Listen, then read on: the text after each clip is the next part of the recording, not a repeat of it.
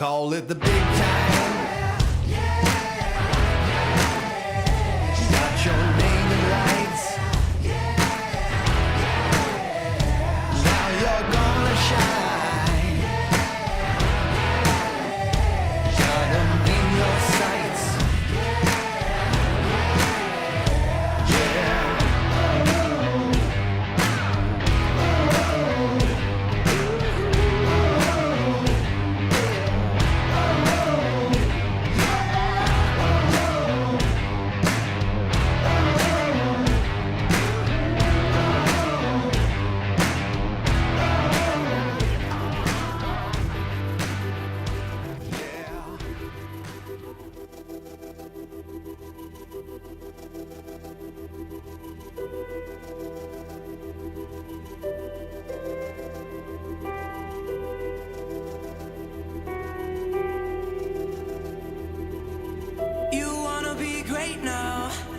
You're just trying to find a way out. I don't wanna tell you how to live, but I just don't want you to miss. And I don't mean to scare you, I want you to live, and I dare you to give this life all you have. Yeah, all you have.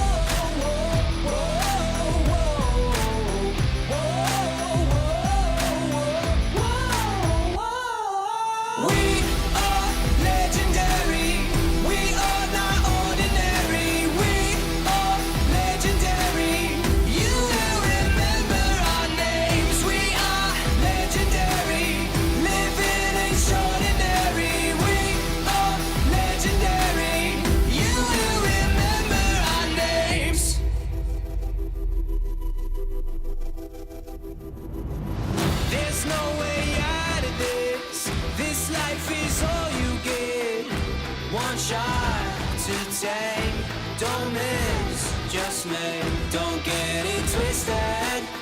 We're on a mission to live life legendary. Yeah, we are legendary. We are legendary. We are not ordinary. We are legendary. You will remember our names. We are legendary. Living extraordinary. We are legendary. You will remember our names.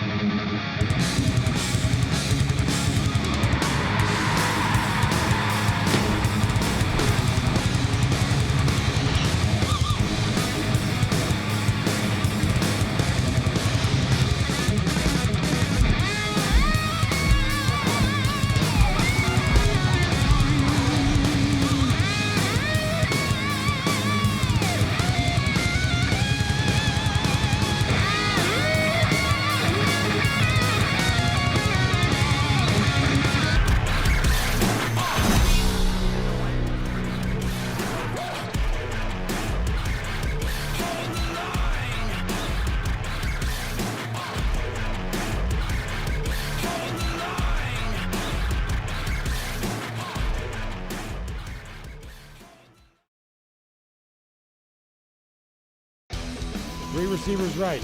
Little reverse play, flea flicker, Renda looking to throw, has Jacquemart inside the 5, he hauls it into the end zone for the touchdown. Under 7 to go in the second quarter. Renda hands to Biggers, big hole up the middle, he's gonna go into the end zone. Nobody touched him on the way to the house, 19 yards for Brooks Biggers. First and goal from the 7. Renda hands to Biggers, inside the 5 into the end zone for the touchdown. 2 straight touchdowns on consecutive drives for Brooks Biggers. 3 receivers left. Cobbs with Morgan in the backfield. Carroll rushes 4. Morgan under pressure. He's hit and sacked. Marcus Browse gets there. The touchdown. They give it to him. He lowers the shoulder, gets across the goal line into the end zone for a touchdown. Davis Penn with touchdown number 18 on the year. Angelo Renda in victory formation with Brock Boyd behind him, takes the snap, takes a knee, and that'll do it. The Dragons head back to the home sidelines to celebrate a Region 1 final victory over Denton Guyer for the second straight year. Carroll headed to the state semifinals. After a close first half, the Dragons pulled away for a victory. This afternoon, it's the state semifinals against the high-powered DeSoto Eagles.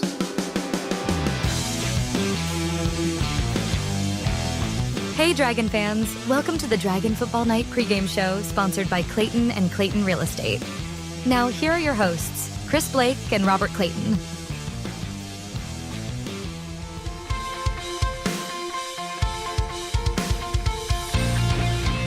Not a lot of teams in the state of Texas can claim the kind of success that Southlake Carroll and DeSoto have had since 2000. The Dragons and Eagles have won a combined 8 state titles since 2000 and met 6 times in the postseason since 2012. This afternoon at Vernon Newsom Stadium in Mansfield, they renew that playoff rivalry in the state semifinals at 6A Division II. Hi there and welcome to the Clayton and Clayton Real Estate pregame show. Chris Blake with Robert Clayton, director Tim Polster, and statistician Brandy Davidson. Our broadcast today, as always, presented by White's Chapel Methodist Church. The Dragons are 14-0 after a Region 1 final win over Denton Guyer last week, 51-19.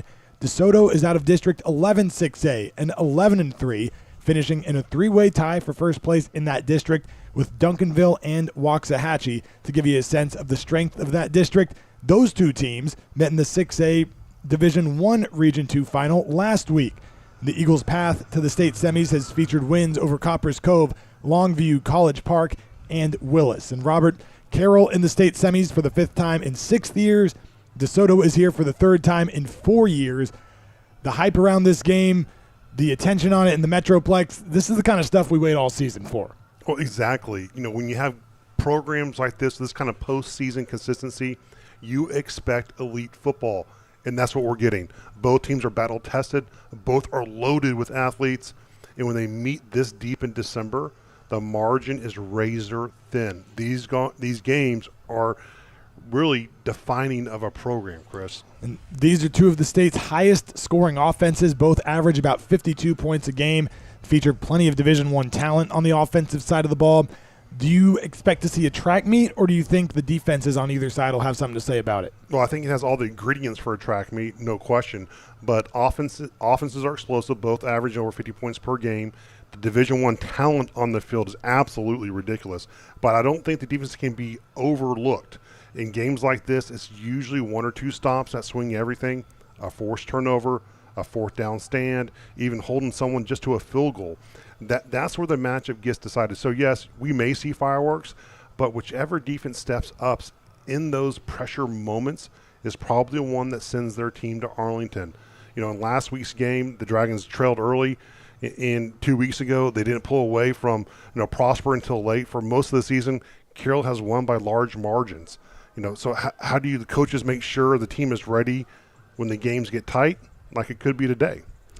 Well, this stadium saw a classic last night with Frisco Lone Star scoring 3 touchdowns in the last 5 minutes to come back and stun Aledo.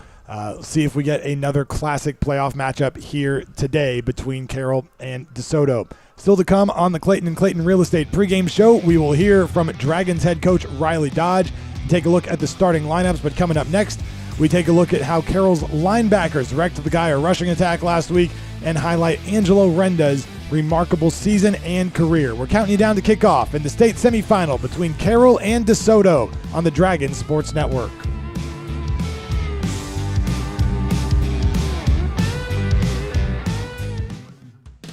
Looking for a place the whole family will love? Come check out Champions Club at the Mark Southlake. Conveniently located off Southlake Boulevard in Bicentennial Park, Champions Club is your local, safe, and fun destination for fitness, play, and connection.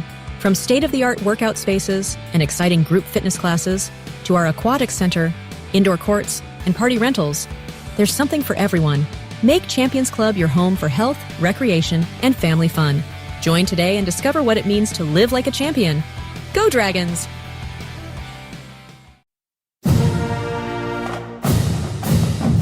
For mission-critical business litigation in Texas, business owners and executives trust Sean McCaskill and the law firm of Godwin Bowman PC. My wife Laura and I are 20-year residents of Southlake and the proud parents of 4 Dragons. I've been a dedicated volunteer in Southlake for the past 13 years, including serving 7 years on Southlake City Council. I'm the president and managing shareholder at Godwin Bowman, which was established in Dallas in 1980 to serve clients with business litigation issues all the way to the Texas Supreme Court. I've been with the firm for over 20 years, and I'm board certified in civil appellate law by the Texas Board of Legal Specialization. Please consider me, Sean McCaskill, and the law firm of Godwin Bowman for your business litigation needs. Please visit our website at www.godwinbowman.com for more information. I promise you that we'll provide big city experience together with small town service. Talk is cheap when it comes to saving our country. We're not just any cell phone service provider. We're Patriot Mobile. It's not enough to simply talk about values. We live them. Defending life, protecting our First and Second Amendments, and celebrating our military and first responder heroes. We're boots on the ground making a difference. We're America's only Christian conservative wireless provider with nationwide coverage on all 3 major networks and 100% U.S.-based customer service. Join Patriot Mobile today and make an impact every time you use your cell phone. Are you considering buying or selling your home in Southlake? I'm Kim Bedwell with Briggs Freeman Sotheby's International Realty, and I would love to assist you. Recognized as one of the top professionals in Southlake by both industry peers and clients, I am a proud mother of 2 dragons and have been a resident of this amazing community for over 20 years. I know Southlake inside and out, and I am committed to ensuring your real estate journey is seamless and successful. You can find me at kimbedwell.com. Kim Bedwell Real Estate, delivering the highest level of experience and results in Southlake and beyond. Go Dragons!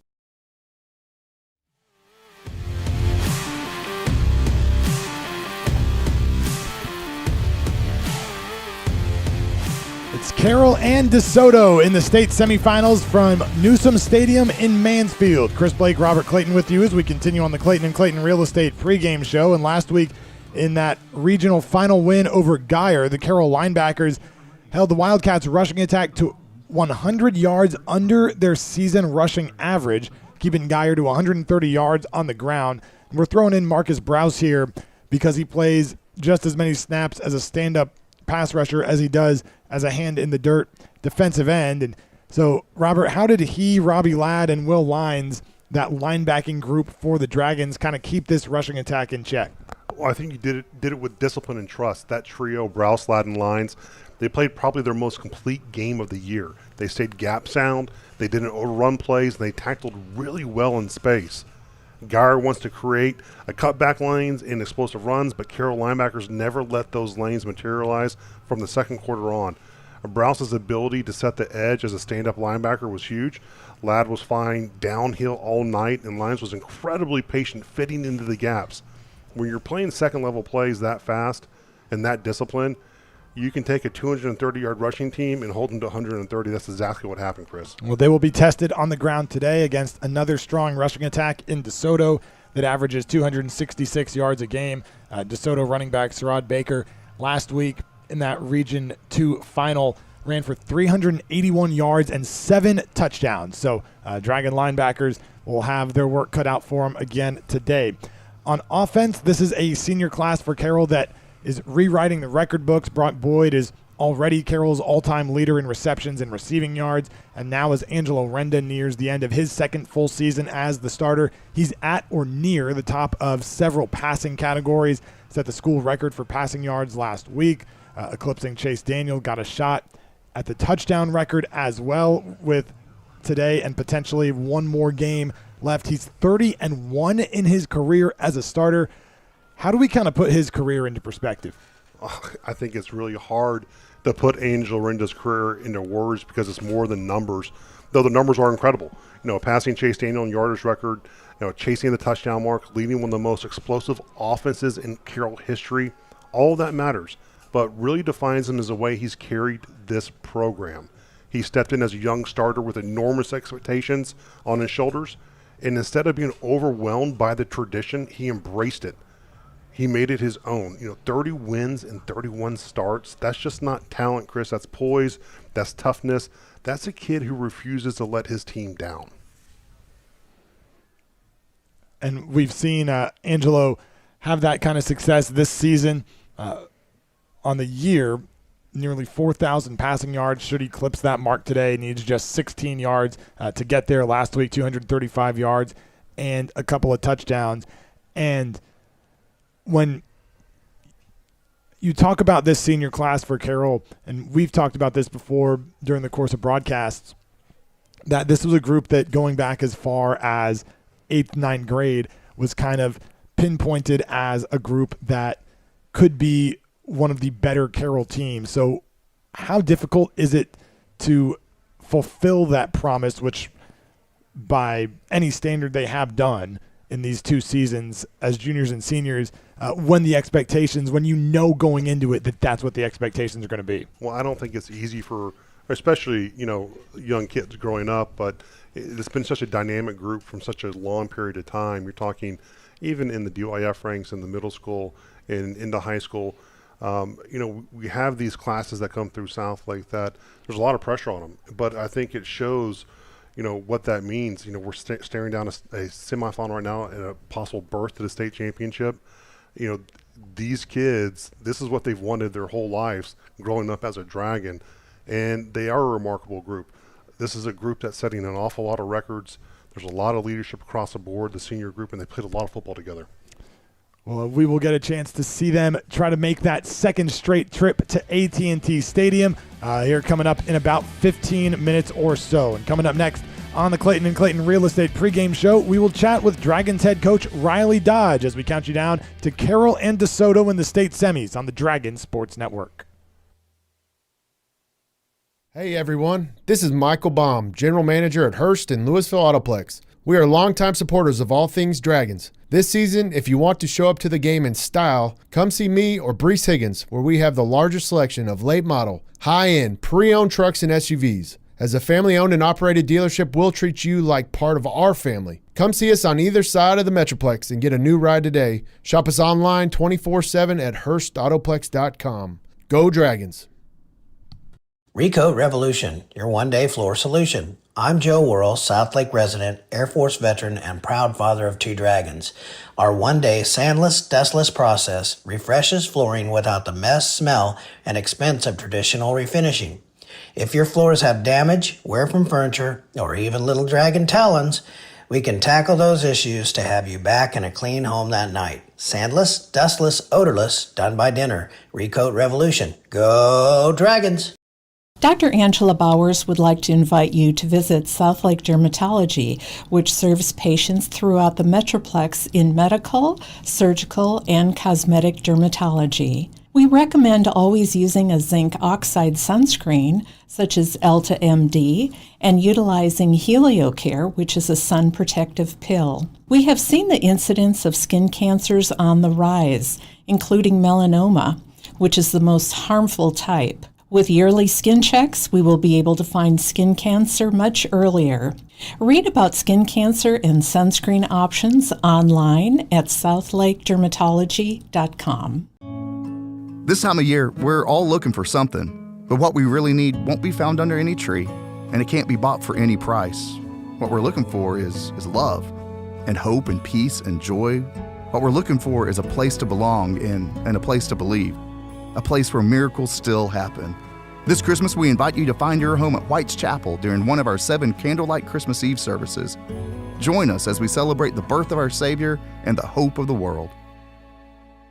We continue from Mansfield as we get set for the state semifinals between Carroll and DeSoto. Chris Blake and Dragons head coach Riley Dodge. And coach, let's talk about the win over Geyer in the regional final. You guys trailed 13-7 at one point in the first quarter, then reeled off 38 unanswered points. What'd you think of the response?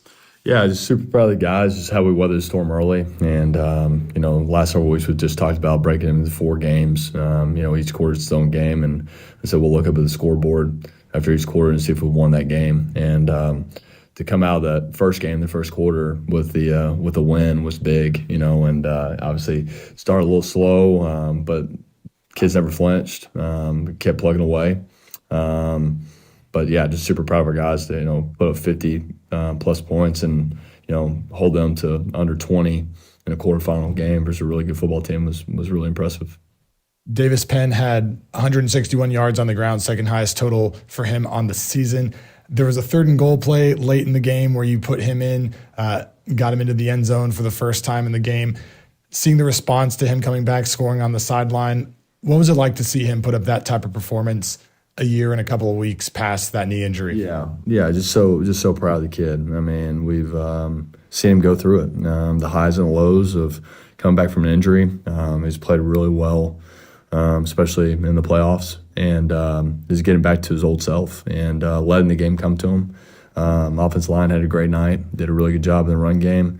But for him to have that night versus a really good opponent, a defense that was giving up, less under 80 yards on the ground, one of the top rushing defenses in the state of Texas, and for him to have the night he did, just super proud of him. On a side that something you might want to look at for the second week in a row, you guys give up a blocked punt. Is there anything you guys have seen on tape or what you're working on in practice to shore that up this week?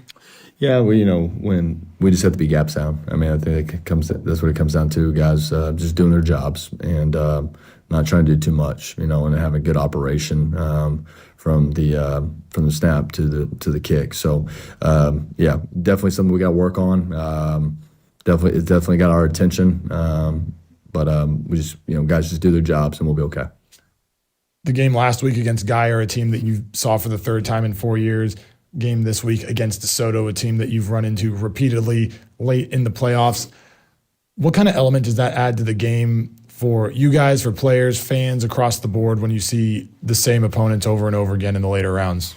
Yeah, I think this is the 4th time I've seen them in my 8 years here. And so, yeah, I mean, it's I talked about this morning with the kids. You want to play quality opponents this time of year, and you're going to get quality opponents in the state of Texas. You're going to play some of the toughest competition in the state of Texas. Go win a state title.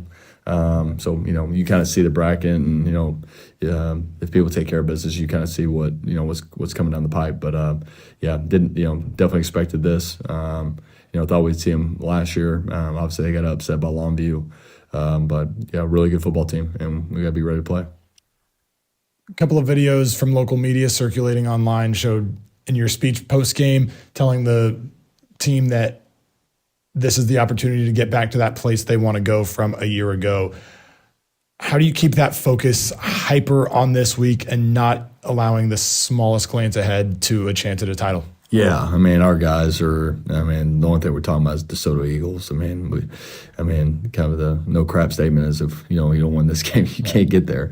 So, not a worry at all. I mean, they definitely got all of our attention. One of the best football teams in the state and the country, and we got a tough task at hand for sure. These are the 2 top scoring offenses in 6A in the DFW area. Do you look for this to be a game with a lot of points that are scored? Yeah, I don't know. I mean, I think we got 2 good defenses too, and they cause problems for both offenses. So I think it's just going to be a really good football game, and we'll see how it goes down. But I feel very confident in our defense and what they've been able to do all year versus really good offenses. But we have to understand that, there's going to be times where they get theirs, and we've done a great job all year, next play mentality, having short memory. But I feel pretty confident in the Carroll Dragon defense. One of the stars for them last week against Willis was running back Sherrod Baker, 384 yards, 7 touchdowns. He led the area in rushing at 6A. What makes him dangerous, and what are some of the keys to maybe not stopping him, but slowing him down, neutralizing him? Yeah, he's electric. He does a lot of things really well. They'll line him up all over the place. Reminds me a little bit of the kid Longview had last year and how they utilized him. It's going to take a whole defensive effort, to stop him and to slow him down. But we have to be great tacklers. I think that's where it starts. Great tacklers in space. We have to be great tacklers in the box. We got to be physical on the D line and not allowing their offensive line to get to the second level and let our linebackers work. But no, he's a special back, very patient. But when he gets in open field, he's one of the faster guys on the field. So, he's a special back, and we just try to contain him. That's Dragons head coach Riley Dodge before the state semifinals. More to come on the Clayton and Clayton Real Estate pregame show after this on the Dragons Sports Network. Hey, did you hear? Somebody didn't want Feed Store barbecue. That's right, it's true. One fella the other day, he wanted Feed Store chicken fried steak, and another asked for a Feed Store hamburger. And one scamp, well, he even had the nerve to ask for Feed Store burn-ins. Yeah, Feed Store is famous for its barbecue, but there's so much more. Order online at feedstorebbq.com and go Dragons.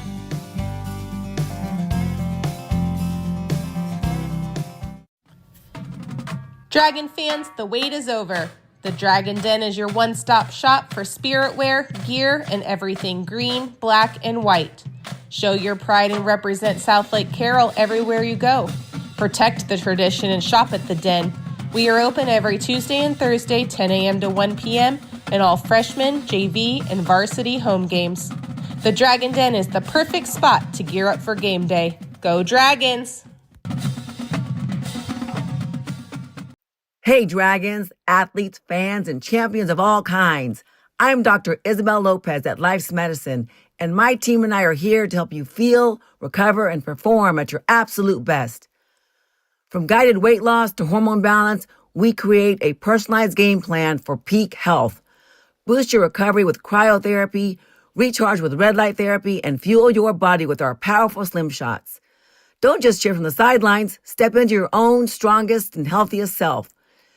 Visit us and let's build your winning season, both on and off the field, at Life's Medicine, where health meets performance. Go Dragons!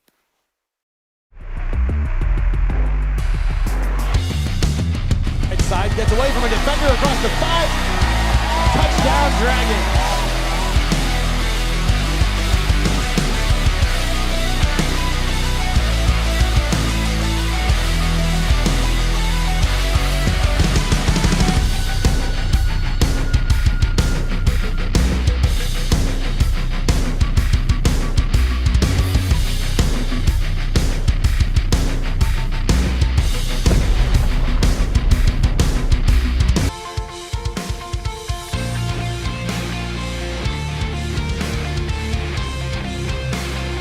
From Newsom Stadium in Mansfield, it's the state semifinals at 6A Division II as Carroll takes on DeSoto. Hi there and welcome back to Mansfield. Chris Blake alongside Robert Clayton as we get set for Carroll and DeSoto to meet for the 7th time in the postseason since 2012. DeSoto got the better of the Dragons the last time in 2023, but Carroll rattled off 3 straight playoff wins over the Eagles in 2017, 18, and 19.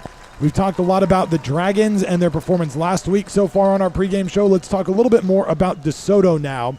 And the thing that jumps out for them is running back Sherrod Baker. He's the leading 6A rusher in North Texas, racked up nearly 400 yards and 7 touchdowns last week against Willis.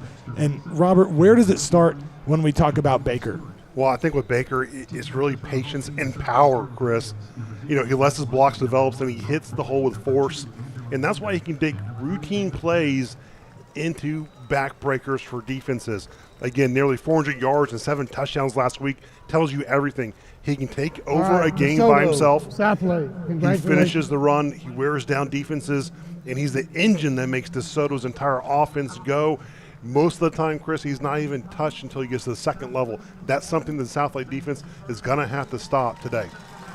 let's listen in on you're going to receive the coin toss. the video board. You'll put your backs around. Let's go.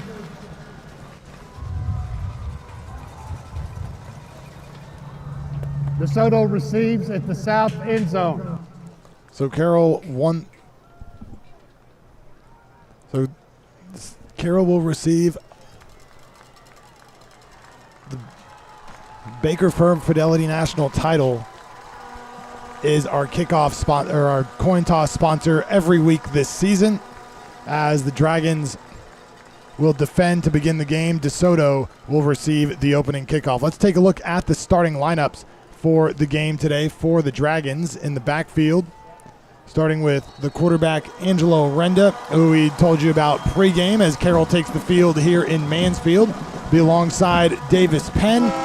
The receivers that Renda will throw to today, Brody Knowles, Caden Mackey, Blake Gunter, and Brock Boyd. Boyd, the leading receiver in Dragon history in both receptions and yardage. And the offensive line, left to right for Carroll, will be Luke Wilson, Will Barley, Kerry Clayton, Nathan Damaraki, and Tristan Dare. Clayton has signed with Memphis. Wilson is committed to Oklahoma, Dare to Michigan, and Damaraki to Amherst.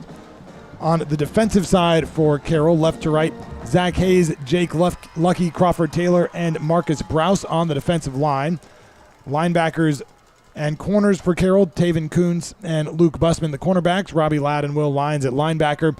And the safeties today, a combination of William Chen, who is back from injury, Gavin Strange, Austin Bussman, and Parker Harris. And Robert, what does the return of William Chen mean for this Dragons defense? Absolutely huge impact on this Dragon defense. I talked to William last night. He says everything's feeling great. He's ready to go. He's had a great week of practice, and he is a force. We're talking the former Defensive Player of the Year last year for the Dragons. He was an All-State player. He has an impact on the field. Watch out for William Chen today. He was hurt in the final game of the regular season and makes his way back today. We're awaiting the national anthem here in Mansfield as Carroll and DeSoto have both taken their field. They are lined up on the sidelines. Robert, we'll get your keys to the game right after the completion of the national anthem today. The Dragons have lined up on the near side. That is the west side of the stadium that we're situated on. The stadium positioned north to south, the north end zone to our left, south end zone to our right. DeSoto over on the east side. Stands starting to fill in here at Newsom Stadium. Still see a line of cars trying to make their way into the parking lots here as well. Should be a packed house for the state semis today. So now we will pause as the Dragon Band performs the national anthem.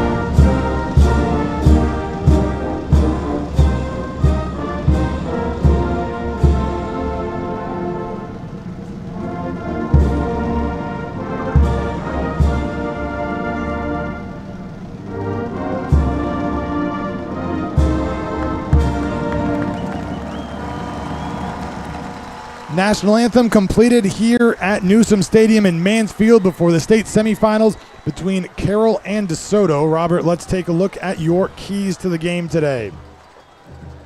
Yeah, first thing, I think speed punch early. And what I mean by that, Chris, is you've got to keep punching this DeSoto team. You got to get on top of them, and you've got to be quick to hit. Stop the run game. We talked about DeSoto's running back, how powerful he is and how good and how a big game changer he can be. you've got to slow them down. And I think above all, you got to create opportunities.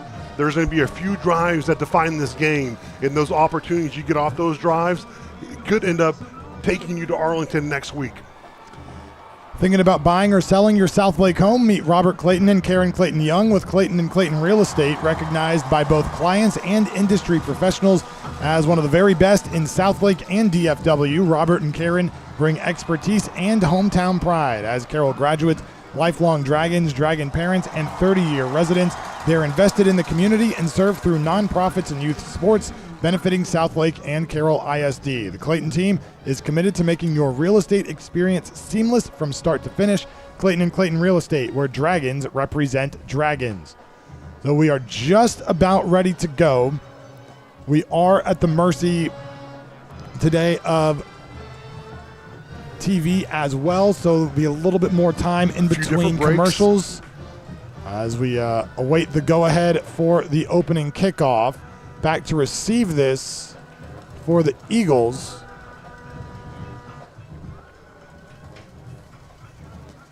As Gavin Strange is waiting for the green light to go ahead. Sarad Baker and Ethan Feaster, probably their two biggest game breakers, and head coach Claude Mathis wants those guys touching the ball as much as possible today. Baker, their junior running back, who leads DFW in rushing. Feaster, their leading receiver, who is committed to or signed now with USC. And he reclassified to go play at the college level starting in January, but he was a freshman on the team that Carroll saw 2 years ago in the state semis. He should be a junior, but again, he's a senior. He is one of the heart and souls of this DeSoto offense. And a playmaker, you talk about top in the air, I think him and Brock Boyd, you talk about both of those guys in the same sentence, just statewide and nationally. And it's a big task for this Dragon secondary. I would look for this Dragon defense to start maybe doing a little bit different things in the back end. You might see a little Brock Boyd in the back end. You might see Parker Harris come down as a linebacker. And always you talked about William Chin, the impact that he's going to bring to that defensive side. You just got to limit the big plays. Keep it in front of the Dragon defense. Don't let them get behind. Could be a lot of fun to see Feaster and Boyd both play a little bit on both sides of the ball today. The two best receivers, not only in the state of Texas, but probably at the top of the nation. You're going to see top level talent. I can't tell you how many Division I commits and signees are on this field today. It's well over 20. So both of these teams trying to get to Arlington. Carroll was there last year, fell to Vandegrift. DeSoto missed out last year after a regional semi-loss to Longview, but won the state title in both 2022 and 2023. The Eagles will get the ball first as they finally give Gavin Strange the go-ahead. Strange will likely handle punting duties as well today for Carroll. We will wait to see on that as he steps into this one, and we are underway in the state semis. Baker is going to let this one land in the end zone for a touchback, and DeSoto will have the ball first. It'll be Legend Howell, his senior quarterback, leading this offense out onto the field. Howell, 2,100 passing yards, 24 touchdowns, 3 interceptions this season. Not much of a runner, ran for just 50 yards and a score on the year, but has Baker in the backfield with him, and a very talented group of receivers as well. Hal's a guy who's been developing all year long, and that's one thing that showed up on film is he's developed himself as a passer, so he gives another dimension to the DeSoto's offense. Comes out with Baker to his right. Sarad gets it on the first touch of the game across the 30-35 and brought down from behind by Marcus Browse at the 40-yard line, a first down after the gain of 15 yards. When we talk about Baker, what he can do, I tell you what, you got to get him down the line of scrimmage. You can't let him get in the second level just like he did in the first run. Two backs in the backfield. Jaqueline Silas as well. They give it to Baker again. There's a flag down as he falls forward near midfield at the DeSoto 48. There's a flag down back near the line of scrimmage. This offensive line for the Eagles, Poe Siavi, Elijah Andrews, Laron Whitehead, Damari Mosley, and Jabraylon Stewart, who is committed to New Mexico. Neutral zone infraction on the offense. Number 9 lined up in the neutral zone. It's a 5-yard penalty, remains first down. That is one of the other receivers, Antron Edmondson, a senior. So it's Feaster, Edmondson, and Courtleon Jackson, the 3 receivers. They'll also use the tight end, Mark Duffy, routinely. When we talk about DeSoto, penalties have been their Achilles heel of some sorts. A lot of penalties last week. They've got to stay above these chains, for to get against this Carroll defense. One back in the backfield, 1st and 15. It's completed to Jackson. Makes one defender miss, slips out of a tackle at the 40 across the 45, and gets all the way back up to the DeSoto 47. So it'll be 2nd and 3 coming up for the Eagles. It was a good job by pass protection up front. A quick throw, a little comeback route by Jackson on the left side. Great pitch and catch. Tight end to the left. They give it to Baker running right. Gets hit in the backfield, knocked down, and gains maybe a yard. Getting into the backfield first, Marcus Browse, but there to finish it off for the Dragons was Will Lines. This is a great job by Marcus Browse. We talk about he can line up on the edge, he can get in the linebacker. Great job on coming downhill and slowing down Baker, preventing that first down. For the Dragons defensively, Nicholas Davidge in there on the right side of the defensive line as they will fake it to Baker, swing it out right side on 3rd and short. They got it to Jackson. He slipped a tackle and got across midfield for the first down. Ultimately brought down out there by Marcus Browse. A little pop pass to the right. Great block by number 9, Antron Edmondson on DeSoto. He had a great block 1-1 on the corner. It actually sprung the receiver for DeSoto. Great job on just pushing it through on that first down for DeSoto. So new set of downs at the Carroll 47. Baker to the left of Howell. They give it to Baker, trying to find running room. Bottled up in the backfield, maybe a yard before he's pushed back. They'll give him 1. But things broke down up front for the Eagles on that play. It was great penetration. It started with Jake Lucky there up front. And you got to do that. You got to stop him, make him change directions in the backfield. The only problem is Baker, he's a very patient runner, and he can find those holes and those gaps and explode through. Picked up just a yard on that play. Dexter Mason into the backfield now alongside Howell to the left. Baker to his right. They'll give it to Baker, trying to pick his way through. Behind the center, he's hit in the backfield and dropped. Coming in from the edge was Austin Busman, one of the first ones there. Great job. This is just a counter play. They pull the center out to the left end, close down the gaps, played over the top. Dragons defense and linebackers playing downhill. Huge stop on 2nd down, creating a 3rd and long. 3rd down and 10. Big play here for this Dragon defense. DeSoto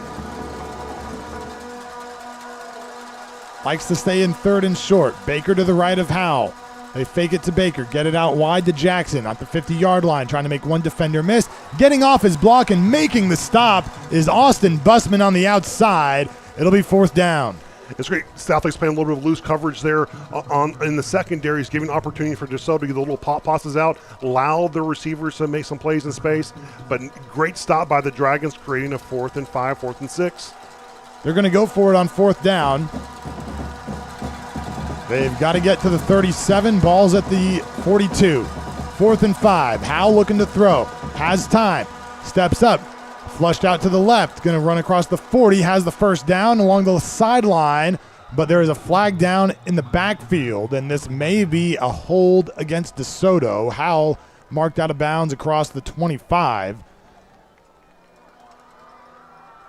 But we will await the call. It is going to be holding on the Eagles. We'll see if that affects whether Claude Mathis decides to go for it here or punt it away. Again, I'll tell you, penalties are the Achilles heel of the DeSoto team. We've already saw 2 big penalties so far and a big crucial 4th down. Again, this is a Carroll team that's going to receive the ball at half, get an opportunity. We talk about opportunities. You're getting it now.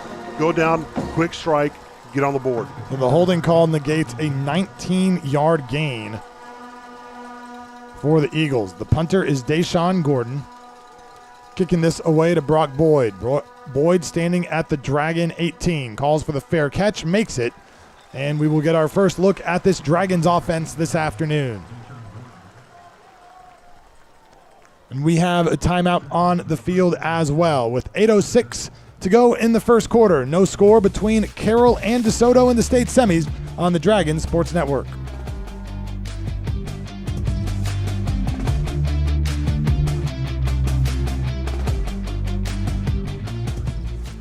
Hello, Dragon fans. Julie Walter here from the Baker Firm, Fidelity National Title, located right here in Southlake. It's Dragon football season, and as a mother of 4 former Dragons, I truly know how busy our fall schedules can get. At the Baker Firm, we provide great customer service with our knowledgeable escrow team, and we pride ourselves with a boutique-style title office that will close our customers anywhere in the DFW area. So, as you get ready to sell, buy, or refinance your home, be sure to tell your local agent or lender you want to close with the Baker Firm, and you are sure to score a touchdown.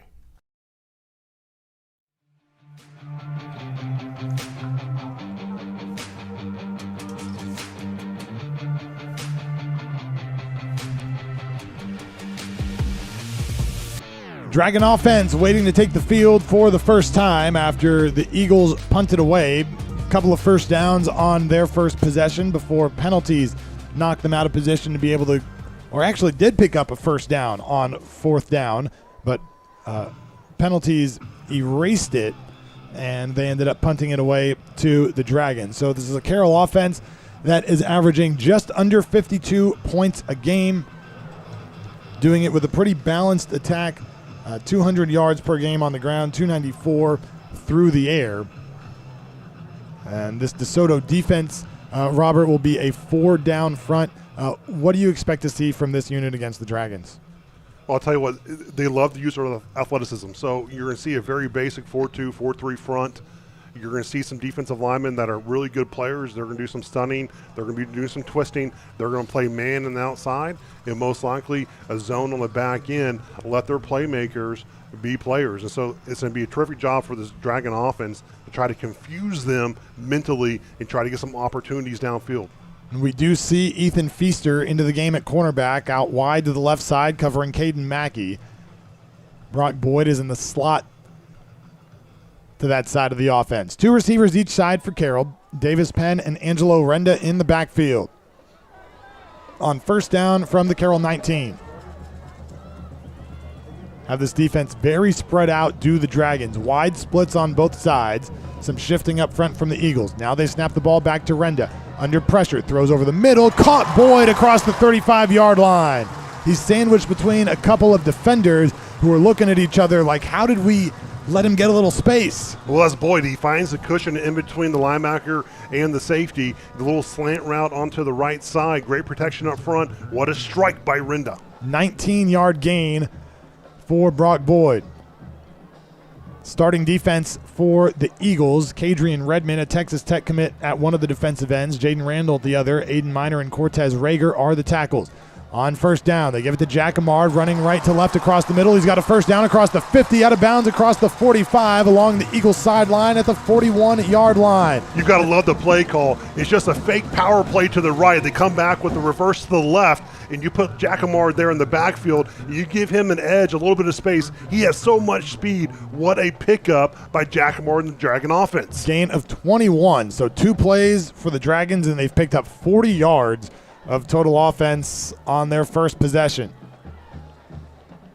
2 receivers left, one to the right, tight end to the right side of the set. They bring receiver in motion, fake it to him. Renda looking to throw, looking left, now under pressure, trying to spin away from it. And will throw it away along that Carroll sideline. This is coming in on from the secondary for the Eagles was Damari Thurman, one of the safeties. Again, it was a slide protection by the Dragon offensive line. They caught Miner, the defensive lineman from DeSoto, got a little bit of pressure, flushed Renda out. Smart decision by Angelo on just trying to find Blake Gunner downfield, avoid a penalty, and just throw it out of bounds towards the receiver. Great job by Renda. 2nd and 10, ball on the left hash at the 41-yard line of the Eagles. 2 receivers right, 1 left. Renda on a design quarterback run has Penn as a lead blocker outside across the 40-35. Flag is out along the line of scrimmage as Renda goes out of bounds near the first down marker. We'll see what the call is. Aiden Marshall, one of the linebackers, forced him out.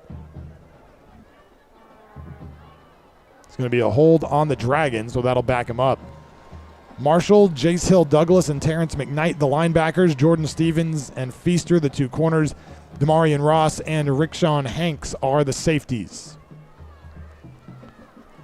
Jacquemart back into the game as they bring the tight end out of the set for Carroll. So we'll see a 4-receiver group here for the Dragons once again, with Davis, Penn, and Renda in the backfield. This backs them up to their own 49. 2 receivers each side. It is 2nd and 20 for Carroll. Renda looking to throw. Throws right. Knowles in and out of his hands, falls incomplete. In coverage was Gianthony Stevens. Little comeback route from Knowles on the right side, just slips through his fingers. Great pass by Renda. You know, you're talking about, penalties and what they can do, setting you back now.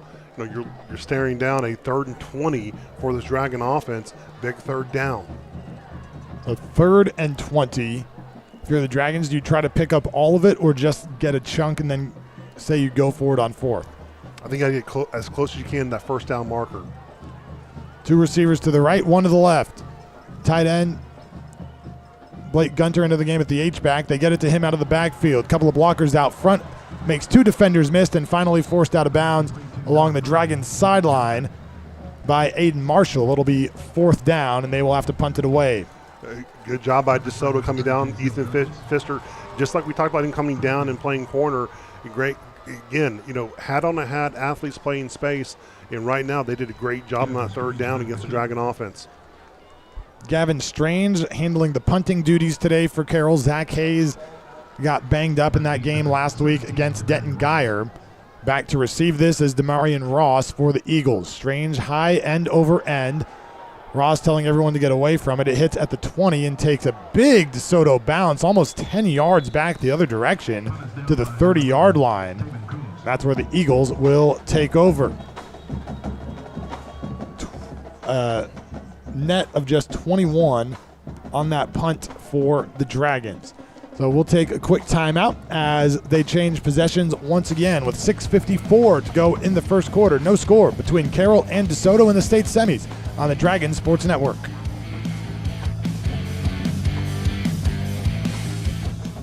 Hey, Dragon fans, this is Robert Clayton with the Clayton team at Clayton Real Estate. Karen Young and I have been proudly serving Southlake for over 30 years in residential resale, family owned and operated, and former Dragons. Being a Dragon graduate, you truly understand what it means to be a Dragon. Tradition, excellence, and a winning team. That's what we provide our clients, the best service and experience in the industry with a winning tradition. Dragons representing Dragons. Call us today at 817-894-4152 or visit us on the web at www.dragonrealtors.com. Go Dragons.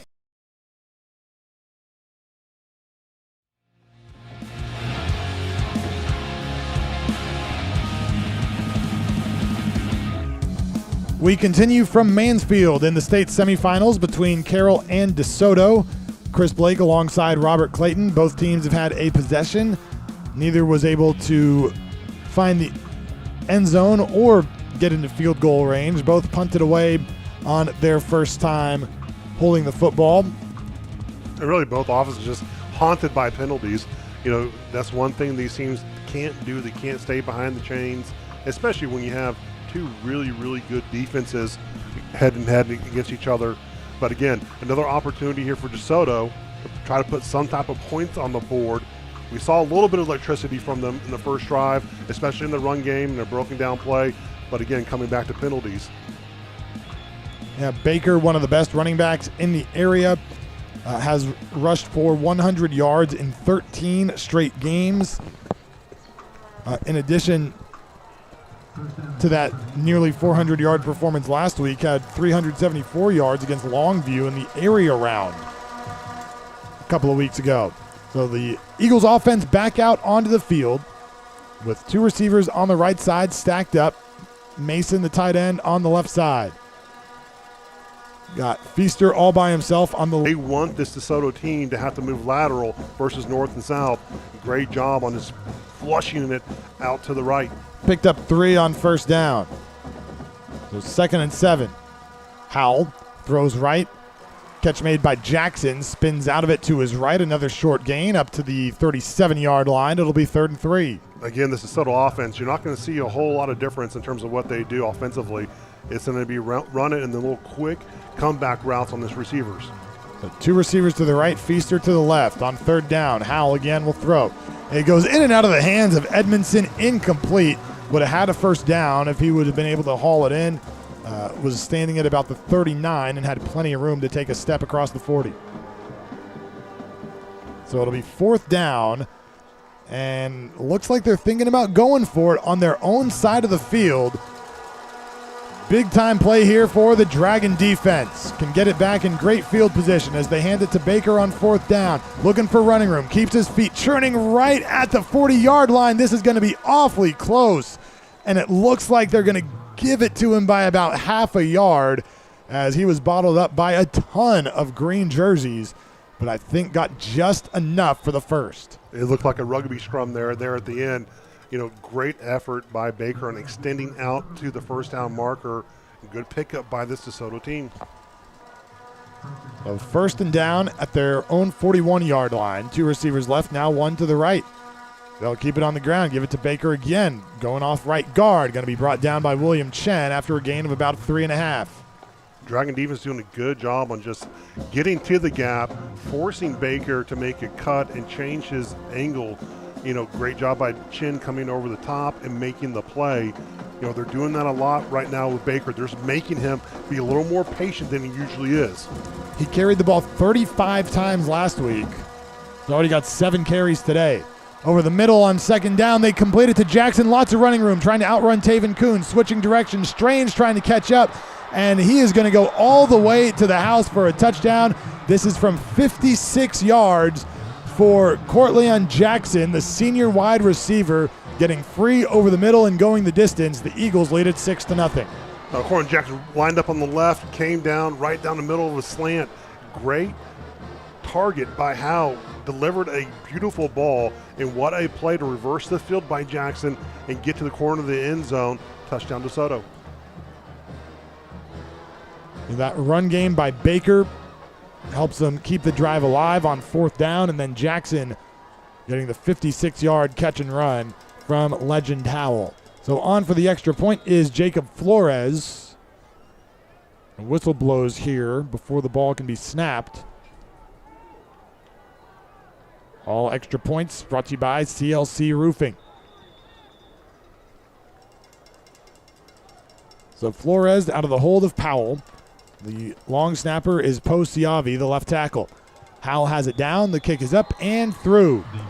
And with 4:54 to go in the first half, it's DeSoto 7 and Carroll nothing in the state semis on the Dragon Sports Network.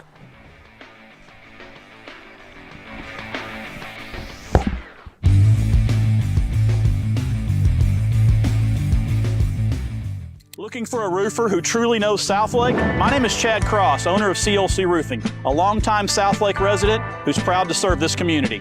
For decades, we have protected Dragon Country with roofs built to handle the scorching sun, sudden hail, and high winds, all while keeping your homes looking beautiful. CLC Roofing proudly supports the Carroll ISD, the Carroll Booster Club, and local events. Supporting Southlake is part of who we are. We know every HOA standard, city code, and neighborhood nuance because we live here too. When the storm hits, we're not hours away. We're already in your community, ready to help the moment you need us.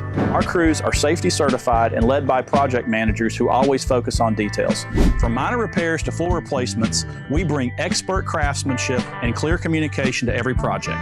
We only install top-tier roofing materials, and as an Owens Corning Platinum Preferred contractor, we can offer extended warranties most roofers cannot, because trust and quality go hand in hand. Protect the tradition, Southlake.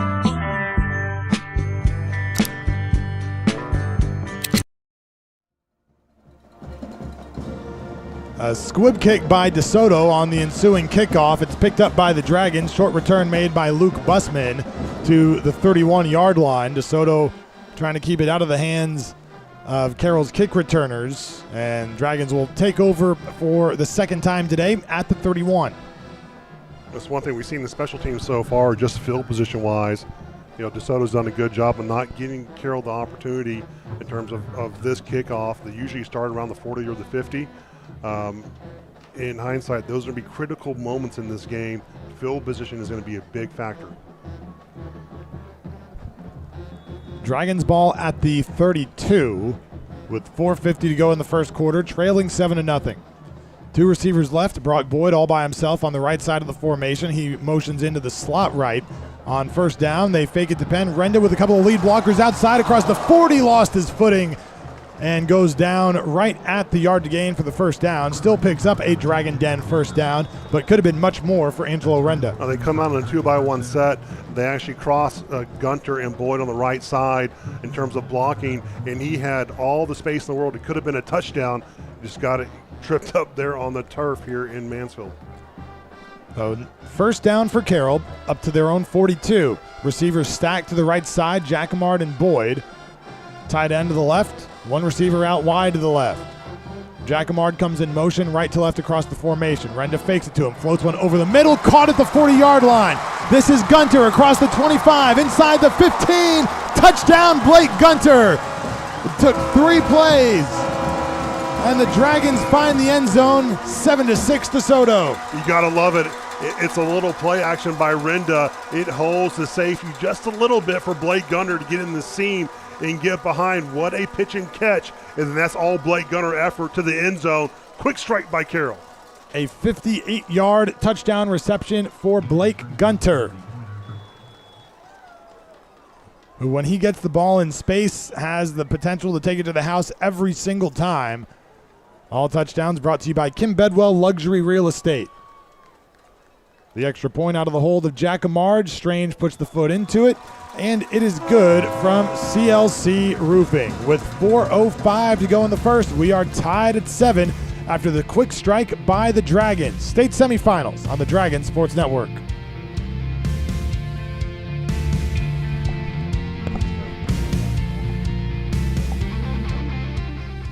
Southlake Dermatology offers specialized acne regimens using a combination of prescriptions and procedures that are covered by insurance.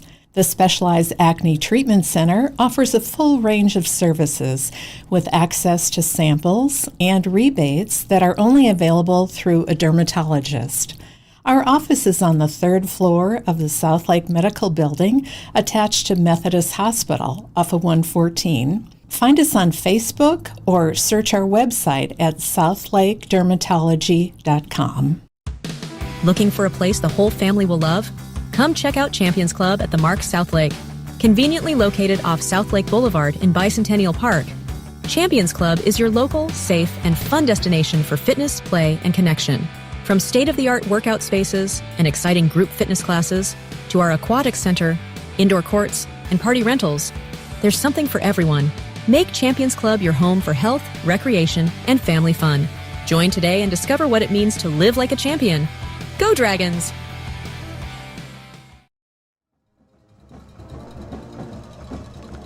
Tied at 7, Gavin Strange kicks off into the end zone for Carroll, and it'll be a touchback for DeSoto with 4 minutes to go in the first quarter in the state semis from Vernon Newsom Stadium in Mansfield. And Robert, Blake Gunter goes 58 yards for the touchdown. We've seen his development over the course of the year. Most notably, there's that LD Bell game where I think he had 2 rushes that each went the length of the field almost, and he's turned out to be a big play threat at any point for the Dragons. Oh, it's just effort. It's yards after catch, and that's what Blake brings to the table. Extreme amount of effort, and he finds the end zone. On first down, DeSoto will give it to Sarad Baker, running right up the middle, keeps the legs churning, picks up an extra yard, was stopped at about the line of scrimmage, ends up picking up 2 to the 27. It's the big difference between the DeSoto offense and the Carroll offense. You're seeing Coach Dodge mixing up formationally, a lot of movement up front. You're not seeing a whole lot of that by DeSoto. It's run up the middle or it's a quick outs on either side.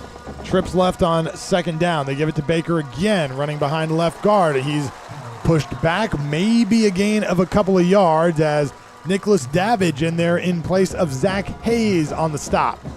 Nicholas Davidge, his brother played for Southlake last year, was a stalwart on the defensive line today. And Robbie Ladd, we talked a lot about Robbie Ladd in the pregame. It was coming up as part of that linebacking crew, making a play and filling those gaps. We're also seeing Jackson Oakley in at a defensive tackle spot as Howell will throw on third down. Over the middle, caught first down at the 35-yard line. This was Baker out of the backfield, kind of slipped him through the line and found a little bit of open green space to move the chains. Yeah, it was a good check down by Howe. Everything was covered. He went down to Baker right down the middle. Good stop by Ladd from preventing a bigger play. But again, this Dragon defensive line, you've got to get to the quarterback. You got to make it a little tougher for him to make those throws. Empty backfield for the first time today for the Eagles. First down from their own 37. Swinging out wide to Jackson. Has blocking outside across the 45 near midfield. Stepped out of bounds. They'll say it was at the Dragon 47 as DeSoto moves into Carroll territory. Again, a quick pass out to the left, something that we've seen all day so far by the DeSoto offense. They're allowing their playmakers get the ball, make a move in space, and try to get the movement on these Dragon corners in terms of blocking. And right now they're finding some success. Jackson had only 25 receptions during the season, but they've gone to him early and often here as Howell in the backfield, flushed out to the right, throws down the right sideline, and it is incomplete. There were a couple of receivers in the area. Edmondson looked like he wanted to come back to get it. Jackson was further down the right sideline, and it falls incomplete. Yeah, he started looking for Feaster there on the left side and just couldn't pull that throw. There was a little bit of pressure in his eyes, so it forced a little scramble out to the right. Again, you've got to get Howell moving. You know, he's not that accurate when you get him moving from time to time. So good pressure on that ride in by Davidge and the Dragon defensive line. 2nd and 10 from the 47. Howell slings it out to the right, caught after a short gain and brought down there by the Dragons. Gavin Strange coming up to make the hit on Jackson, who hauls in his 7th catch already today. They've gone to him a lot on these short passes. Yes, it's short, quick timing routes that they're getting to these receivers. And right now you saw the timing of it. Strange was right there all over the receiver. Great stop by the Dragon defense. So 3rd and long, 3rd and 7 for the Eagles. 2 receivers left, 1 to the right. Baker to the right of Howell, tight end to the right side of the set. They will keep it on the ground, give it to Baker, bottled up and hit right at the line of scrimmage, maybe even a short loss on the play. The Dragons defense gets a huge push up front, and there was nowhere for him to go. I tell you what, this is a tall task against Baker, the running back. The Dragon defense line is bringing it to the DeSoto offensive line. They are clogging gaps. Linebackers are playing over the top. They are playing like they want to take it to Arlington right now. So DeSoto will punt it away. Deshaun Gordon, the punter, with Brock Boyd back to receive. Kicking this one on a 4th down from the Carroll 45. Dragons look like they're guarding against a fake here as DeSoto splits out 2 players each direction. And there was a fake called, but Claude Mathis called a timeout as the ball was snapped, and it kind of ruined the element of surprise. It did. It really did. It caught the Dragon defense off guard for a bit in terms of formationally getting out there. Curious call. The snap went back, and it went straight to Sherrod Baker. We even saw Gordon do the fake over-the-head move that punters do on fakes. We'll stay here during this timeout. All timeouts brought to you by Dragon Special Olympics. So now we'll see if they wanted to go for it with a fake punt. You just send the offense back out there now that the Dragons know you wanted to go for it. I mean, I think you showed your hand, right? I mean, I don't know how much field position you're really going to gain if you're the DeSoto team, but I tell you what, if you don't get it, you're putting this Carroll offense right at striking distance, and I would say you've got to get some yardage back, punt it, play it safe, play field position. Can't risk giving this Carroll offense the ball almost at midfield, Chris. Both touchdowns for each team today have come 50-plus yards, so you want to stretch that field as long as you can, and now the offense will go back out there for DeSoto. Sherrod Baker, the Dragons have held them in check so far. 10 carries for just 29 yards. They are going to go for it here with Baker in the backfield, 3 receivers to the left. 4th down and 7, or 4th down and 8 rather, from the 45. Howell will throw. Baker stays back to block.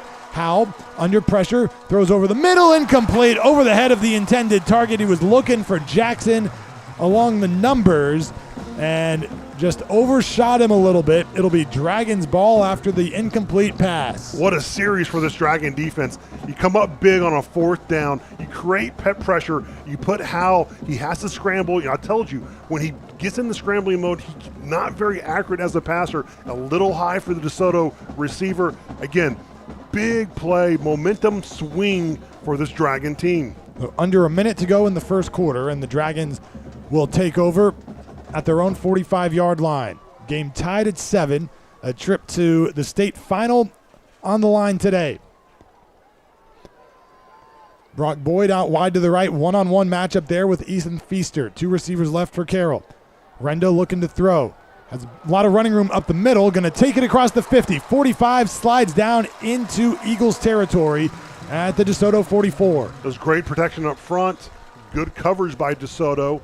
Good call by Renda. And I've said it over and over this year. Angelo Renda might be the fastest person on this field at any given time, and he is highly elusive. Carroll ball at the Eagles 44 on a first down. 2 receivers left, 1 to the right. Boyd motions into the slot. Penn motions out of the backfield. So an empty set now for Renda. He fakes the design runs, going to loft one over the top, looking for Gunter again. He's got 2. Blake Gunter into the end zone for the touchdown. This one from 44 yards, and the Dragons go on top 13-7. We talked about some razzle-dazzle. You were talking about motioning guys on and off the line of scrimmage, motioning Penn out to the right, allowing the safety to come over and go to man over Brock, and you're hitting Blake Gunter one-to-one, gets behind the safety. Great job on just a pitch and a catch to Gunter. Again, this is Gunter's game right now. Another touchdown for number 5. Blake Gunter with 2 touchdown receptions, both over 40 yards.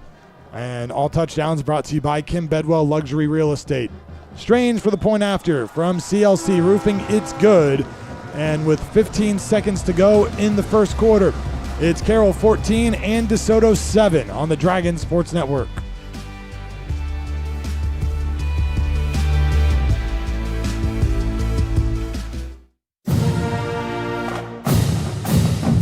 For mission-critical business litigation in Texas, business owners and executives trust Sean McCaskill and the law firm of Godwin Bowman PC. My wife Laura and I are 20-year residents of Southlake and the proud parents of 4 Dragons. I've been a dedicated volunteer in Southlake for the past 13 years, including serving 7 years on Southlake City Council. I'm the president and managing shareholder at Godwin Bowman, which was established in Dallas in 1980 to serve clients with business litigation issues all the way to the Texas Supreme Court. I've been with the firm for over 20 years, and I'm board certified in civil appellate law by the Texas Board of Legal Specialization. Please consider me, Sean McCaskill, and the law firm of Godwin Bowman for your business litigation needs.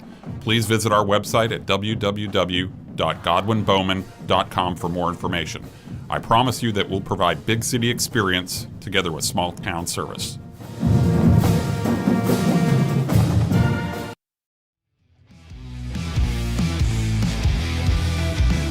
Dragons lead at 14-7, courtesy of 2 Blake Gunter touchdown receptions.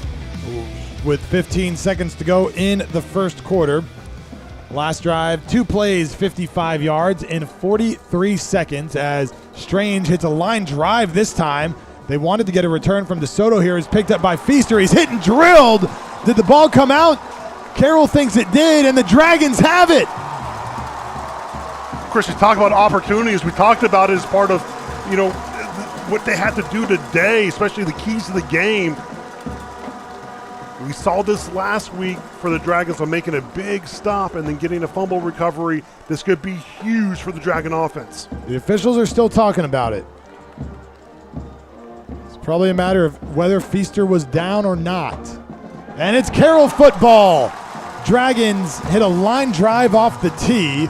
The first DeSoto player couldn't quite handle it. It bounced over to Feaster, and as he was trying to get his momentum going, he was absolutely hammered by one of the Dragons' kick coverage players.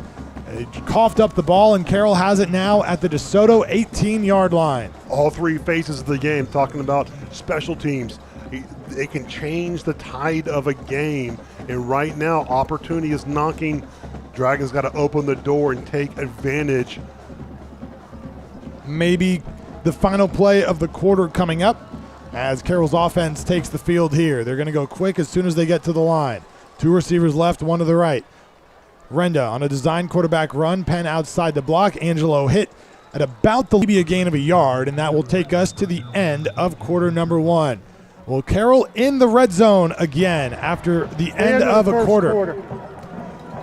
The score is Carroll 14 and DeSoto 7 in the state semis on the Dragon Sports Network.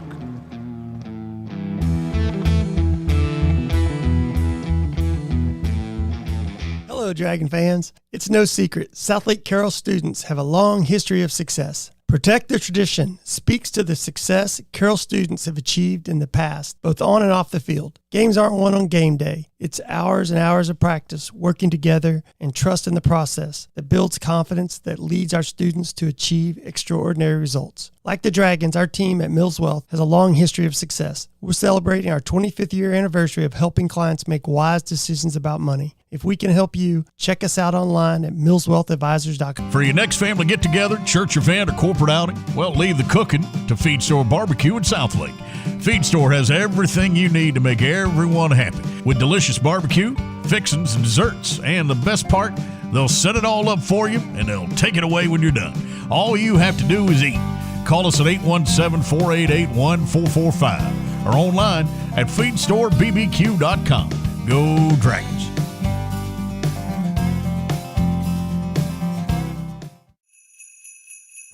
Christmas is a season of joy as we celebrate that manger in Bethlehem and the dawn of God's redeeming grace. All month long, White's Chapel is filled with opportunities to experience the joy of the season. From our trains, musical programs, and activities of all types, we invite you to come and share in the celebration. Please go to our church website for times and information.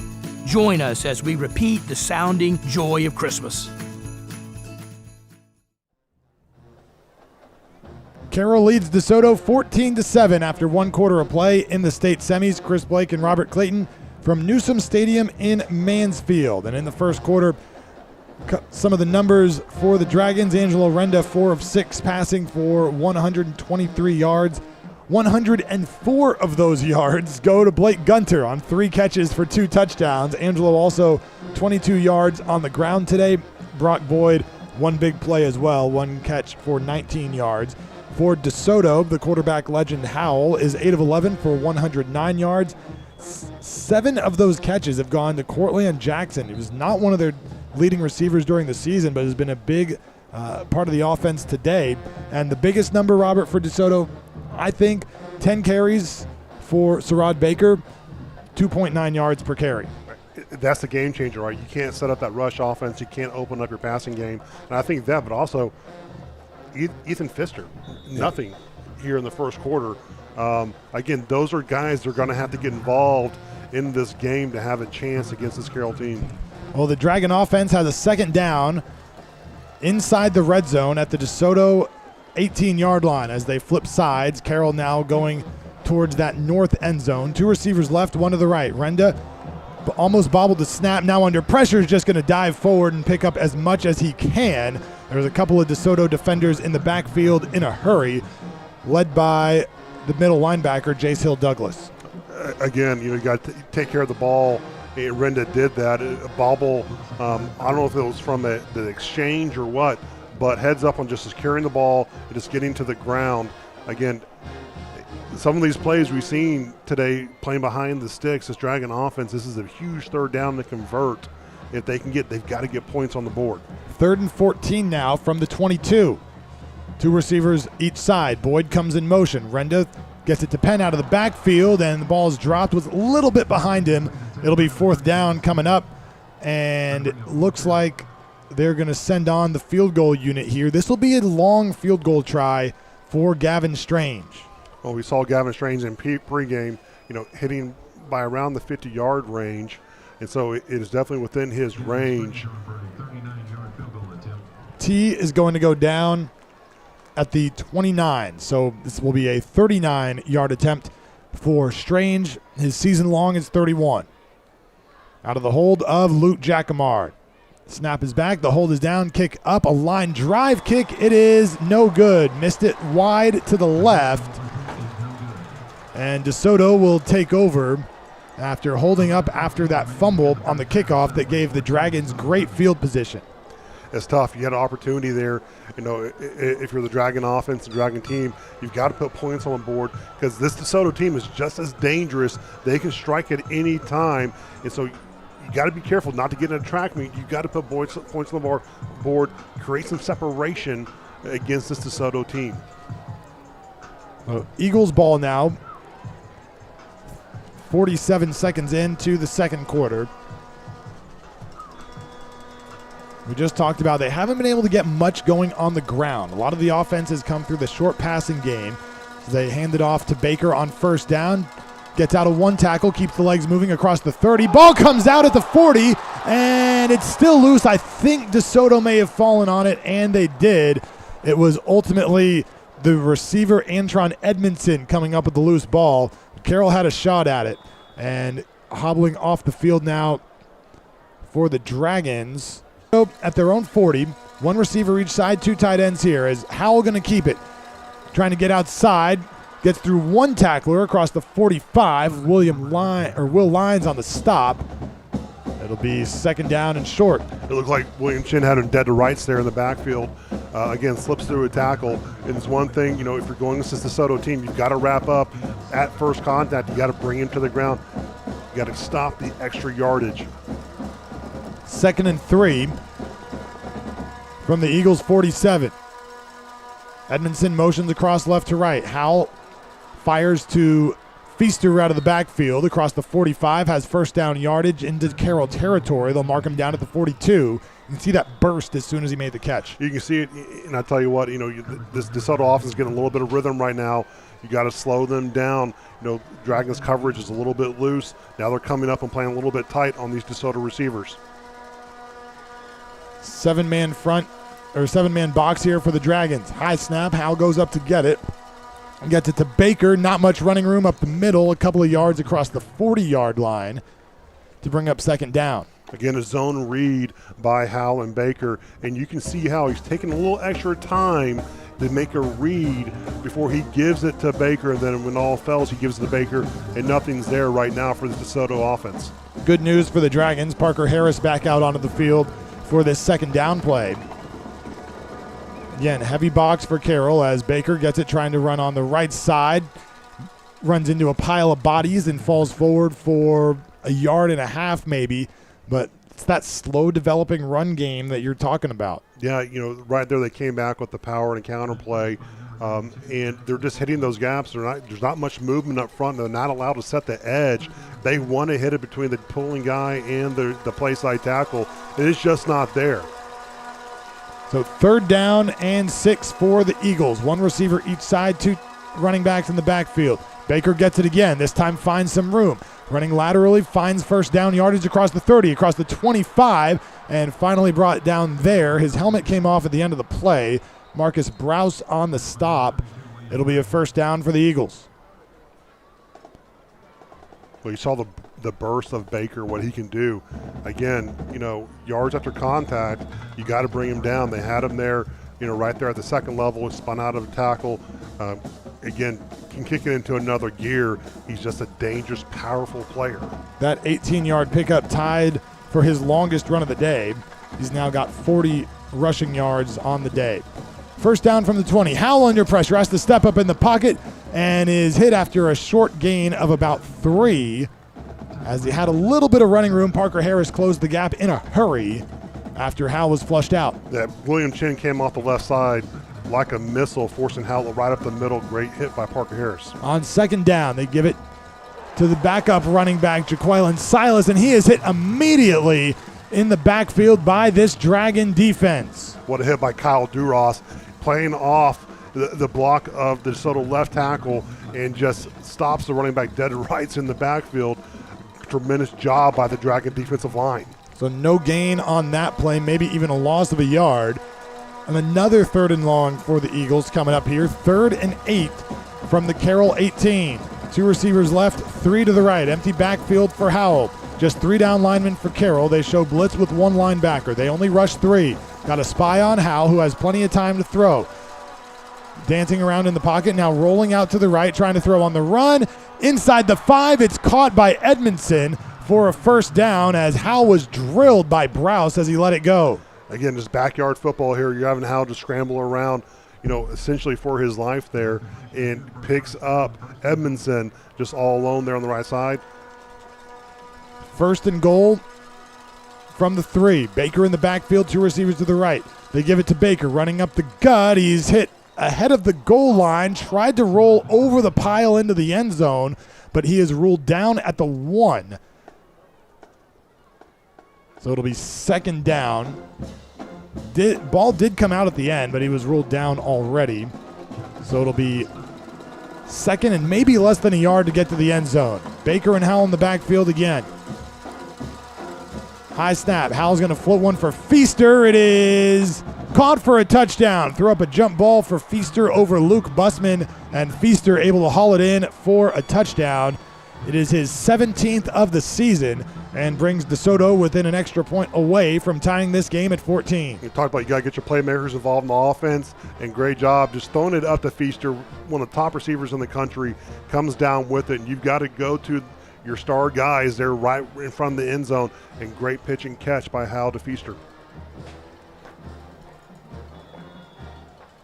So on for the extra point try for the Eagles is Jacob Flores. He's been solid this year, has only missed 4 of them in more than 80 tries, and this one is good. Extra points brought to you by CLC Roofing. So 6:26 to go in the second quarter. Want to remind you that coming up at halftime, we will have former Carroll head coach Todd Dodge in the booth with us. Want to stick around for that interview at the half as well. Under 6.5 to go before halftime. We're tied at 14 on the Dragon Sports Network.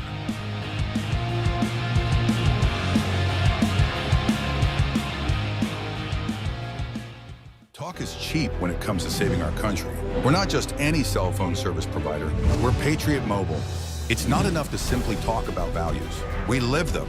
Defending life, protecting our First and Second Amendments, and celebrating our military and first responder heroes. We're boots on the ground making a difference. We're America's only Christian conservative wireless provider with nationwide coverage on all 3 major networks and 100% U.S.-based customer service. Join Patriot Mobile today and make an impact every time you use your cell phone. Are you considering buying or selling your home in Southlake? I'm Kim Bedwell with Briggs Freeman Sotheby's International Realty, and I would love to assist you. Recognized as one of the top professionals in Southlake by both industry peers and clients, I am a proud mother of 2 dragons and have been a resident of this amazing community for over 20 years.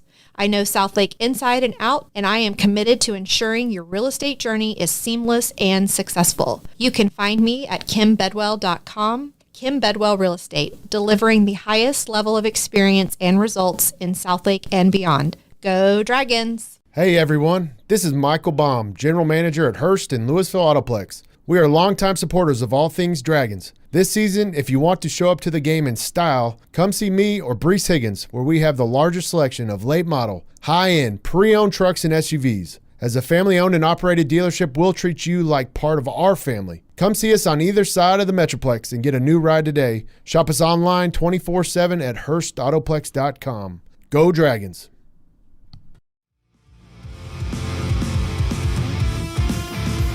We are tied at 14 in the state semifinals between Carroll and DeSoto.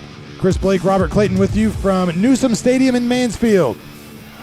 As DeSoto has just tied the game after an Ethan Feaster touchdown reception from the 1-yard line to cap a 11-play, 78-yard drive that took 4 minutes and 47 seconds. Sherrod Baker starting to wake up a little bit, 41 yards rushing on that drive for the junior running back. Well, you punch the ticket. This is state semifinals, Chris. You punch the ticket, you go to Arlington. Getting excellent elite football on the field. We're looking out in front of the stadium now. It is completely sold out, standing room only from our vantage point on the DeSoto side. Incredible atmosphere here in Mansfield.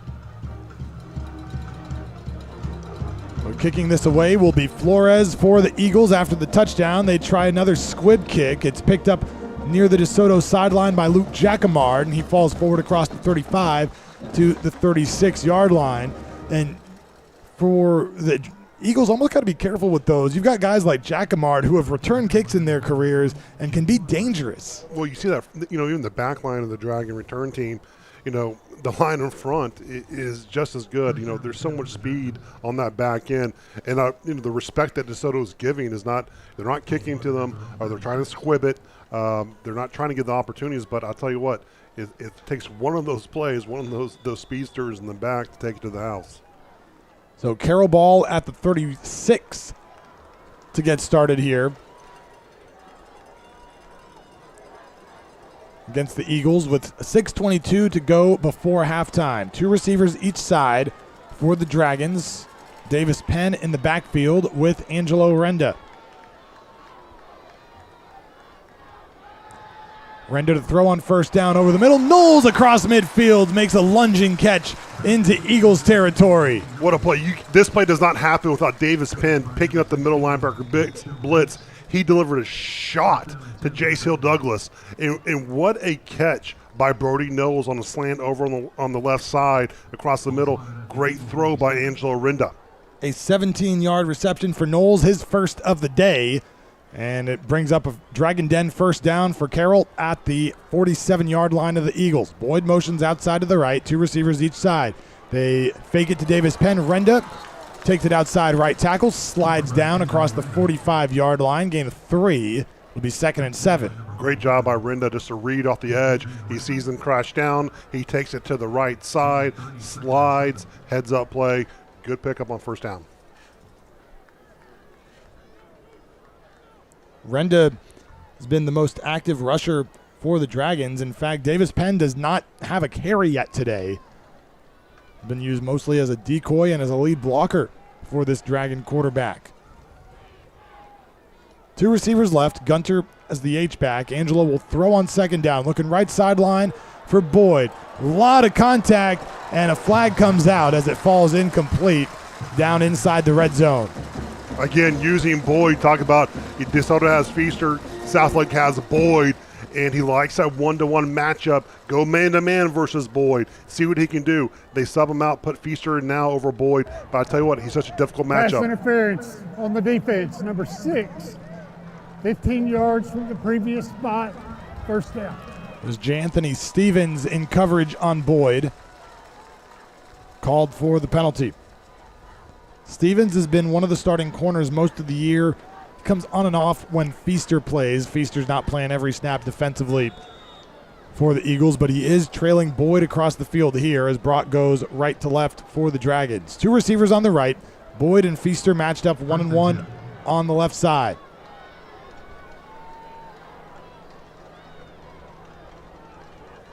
Play clock down to 7. Renda, awaiting the snap, brings Boyd in motion to the slot. Play clock to 1. Renda gets it off. Looking left. Targeting Boyd against Feaster. Brock goes up to get it. Comes down at the 21. It'll be 2nd and short upcoming for Carroll. You love that matchup. It's number 1 versus number 1. And Boyd got the best of him. Comes back on comeback route to the left. Great strike by Renda to Boyd. So 2nd and 2. Fraga comes back into the game as the tight end as Mackey heads to the sideline.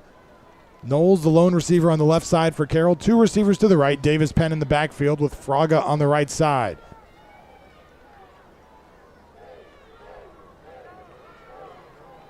Wonder if Riley Dodge trying to use as much of this second quarter clock as he can here as Renda takes the snap. Floats one looking for Knowles towards the end zone, and 2 flags fly as Knowles, not sure he even could have turned around looking for the football, as much contact as there was between him and Jordan Stevens. You got to love Coach Dodge going right at these DeSoto corners, and Jordan Stevens was draped all over Brody Knowles on the left side.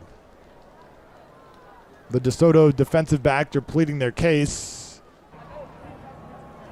Pass interference on the defense, number 2. 15 yards from the previous spot. It's an automatic first down. So it'll be 1st and goal for Carroll at the 6-yard line. The Dragons have drawn pass interference penalties on Stevens on both sides of the field. J'Anthony and Jordan going looking for Boyd and Knowles on 1st and goal. Some shifting going around up front for Carroll. 2 receivers each side. Now they bring Gunter left to right. Renda looking to throw under heavy pressure, looking end zone. It is caught for the touchdown. Make it a hat trick for Blake Gunter. His third touchdown reception of the day, and Carroll leads it 20-14. Just a Swiss Army knife of Blake Gunter. Motions back from the left side to the right side, all alone, the corner of the right of the end zone. Great throw, great heads-up recognition by Renda. Delivers a strike, and again, Blake Gunter finds the end zone. Blake Gunter had 14 receiving touchdowns coming into this game, now 17 on the year. Touchdown brought to you by Kim Bedwell Luxury Real Estate. As Gavin Strange comes on for the CLC Roofing point after attempt.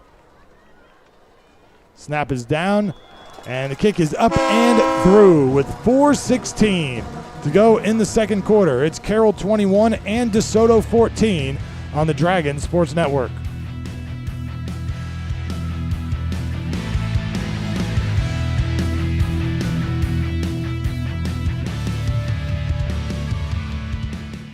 Recoat Revolution, your one-day floor solution. I'm Joe Worrell, Southlake resident, Air Force veteran, and proud father of 2 dragons. Our one-day sandless, dustless process refreshes flooring without the mess, smell, and expense of traditional refinishing.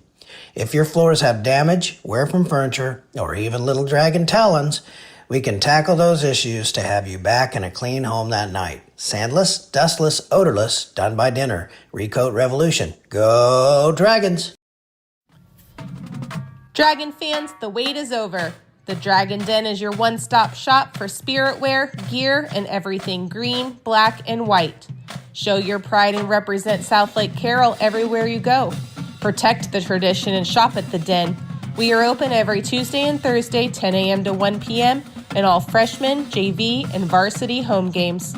The Dragon Den is the perfect spot to gear up for game day. Go Dragons!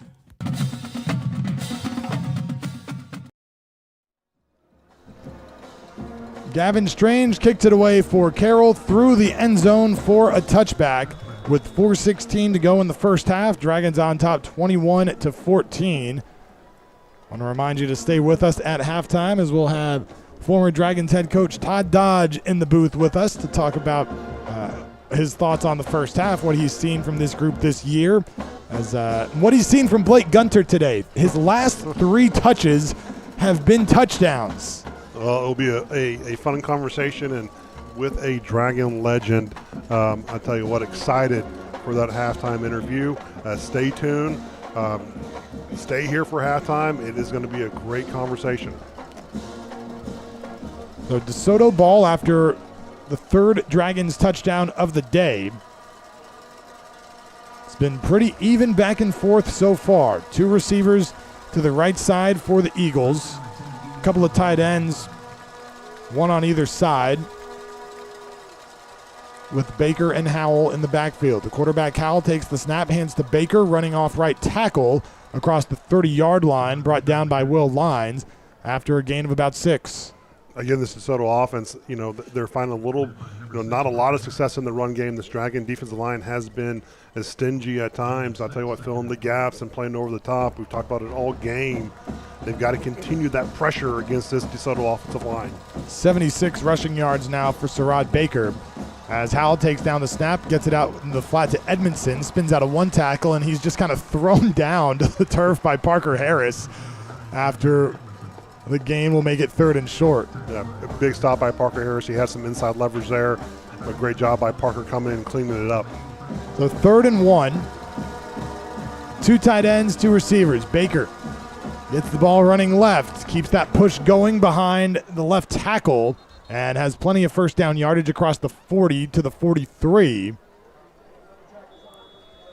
As a big push there by Posiavi on that left side of the line.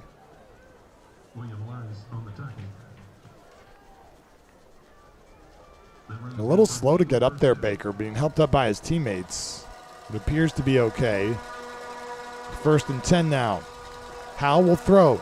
Has time. Going to take a deep shot down the left side. Looking for Feaster, trying to come back for it. He dives and makes the catch inside the 15, down at the 12.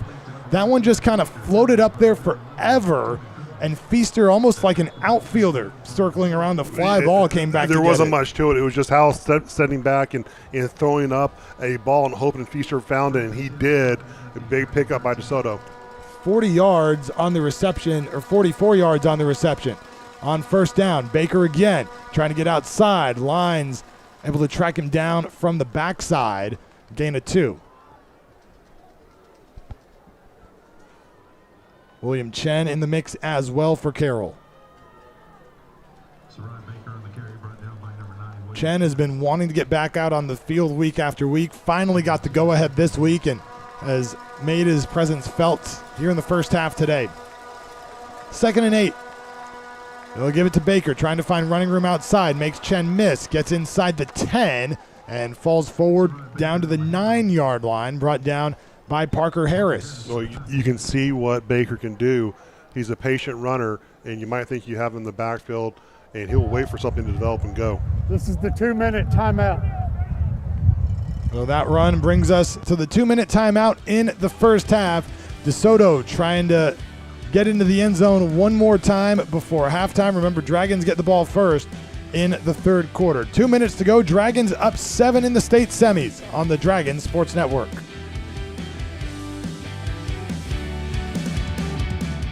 Hey, Dragons, athletes, fans, and champions of all kinds. I'm Dr. Isabel Lopez at Life's Medicine, and my team and I are here to help you feel, recover, and perform at your absolute best. From guided weight loss to hormone balance, we create a personalized game plan for peak health. Boost your recovery with cryotherapy, recharge with red light therapy, and fuel your body with our powerful Slim Shots. Don't just cheer from the sidelines. Step into your own strongest and healthiest self. Visit us and let's build your winning season, both on and off the field, at Life's Medicine, where health meets performance. Go Dragons!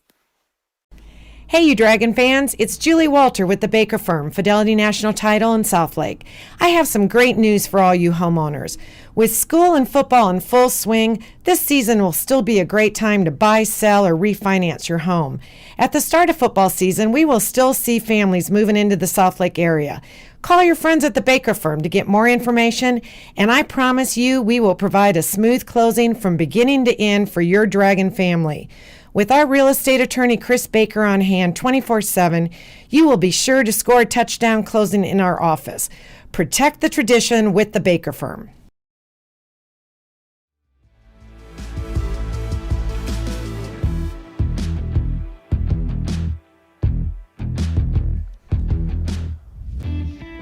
Two minutes to go in the second quarter. Carroll and DeSoto in the state semis. Dragons on top 21-14, but DeSoto facing a big third down inside the Carroll 10-yard line at the 9. You'd figure that they're going to try to get Feaster involved, something similar that they did last drive, take a shot to the end zone, do something. 2 receivers to the left for DeSoto. 2 tight ends, Baker the running back. Howell looking to throw over the middle, caught. It's going to be shy of the first down marker. Edmondson made the catch, hit immediately by Brock Boyd. It's going to be 4th and 1. They brought Chin off the right side and caught him in a blitz. A great job by Brock Boyd, just stopping him dead in the tracks and preventing the first down for DeSoto. Let's see if they give it to Baker here. Carroll brings everyone up to the line. Baker gets the handoff, lunges forward. This is going to be close, right at the line. I don't think they got it, Chris. The officials are taking a look now. We'll see where they spot this. They're trying to clear the players away. It didn't have much to go. Both players on both sides are pointing in either direction, and they are going to give DeSoto a first down, I believe.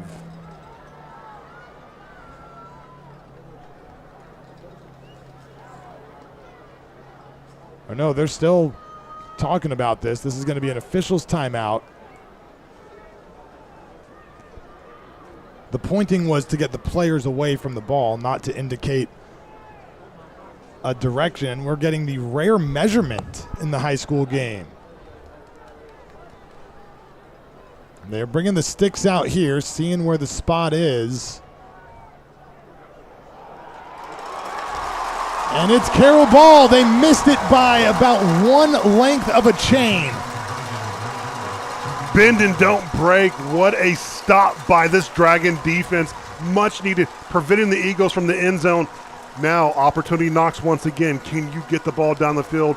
Can you get points on the board?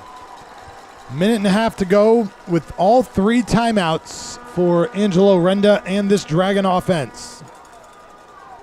We know they can move the ball quickly. We've seen the quick strike ability of the Dragons. So it'll be Carroll ball at their own 3. We've got 97 yards to go.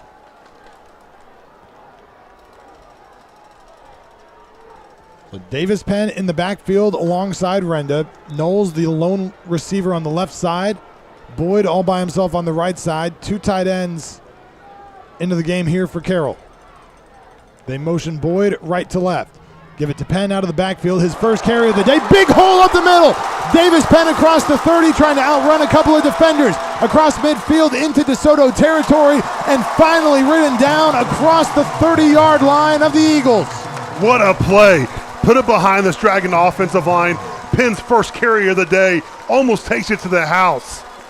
They'll back it up a few yards at the 33, but a huge pickup for Davis Penn of 63 yards. 2 receivers each side now. Hard count for Renda. They now look to the sidelines, and a timeout going to be called by DeSoto using their final or their second timeout, maybe just to kind of collect themselves after that huge run by Davis Penn.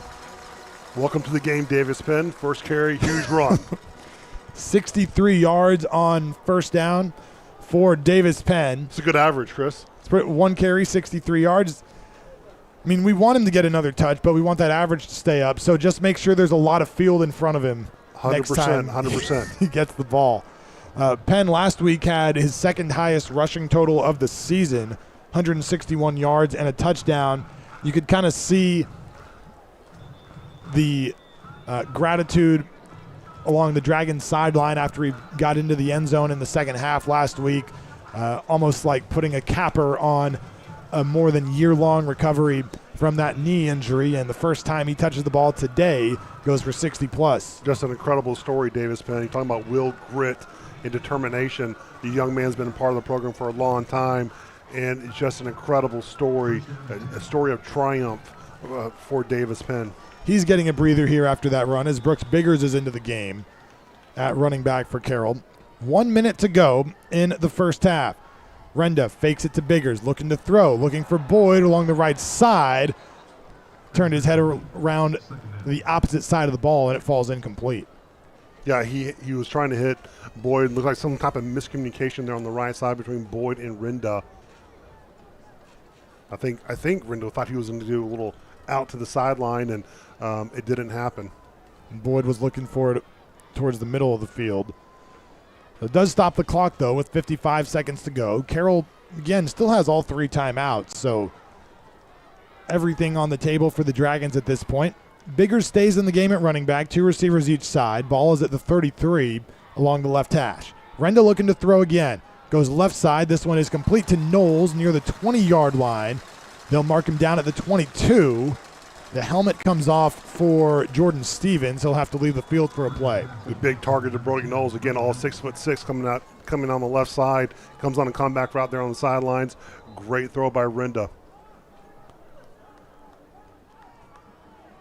They're holding the snap here as Stevens' helmet came off. Now they start the play clock with 37 seconds to go. The first down brought to you by the Dragon Den. 2 receivers each side. Looking to the sideline, under 30 to play now. Renda takes the snap, dropping back. Under pressure, will try to, or did throw it away, but barely got it across the boundary as Demarion Ross, one of the safeties, was heading. He was close. He was close. He led the team in interceptions this season with 6. Now 21 seconds left. It's second down at the 22-yard line. Feaster comes back into the game to play corner here in this final defensive series. Penn back in at running back for the Dragons. 2 receivers each side for Carroll. Ball still on the left hash. Shadows starting to creep across the field as well as Renda looks to throw, looking end zone for Boyd. Inside the 5, he dives and just can't come up with it.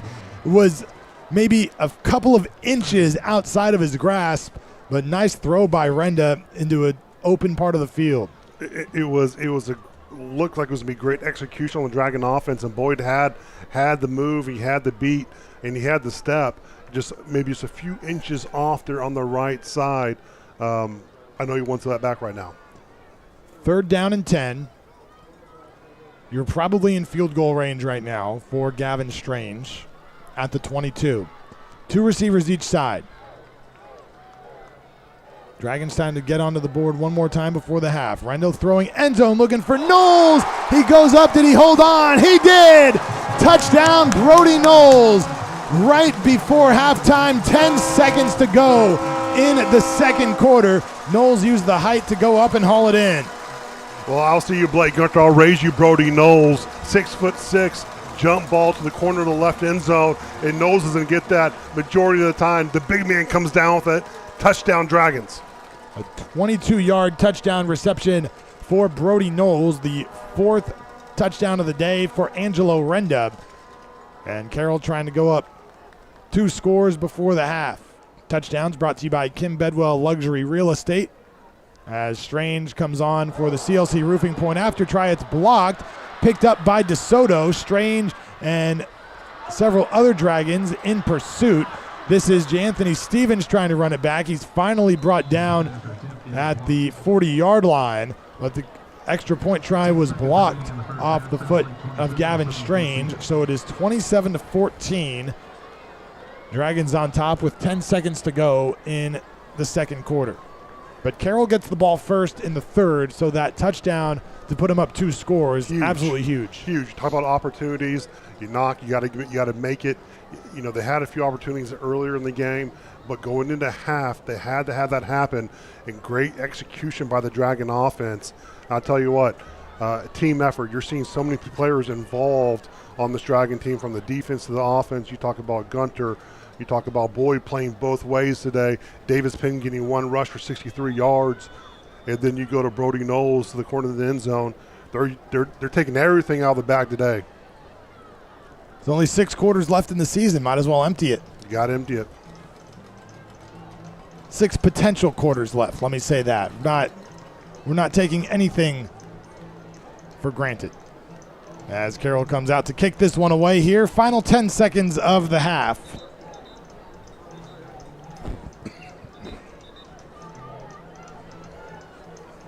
Strange will kick it away. DeSoto has most of its kick return team up close to the line.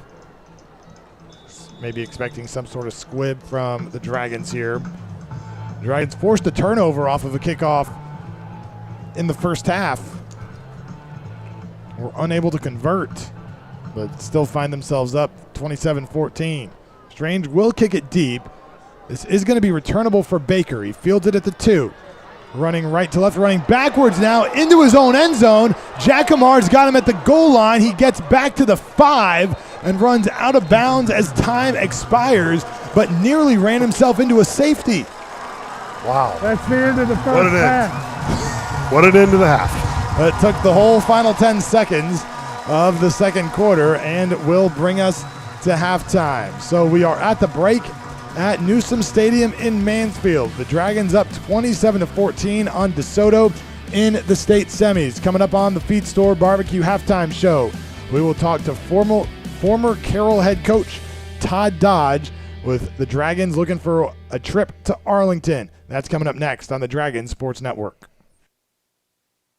Feed Store Barbecue on Whitechapel Boulevard in Southlake's been serving up great food to Dragon fans for over 20 years.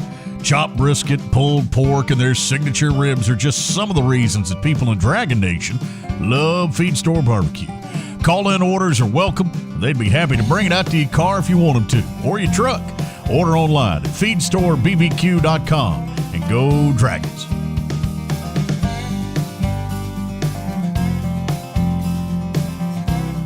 You can trust your medical care at Southlake Dermatology. We have over 65 years of experience between Dr. Bowers, Dr. Tynard, and our 4 physician assistants. We treat a wide range of medical, surgical, and cosmetic concerns ranging from skin cancer, hair loss, rashes, increased sweating, and anti-aging.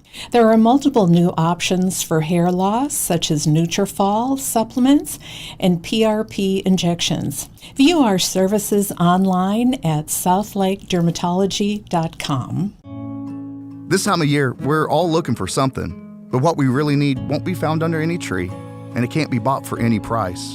What we're looking for is love, and hope and peace and joy. What we're looking for is a place to belong in and a place to believe, a place where miracles still happen. This Christmas, we invite you to find your home at White's Chapel during one of our 7 candlelight Christmas Eve services.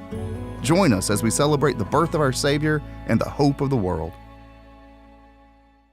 Hello, Dragon fans. I'm Stephen Nelson, partner at Mills Wealth. Our team is celebrating our 25th year anniversary of helping Dragons succeed financially. As an independent firm, we aren't owned by a bank or an insurance company. Instead, we're fiduciaries doing only what we believe is best for our clients. If your finances need a second opinion or would like to tap into our expertise, come meet with our certified financial planners or CPAs and learn how we can help you win just like the Dragons. Look us up online or give us a call at millswealthadvisors.com.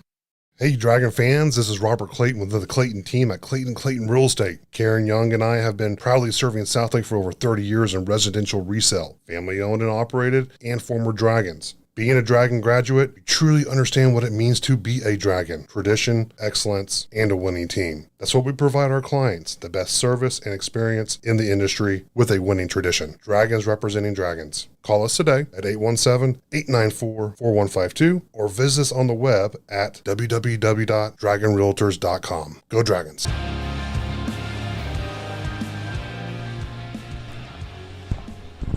Halftime at Newsom Stadium in Mansfield in the state semis between Carroll and DeSoto. Dragons on top 20-17 as we welcome you in to the Feed Store Barbecue halftime show.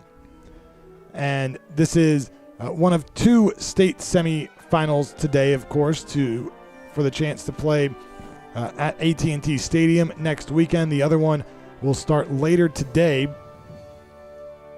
down in Waco.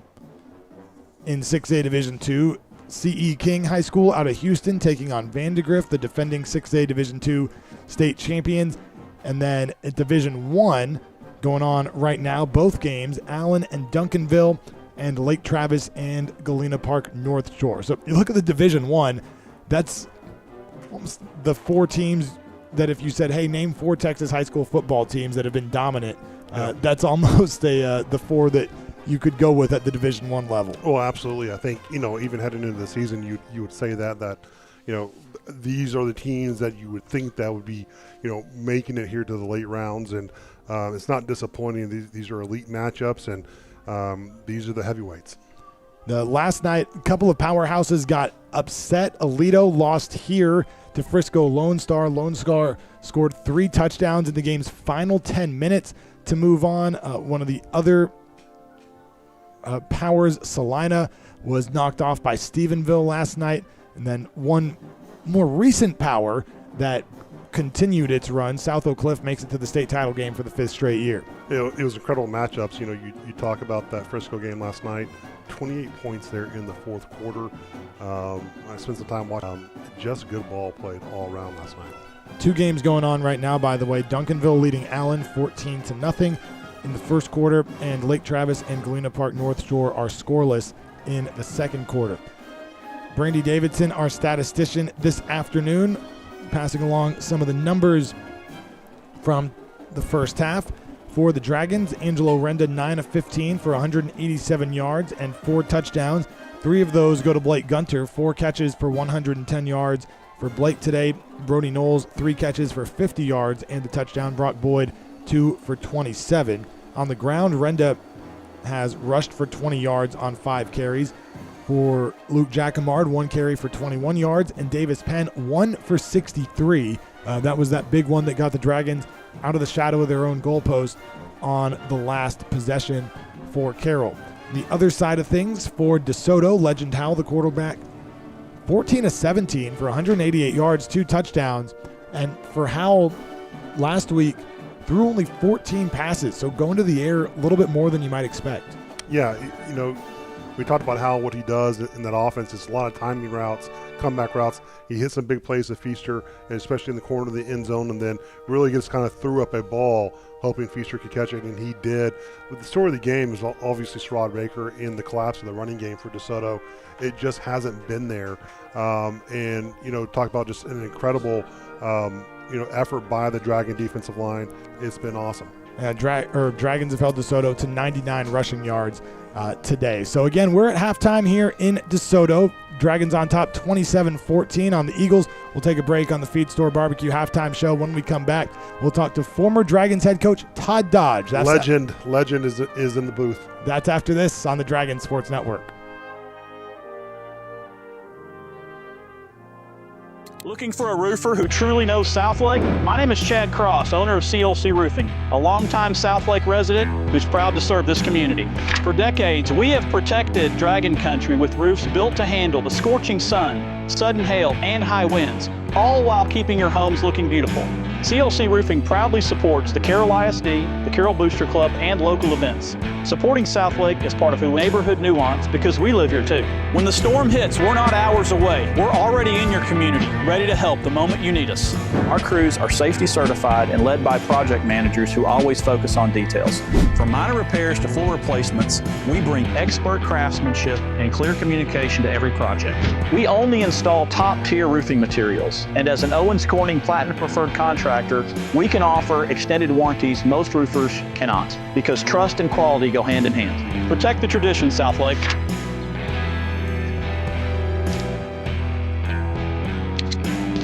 Looking for a place the whole family will love? Come check out Champions Club at the Mark Southlake. Conveniently located off Southlake Boulevard in Bicentennial Park, Champions Club is your local, safe, and fun destination for fitness, play, and connection.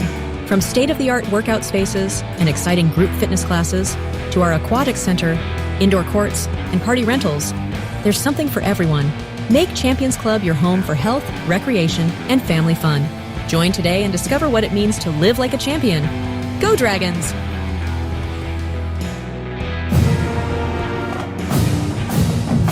For mission-critical business litigation in Texas, business owners and executives trust Sean McCaskill and the law firm of Godwin Bowman PC. My wife Laura and I are 20-year residents of Southlake and the proud parents of 4 Dragons. I've been a dedicated volunteer in Southlake for the past 13 years, including serving 7 years on Southlake City Council. I'm the president and managing shareholder at Godwin Bowman, which was established in Dallas in 1980 to serve clients with business litigation issues all the way to the Texas Supreme Court. I've been with the firm for over 20 years, and I'm board certified in civil appellate law by the Texas Board of Legal Specialization. Please consider me, Sean McCaskill, and the law firm of Godwin Bowman for your business litigation needs. Please visit our website at www.godwinbowman.com for more information. I promise you that we'll provide big city experience together with small town service.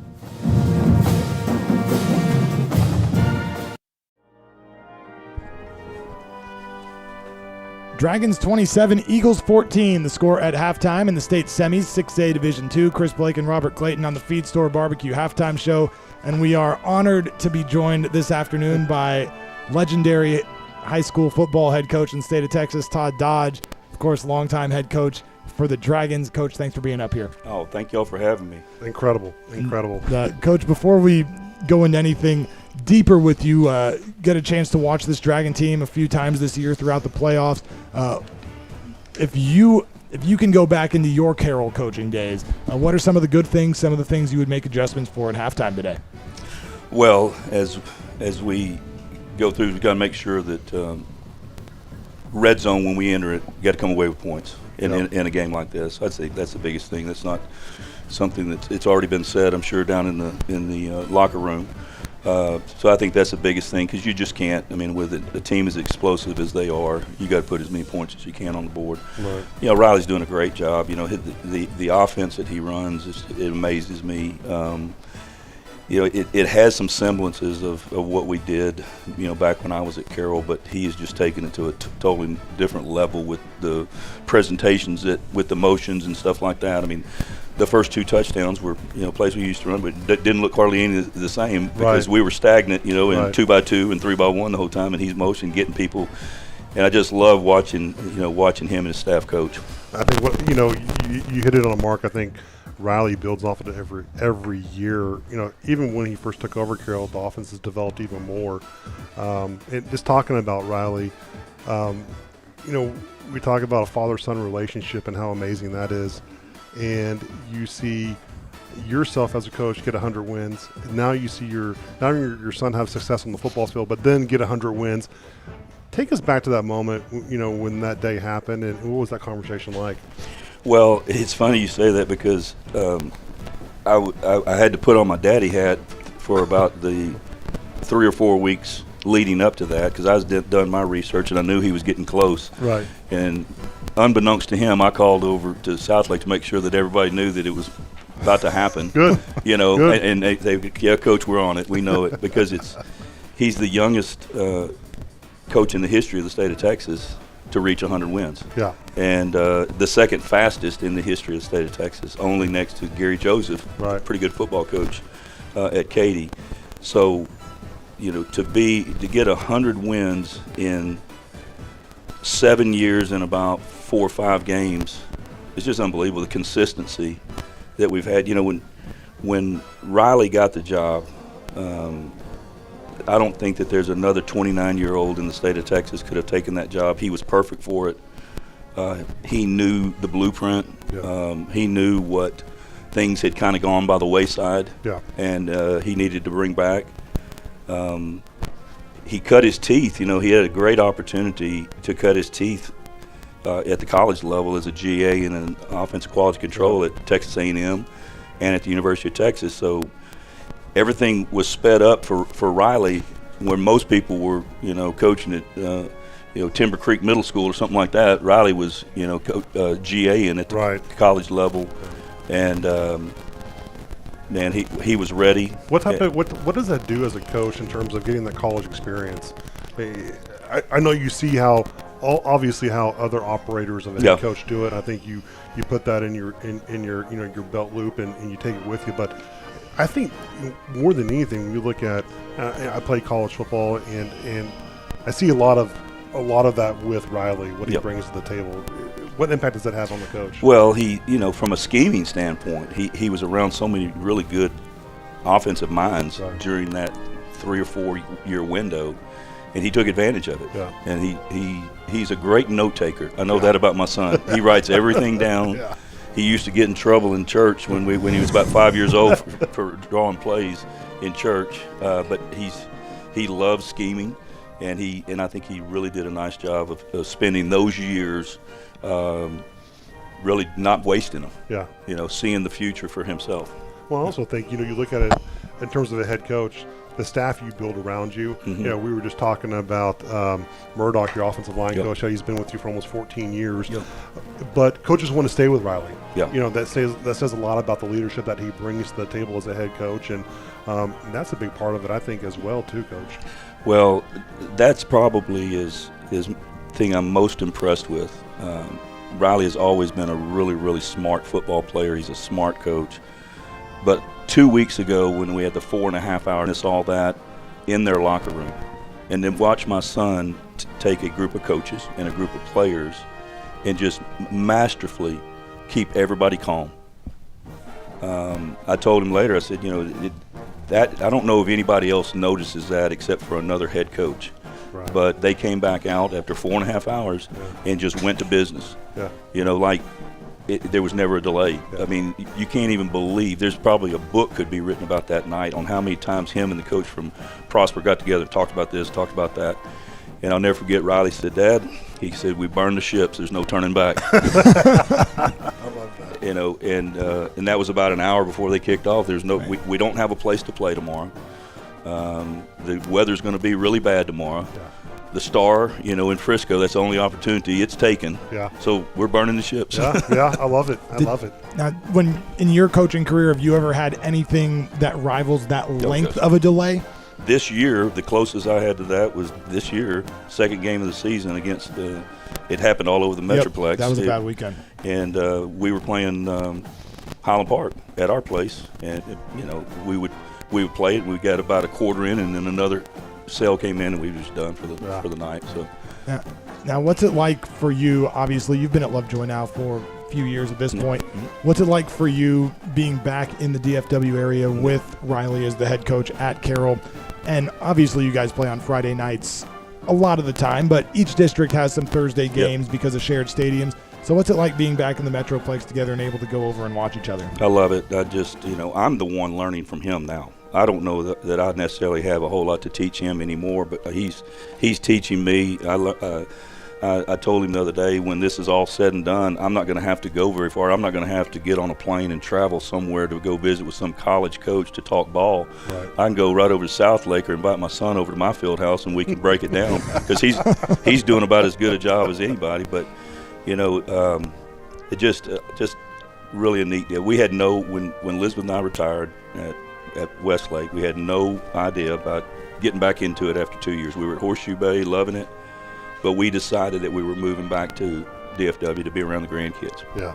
And to see and be around my children. And about the time that decision was made, myself and Katie Cordell, our superintendent at Lovejoy, we started having conversations about that job, and one thing led to another, and I'm back in the mix. Yeah. Well, you mentioned, before we went on air, that you've got to see the next generation of Dodgers on the field. Traveling to Saturdays to Southlake and watching the kiddos play. What's that like as a grandfather? No, there's nothing like it. I mean, I wish we could have been grandparents first. It's a whole lot more fun than being parents. Tate, he's down there. Just got through hugging him up. We've seen each other for 5 days for as long as we can, and there's one today, and there's one going to be next week. I sure hope we're in Arlington next week. Well, I think we're doing a pretty good job so far, and I think Coach Dodge is calling a fantastic game today, and he's, how hard it is as a coach. You talk about the grind. You get to the semifinals, and obviously everyone wants to crown a state champion before the season even starts, but this is a true grind right now, and it's hard. And that's the resilience of Riley, being able to get his guys up and going week in and week out. It's not an easy task. No, it's not, and he's witnessed it. He's been there. He's been there twice. In 7 years as a head coach, 8 years as a head coach. Yeah. I mean, I told him a while back, do you realize how many great coaches in the state of Texas never even make a trip to the state championship? People that are in the Texas High School Football Hall of Fame that never made it. Yeah. My message to him through this whole deal is, get a twinkle in your eye and whistle while you work, and don't let the expectations of a community get in the way of the joy that these coaches and players need to have 100% over this journey. And that's kind of, we always used to talk about putting an extra layer of steel around the field house. Yeah. Don't let anything in. Yeah. That kind of mentality. I think they're doing a great job of doing that. He does. It's one thing he says a lot, this year is, you've got to be careful of, those expectations and how they get to the kids. And he's done a great job at it. And it comes from a great father, a great leader, a great example like yourself, Coach. Well, he is a tremendous staff. Gosh almighty, I've just been so impressed. I'm getting to know his staff better, and there's some really, really good coaches on this staff. And it is nice as a father to kind of watch the interaction and see the respect that this staff has for my son and these kids have for him. And again, who would have ever thought that a kid that grew up in Carroll, this is his home, would ever be the head football coach at Southlake Carroll when he was 29 years old. And so he has a perspective that probably no one else that's ever been the head coach here has. Right. Well, there's a lot of expectations that come with it, right? I mean, a lot of the foundation that you set, but, I'll say this, as a player, those expectations and you feel it, and I think that's a big part of what makes Riley so successful here. No matter where he's going to be at, he's going to be successful, but he gets it. He knows what it's like to put on that green, black, and white. He absolutely gets it. He knows how to handle the expectations. Yeah. Sometimes people will absolutely fold under expectations, Right. and I think he's pretty much proven. His staff has proven. Obviously, this group of kids has proven that. The one thing that I think that's really important is when you have a really good team and really experienced teams, don't waste it. And he's not wasting this team. No. I mean, they are knocking the top off their potential, and that potential is pretty stinking high. Yeah. And we were talking about in the first half of the game or pregame that this group has kind of been highlighted from a young age as one of the more talented classes with a chance to really do some big things. What's the challenge in having that potential and then realizing it? Well, again, it takes a head coach to keep them grounded. It takes a head coach to protect them from the expectations. Right. It's harder and harder to do with all the social media that's going on nowadays and all that. But I think it really helps Riley whether the 5 state championships that we went to, winning 4 and got beat by one of them, he's on the sideline for every single one of them. 4 of them he suited up for. Right. The 5th one, the first one, he was the ball boy for. Right. I mean, he's seen this going on for his entire life. And that's kind of what Tate, my oldest grandson, he's living out right now also. One of my favorite stories of Riley coaches, I was a senior graduating from Southlake, and I was I was throwing shot put for the regionals, and you just got hired. You came by and talked to me, and I saw Riley, I forget what age, he might have been in 5th, 6th grade at that time. He was out there scrambling and throwing passes like he was a high school quarterback already. And I sat there and watched him. I go, that kid is going to be special. Even when I was 17 years old, and it was incredible to see. And I've been a big fan of him, for a very long time. And it's just great that I didn't get the opportunity to play with you. I would have loved to have donned, and you've been the head coach, but I'm glad he's here now. Well, he's been ate up with it since he's been born. He went to his first football game when he was 3 days old. When I got my first head coaching job, he and I lived in the field house in Cameron, Texas, for about 2 months, and it was the greatest thing he was 5 years old.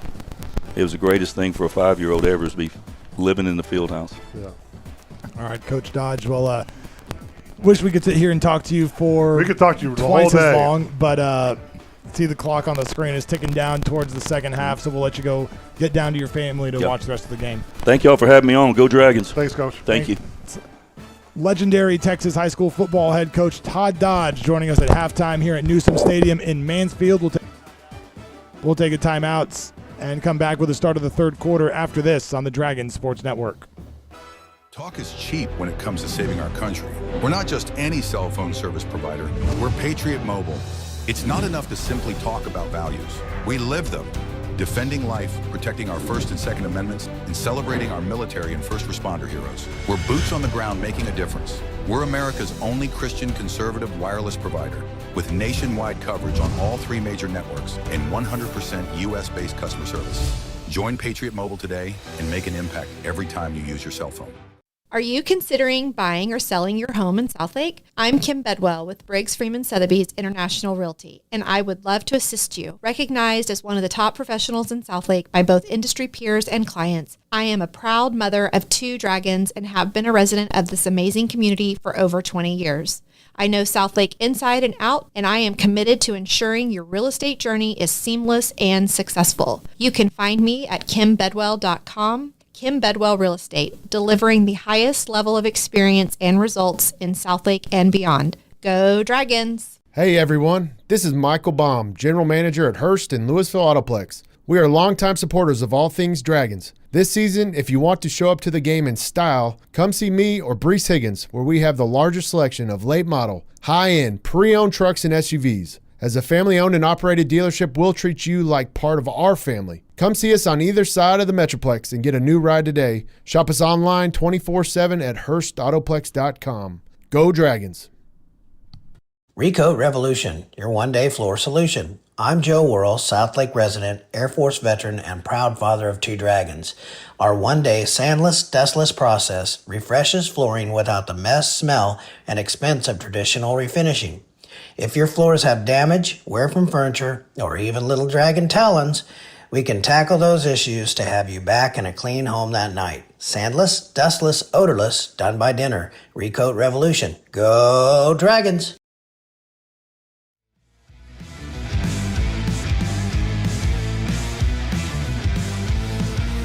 24 minutes away from a repeat trip to AT&T Stadium for the Carroll Dragons as we get set for the start of the third quarter at Newsom Stadium in Mansfield. Chris Blake alongside Robert Clayton and our statistician Brandy Davidson this afternoon. Dragons on top of DeSoto 27-14. Coach gets you hyped. Huge thanks to head coach, state champion 4 times over with the Dragons, state titles down at Westlake as well. Just one of the best to ever coach high school football in the state of Texas. And Chris, we could have sat there and talked to him all game long. He just has so much knowledge, and you talk about a champion, you know, probably one, if not the greatest head coach of all time in high school football, Texas high school football. What a treat that was just to get to talk to him and just talk about experience of your own son doing it not only on the field but as a coach and back in the area. Just an incredible story of the Dodgers. Well, and I think we talk about this every now and then on the broadcast, and I bring it up with Coach Riley Dodge in our pregame interviews occasionally. And I know the expectations in Southlake are high, as they should be given the program's history.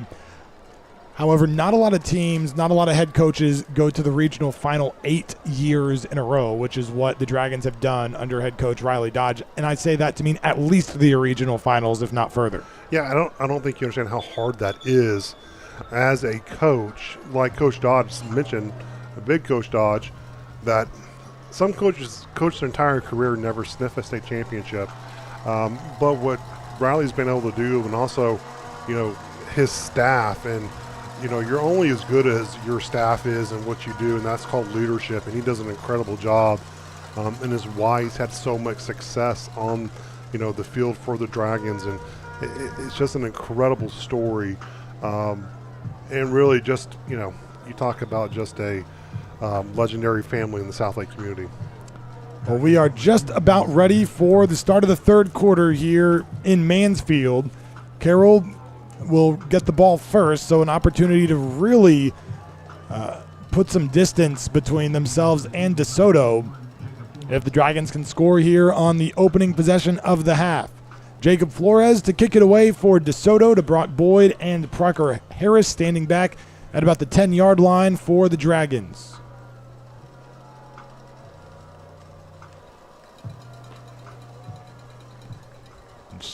Sunlight shadows could start to come into play a little bit as they'll squib it again. It's going to be picked up at about the 28-yard line by Luke Bussman, and he is upended at the 37-yard line, but good starting field position here for Carroll. Absolutely. This is where Southlake tends to start their possessions almost at midfield. And this is the DeSoto team. You got to stop this Dragon offense at some point to maintain a chance in this right now, not only for DeSoto but for Southlake.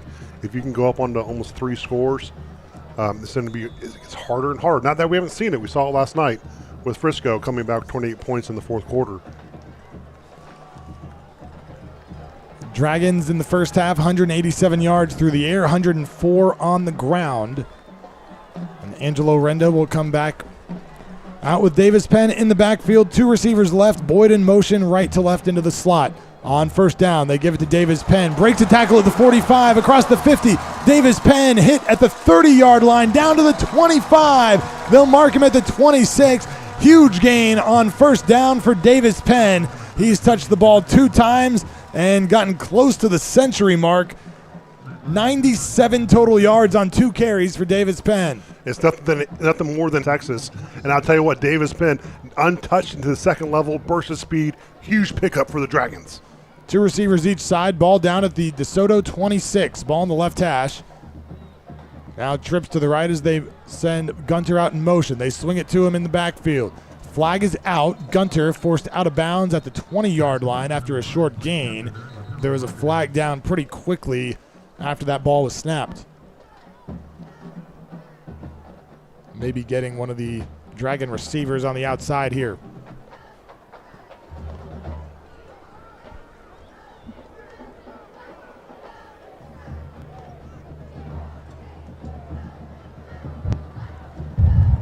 illegal motion on the offense, number 1. It's a 5-yard penalty, first down. So Brock Boyd called for the penalty for the Dragons, just the second one of the day for Carroll. A team that does not get penalized much. 1 illegal motion, 1 hold for the Dragons today. That's been it so far. A tight set this time with 2 receivers on each side. Everybody inside the numbers as they flip it to Jacquemart on an end around. Has plenty of lead blockers out in front across the 25. Shoved out of bounds along the Carroll sideline at the 20 by Demarion Ross. But it'll be 2nd and 4 coming up after a big gain on first down. It's the second time we've seen Jacquemart come around almost on an end-around type play. A quick toss to him on the right side. Great blocking up front, especially with Davis Penn leading the way. So 2nd and 4 at the 20. 2 receivers to each side. Biggers into the backfield now. Fake it to him. Renda looking to throw. Right sideline for Boyd. Incomplete. Boyd trying to come back to the football. In coverage was Jordan Stevens. Yeah, you talk about this Dragon offense and what they've got to do. You know, big pickup. Now a 3rd and manageable here. You've got to get past this chains. And you got to get some points, preferably in the end zone, Chris, for this Dragon offense. 3rd and 4 at the 20. Again, as you mentioned, in field goal range, but I'd rather find the end zone. Heavy sets in now for the Dragons. Tight ends on both sides for Carroll. 1 receiver each side. They quickly line up as if to quarterback sneak it. Renda a hard count trying to get somebody to jump, and fingers point both directions. Delay of game, number 2 on the offense. 5-yard penalty, remains 3rd down. And there looks to be a little confusion here on the Dragons side about the play clock, as Riley Dodge was over talking to one of the officials about it, but this backs them up into a 3rd and 9. Yeah, it seemed like they were here on this drive. Now you're looking at a 3rd and 9. Now it's already back to 7. Still a heavy set. Players looking to the sideline. Play clock at 3. They've got to get this off. 1 second to go. Renda pointed to Boyd before the snap as if to say a go route. Instead, Boyd tried to come back for it. It's knocked away. Feaster in coverage. That's that athlete-on-athlete matchup we wanted to see. There is a flag down. It's on the far side of the field, away from where the ball went.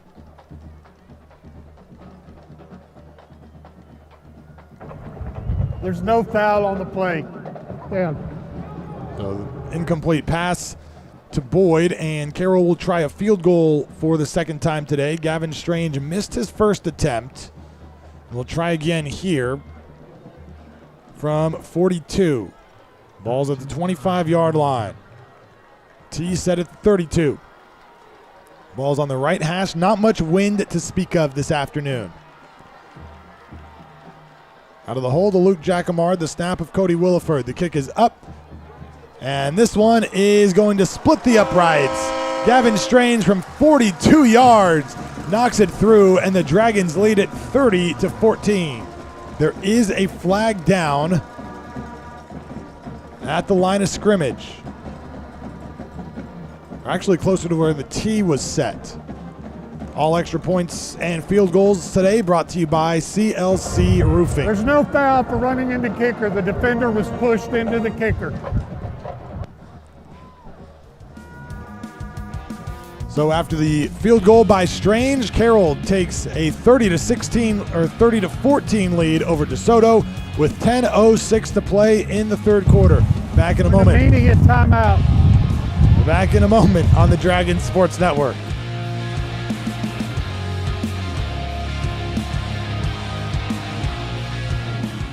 Dr. Angela Bowers would like to invite you to visit Southlake Dermatology, which serves patients throughout the Metroplex in medical, surgical, and cosmetic dermatology. We recommend always using a zinc oxide sunscreen, such as Elta MD, and utilizing HelioCare, which is a sun protective pill. We have seen the incidence of skin cancers on the rise, including melanoma, which is the most harmful type. With yearly skin checks, we will be able to find skin cancer much earlier.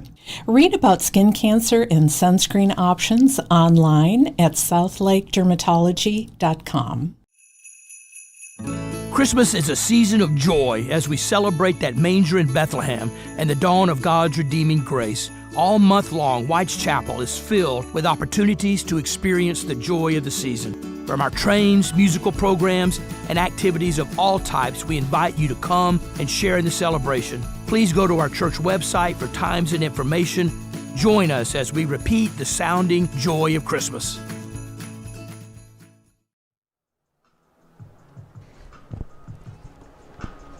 Dragons up 16 after the Gavin Strange field goal makes it 30-14 over DeSoto with 10:06 to go in the third quarter of the state semifinals.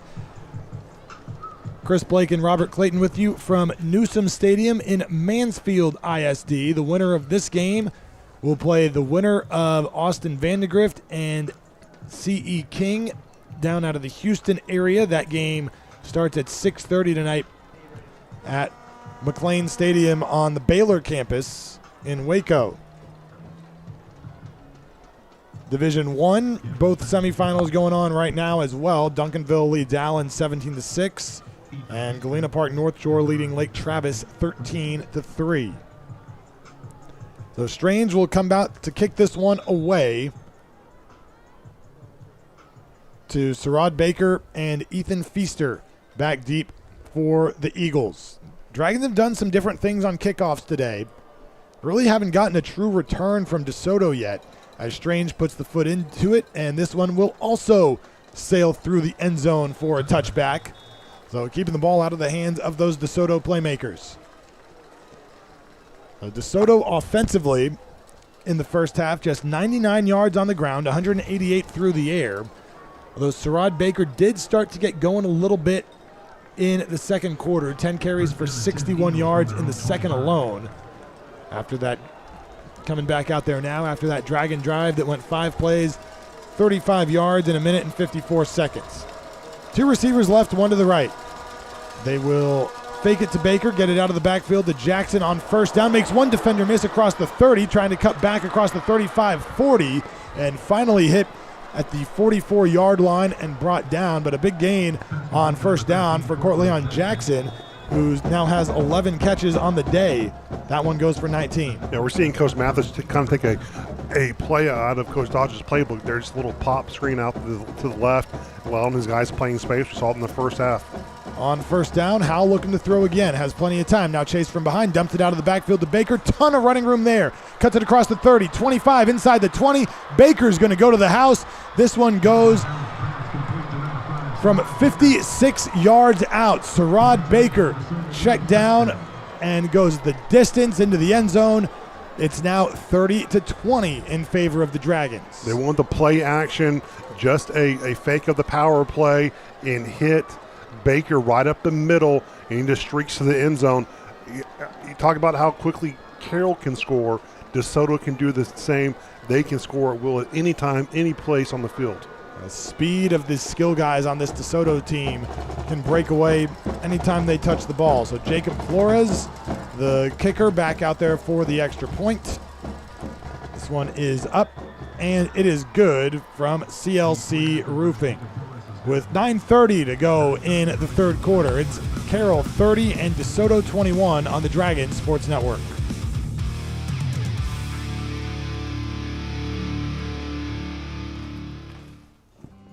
Hey, did you hear? Somebody didn't want Feed Store barbecue. That's right, it's true. One fella the other day, he wanted Feed Store chicken fried steak, and another asked for a Feed Store hamburger. And one scamp, well, he even had the nerve to ask for Feed Store burn-ins. Yeah, Feed Store is famous for its barbecue, but there's so much more.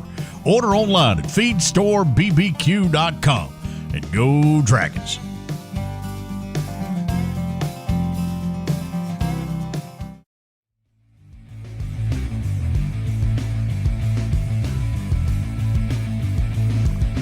DeSoto cuts the lead to 9 with 9:30 to go in the third quarter. Carroll leading 30-21 after a 56-yard Sarad Baker touchdown reception.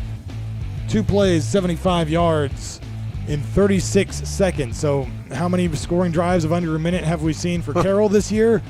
You just said DeSoto has the ability to do the same thing. So Flores to kick this one away to Boyd and Harris.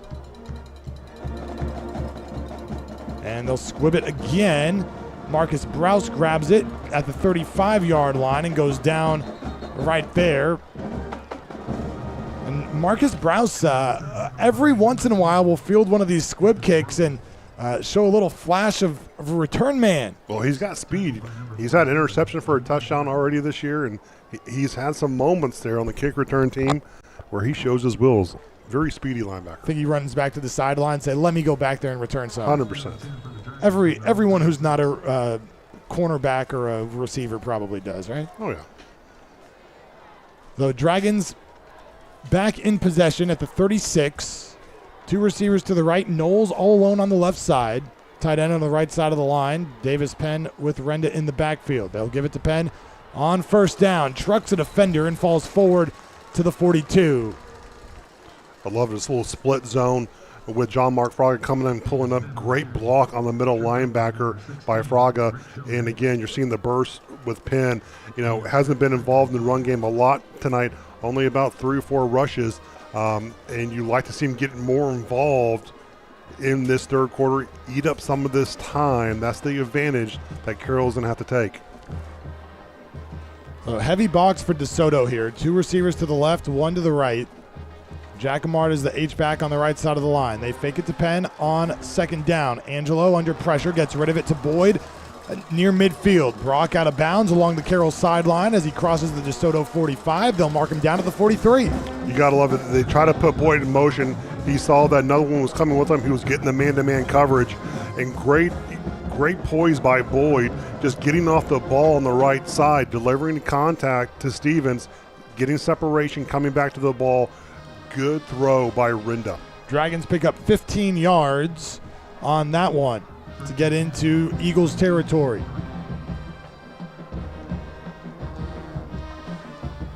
Gunter motions out of the backfield on 1st and 10 from the right hash. 3 receivers to the left. Renda pump fakes to the left under pressure.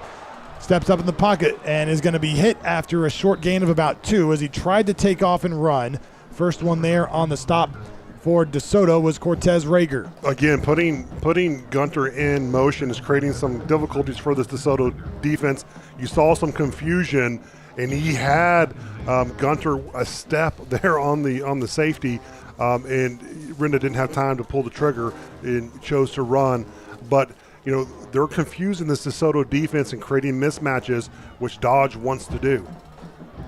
2nd and 8 after the short run by Renda. 2 receivers to each side, ball right in the middle of the field at the DeSoto 41. Renda takes the snap, fakes it to Penn. Lots of running room on the right side for Angelo. Trying to make a safety miss, lunges forward across the 30 to the 29-yard line, motions with the first down. Does Angelo. It's a first down brought to you by Dragon Den. Incredible job. Just keeps Jaden Randall there at home. He bites in on the inside zone. Renda reads it, goes off to the right side, picks up the first down. The intelligence of Renda and what he can see on the field is what makes him so dynamic. A first down at the 29. 2 receivers right. 1 to the left. Boyd motioning into the slot left. Renda looking to throw again. No, under pressure again across the 30, 25, running right to left across the 20, 15, 10. Angelo, can he stay in bounds? Steps out at the 1. Speed kills, Chris. Renda with his legs. You talk about the dimension of a defense just trying to figure out how to play against Renda. He can do it with his arm. But the next dimension of this offense is with his legs and what he can do. If something breaks down, he's gone. And it's hard to account for that. That's something that a Dragon offense hasn't seen a lot from a quarterback, and that's what makes Renda such a special player. They're actually going to say he stepped on the sideline at the 9-yard line, so it's 1st and goal after the 20-yard pickup. Blake Gunter motions out to the right. They give it to Penn, running behind left guard, turning his legs across the 5, still on his feet to the 3 goes Davis Penn. It'll be 2nd and goal. Just inside zone game behind Will Barley and Kerry Clayton, the center, and just attacking the whole. This offensive line is pushing around this DeSoto D-line. They've been doing it all game long. Dragons knocking on the doorstep once again. Two receivers to the right. Heavy set in for Carroll. So they flip the strong side from the left to the right. Two tight ends on the right. Take the snap. Penn trying to pick his way through is going to be hit right at about the line of scrimmage. Maybe got a yard there, did Davis Penn, as DJ Rumpf on the stop. Of course, there's a lot of beef in motion from left to right on that play.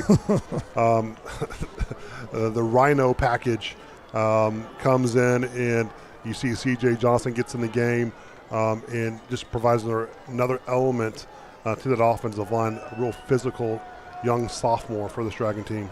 3rd and goal now for the Dragons. Shifting the formation around quite a bit. They settle with two receivers right, one to the left. Boyd in motion to the slot right. Renda takes the snap. Pump fakes, looks end zone. It is caught for the touchdown. Blake Gunter again. His 4th touchdown of the day. You got to love the motioning, Chris. It just creates opportunities. You're talking about guys crisscrossing and blocking and not knowing what to do on the DeSoto defense, and then you just step up and you throw a little lob to Blake Gunter in the end zone. Touchdown Dragons. Carroll leads it 36-21. Touchdown brought to you by Kim Bedwell Luxury Real Estate. So Strange on for the CLC Roofing point after try. Out of the hole to Jacquemart. The kick is up and good. With 5:10 to go in quarter number 3, Carroll goes up 37-21 on DeSoto in the state semis on the Dragon Sports Network.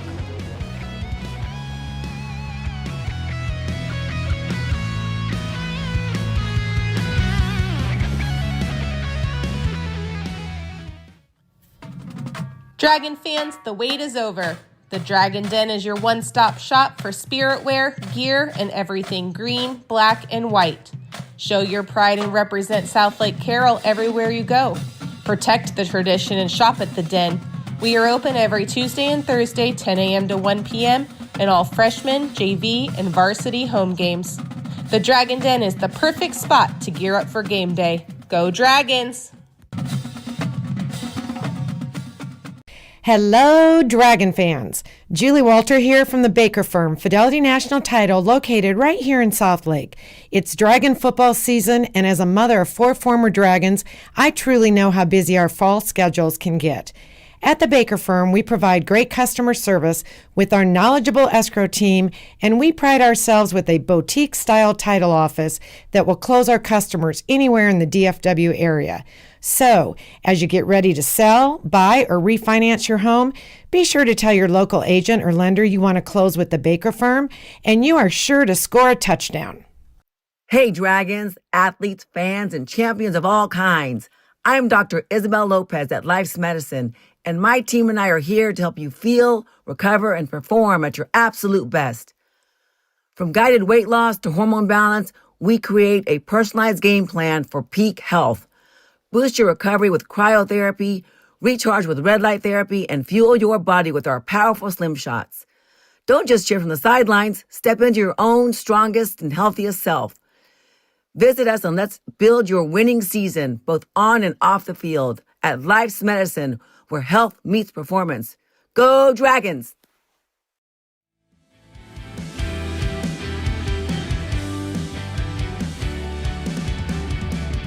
Dragons lead at 37-21 over the Eagles with 5:10 to go in the third quarter after the 4th touchdown catch of the day by Blake Gunter as Gavin Strange gets set to tee it up again here for the Eagles.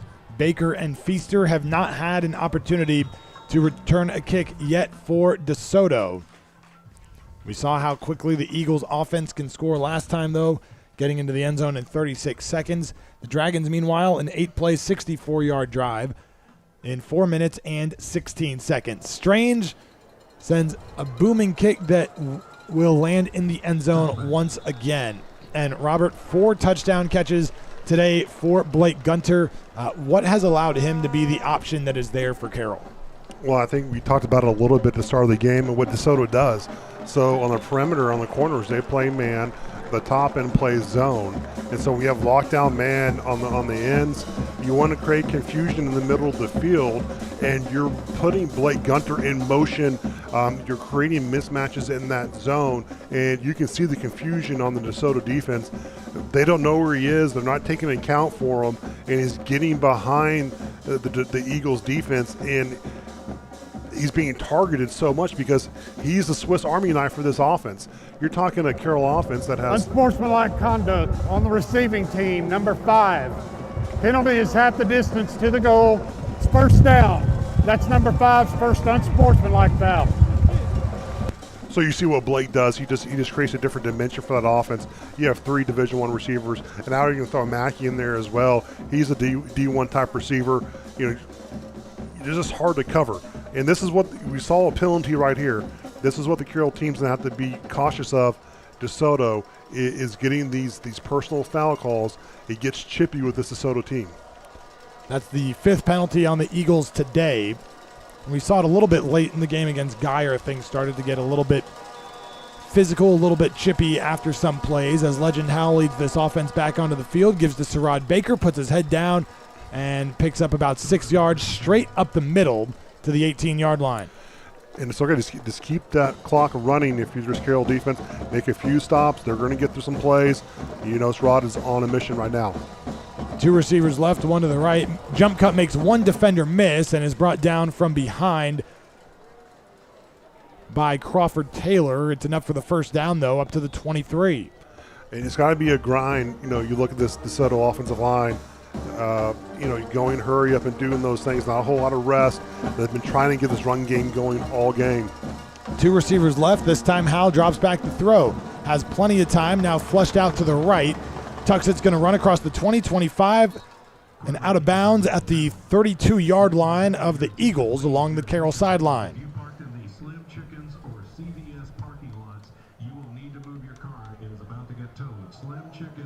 Second and short coming up for DeSoto. Hope nobody parked in any retail lots. Slim Chickens. Second and 1 coming up for DeSoto here as they keep it on the ground again. Baker flips forward across the 33-yard line to the 34 for a first down. Again, Rob Delad there again. I think so much of these are just trying to contain the running game as much as possible. Get the clock moving. Bleed it as much as you can. Get this game in the 4th quarter. The center, LaRon Whitehead, a little slow getting up, but stays in the game. A new set of downs at the 34. Howell will throw again. Has time, goes deep over the middle looking for Edmondson. It falls incomplete. Luke Busman in coverage to knock it away. Great pass breakup by Busman. Step for step was there the whole entire time. And that's one of the rare times we've seen Howell just try to deliver a strike all the way down the field instead of those timing type routes. But I tell you what, great play by Busman getting there and getting the deflection. Well, 2nd and 10. Clock stops here with 3:57 to go in the 3rd. 2 receivers to the right, 1 to the left, tight end to the right, ball on the left hash. Howell, quick throw to the right side, looking for Jackson, incomplete. Led him a little too much towards that DeSoto sideline. There's not a whole lot of depth to this passing game for DeSoto. You're seeing a lot of play action. They're, power pulling, coming around, and trying to create some extra ability for blockers so Howell has some time. But you're putting a lot on these receivers to win those one-to-one matchups. So 3rd and 10 on what could be a defining drive in this game if the Dragons can get a stop. Howell will look to throw. Has time again over the middle. This one's caught near midfield by Edmondson. They got him over the middle this time. It's enough for a first down to the DeSoto 49. Huge pickup by DeSoto and great ball by Howell to Edmondson. We've seen that connection. Again, we haven't seen a lot of Feaster today. It's been more of Edmondson throughout the game. Actually put it right at midfield. 2 backs in the backfield, 1 to each side of Howell. On first down, they give it to Baker again. Gets a block behind the right guard, spinning out of a tackle at the 40, which is where he's brought down by William Chen after a 10-yard pickup.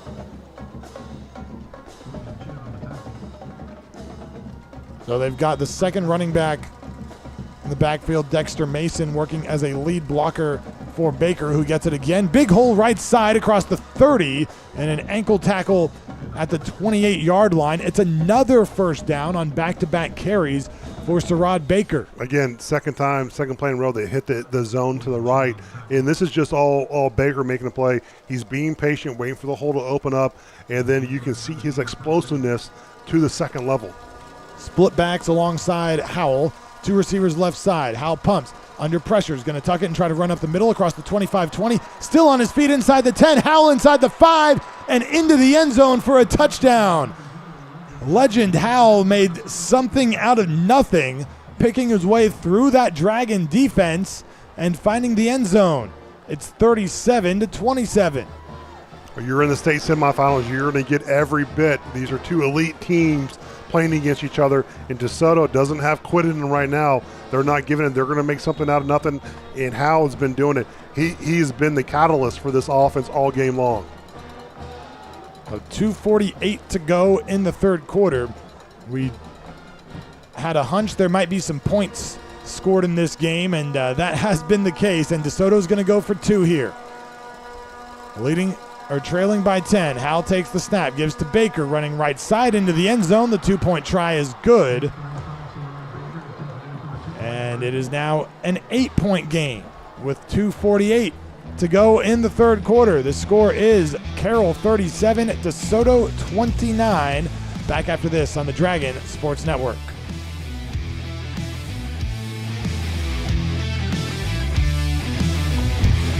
Illegal substitution on the defense. 12 players in the formation. That penalty is declined. Timeout.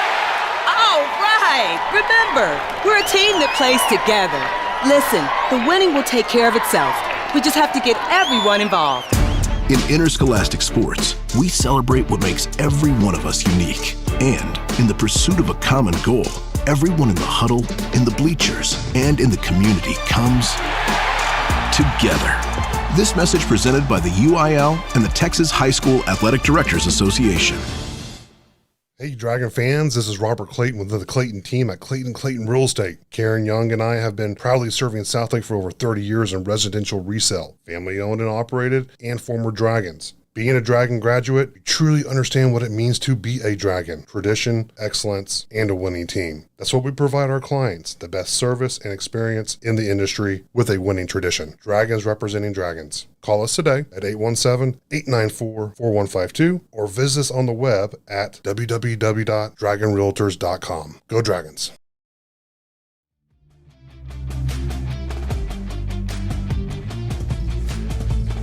DeSoto cuts the lead to 8 after scoring a touchdown and going for 2. So the Dragons now lead at 37-29 with 2:48 to go in the third quarter. Jacob Flores puts the right foot into it for DeSoto. A pooch kick fair caught by Jacomart. Had to go to his knees at the 36-yard line to field it, but he does haul it in, and the Dragons will start there. Want to remind you not to miss out on the opportunity to be a part of Texas football history. Mark your calendars for next weekend, the UIL State Football Championships, the 17th through the 20th at AT&T Stadium, where the best teams from 6-man to 6A leave it all on the field in the hopes of being named champion.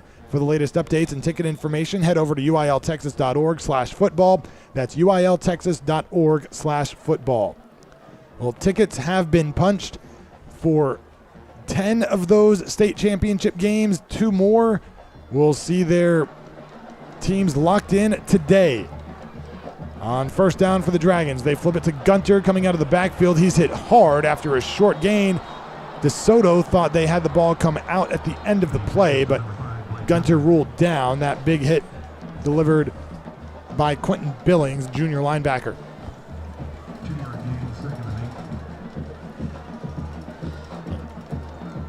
All other classifications already had their matchup set. 6A games. All 4 of them going on today. 2 receivers each side on second down for the Dragons. Renda, play fake, throws left, looking for Knowles. He can't haul it in. Knowles was all alone as his defender, J. Anthony Stevens, slipped and fell to the turf. Again, a little comeback route to the left side. And Knowles had green space everywhere as the defender just fell to the ground. And I tell you what, he wants that one back. I know that for sure.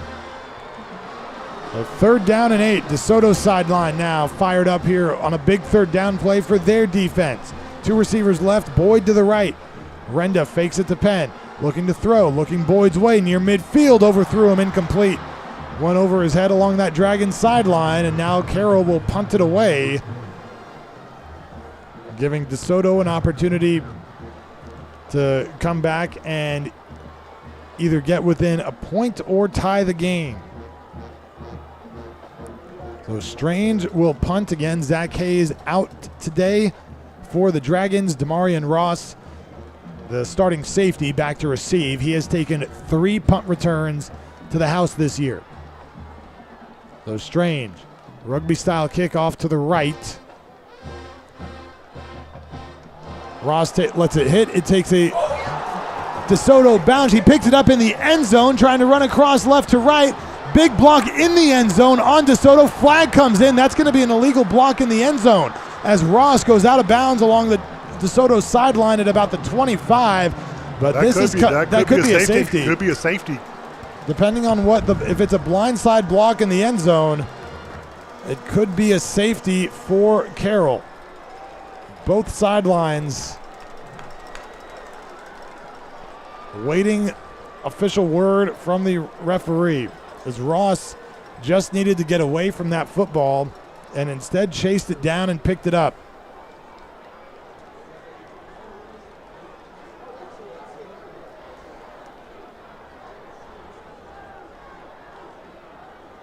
Riley Dodge along the Carroll sideline, holding his hands over his head to indicate safety. There's no foul on the play. It's 1st down, DeSoto. Wow. I believe it was Marcus Browse who got knocked down in the end zone for the Dragons.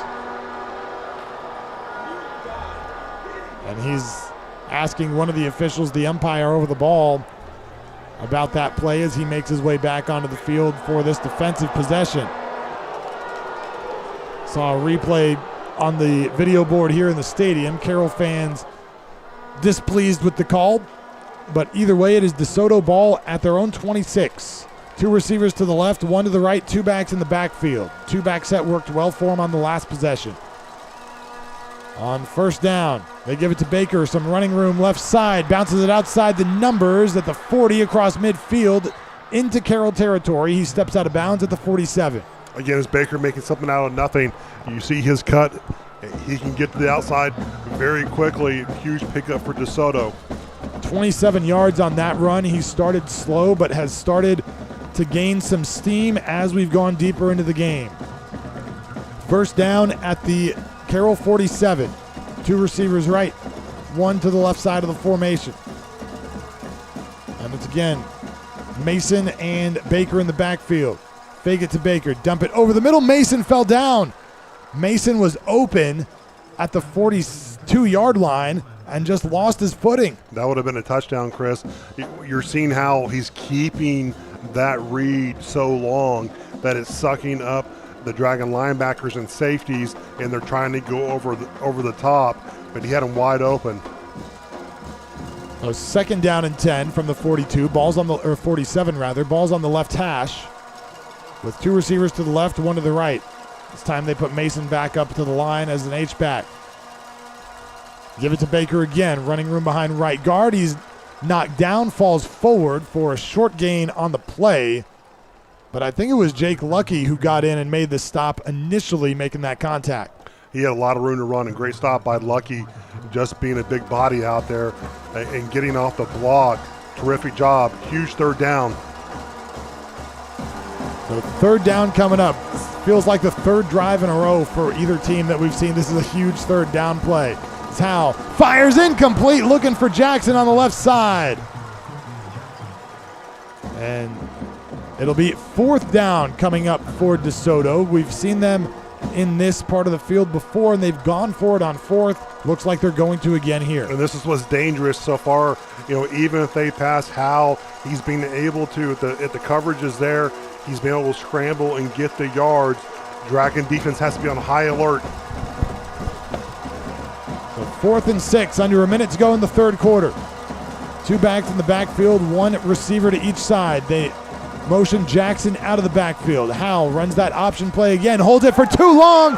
It's broken up, but he got rid of it to Baker. He's going to fire over the middle, incomplete. A flag comes in late in the backfield. The pass is incomplete. We'll see if it's a turnover on downs or Holding not. On the offense, number 51. That penalty is declined. It's first down, Southlake. Huge stop by the Dragon defense. I tell you what, Chris, big-time players make big-time plays, and what a stop by the collective group. I mean, I'll tell you what, they held that read for so long, hoping something developed, and finally handed off to Baker and try to do some trickery. I'm not sure that's the play call you want. I mean, keep it in your playmaker's hand and Howell and let him create, but opportunity for the Dragon, knocking once again. Baker has been used as a passer this year. He's thrown 30 passes this season. So not out of the ordinary, but interesting play call at the time. First down for Carroll. Give it to Davis Penn, running left side across midfield. Davis Penn across the 40, now 30 inside the 25, and he steps out of bounds along that DeSoto sideline at the 22. Inside zone, right behind Luke Wilson, Will Barley, Gary Clayton. Davis Penn hits that hole. He's been hitting it full steam ahead. Tremendous run by Davis Penn. 35 yards on first down for Penn. Gets Carroll just to the edge of the red zone at the 22-yard line. 2 receivers to each side. Knowles is alone on the left side of the formation. Renda will throw. They flip it out to Gunner on the right side. He's hit in the backfield, brought down immediately. Nice open field tackle there made by Rickshaw Hanks, one of the safeties. A little juggling by Country there. He had to keep his eyes on the ball. But again, if you're Carroll, keep to this run game. You know, get Davis Penn the ball. Get behind this #1 offensive line in the state of Texas. And the Dragons will opt not to run another play before the quarter comes to an end. We've got an 8-point game as we go to the fourth quarter in the state semis. The score after 3 is Carroll 37, DeSoto 29. Fourth quarter coming up next on the Dragon Sports Network.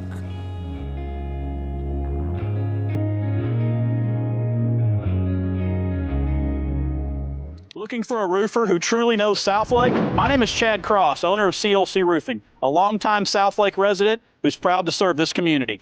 For decades, we have protected Dragon Country with roofs built to handle the scorching sun, sudden hail, and high winds, all while keeping your homes looking beautiful. CLC Roofing proudly supports the Carroll ISD, the Carroll Booster Club, and local events. Supporting Southlake is part of who we are. We know every HOA standard, city code, and neighborhood nuance because we live here too. When the storm hits, we're not hours away. We're already in your community, ready to help the moment you need us. Our crews are safety certified and led by project managers who always focus on details.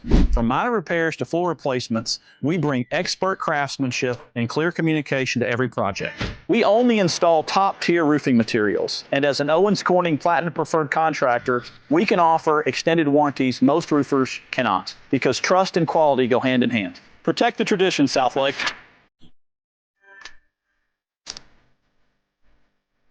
Southlake Dermatology offers specialized acne regimens using a combination of prescriptions and procedures that are covered by insurance.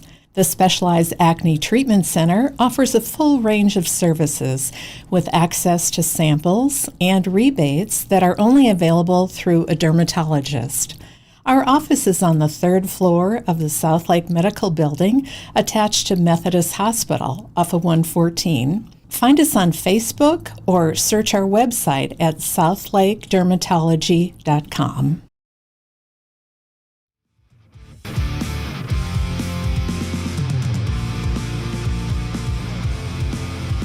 Fourth quarter getting started at Newsom Stadium in Mansfield. A trip to Arlington and the state title game on the line between Carroll and DeSoto in the 6A Division II state semis. Chris Blake and Robert Clayton with you this afternoon as the Dragons have a 2nd and long coming up from the DeSoto 26-yard line. 2 receivers left, 1 to the right to start the fourth quarter for Angelo Renda and this offense. Davis Penn in the backfield. He has had a big day for the Dragons. Penn with 6 carries for 145 yards. Renda looking to throw on second down. Looking end zone. Gunter incomplete, knocked away by Hanks, the safety. Looked like he had an arm wrapped around Blake as he went up for the ball, but no flag comes in. It looked like it could have been possible pass interference, Chris. It's draped all over the Dragon receiver. DeSoto's been hit with a couple pass interference penalties so far today. Actually on the same drive for the Dragons in the first half. So 3rd down and long. Ball's at the 26. Again, you're still probably in Gavin Strange's field goal range right now. Boyd motions out of the backfield for Carroll. Renda looking to throw. Steps up in the pocket, throws underneath, intercepted. Picked off by DeSoto. Running back the other way with it is Jordan Stevens. Stevens gets a block, running right to left. He's going to take this all the way to the house. A touchdown for DeSoto on the interception return by Jordan Stevens. And all of a sudden, DeSoto is within 2 at 37-35. Momentum back and forth, and what a read on Renda. Renda maybe should have just tucked it and ran with it there on 3rd down, but a pick 6 to the house for DeSoto. We'll see if DeSoto sends the offense out there to go for 2, or with still pretty much a whole quarter to go, they opt to go for 1. It looks like they are going to send the offense back out there, try and make this a 2-point conversion. They were successful last time, handing it to Baker going up the middle.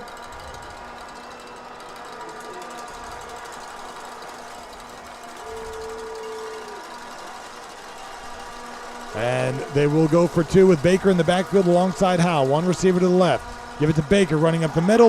Leaps over the pile and into the end zone for the 2-point conversion. And we are tied at 37. Well, if you were expecting anything less than a nail-biter in the state semifinals, DeSoto had other ideas. 37 all the score with 11:37 to go in the 4th. Be back in just a moment on the Dragon Sports Network.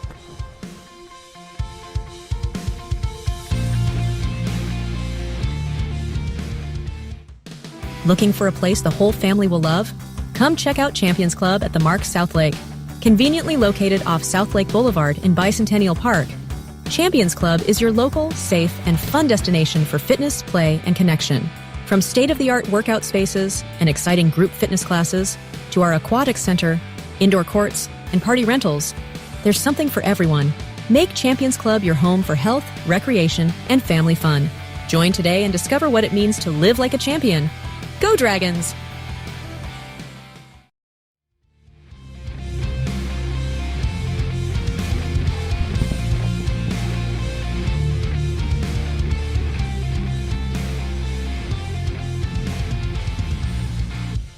Back to square one.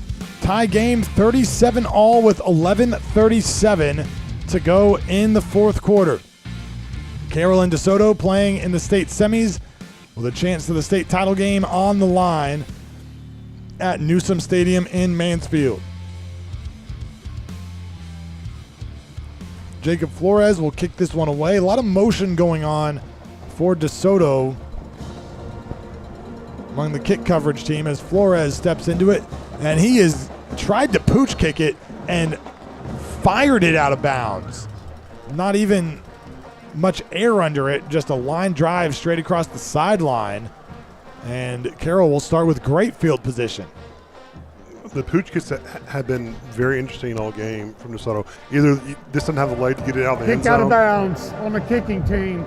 Southlake's added 5 yards to the end of the kick. 1st down. The Dragons will get the ball at their own 41, so good starting field position for Carroll. Needing to come up with points here. Probably also like to take some time off as well. 2 receivers right, 1 left. Penn in the backfield, Fraga in the game to the tight end to the right side.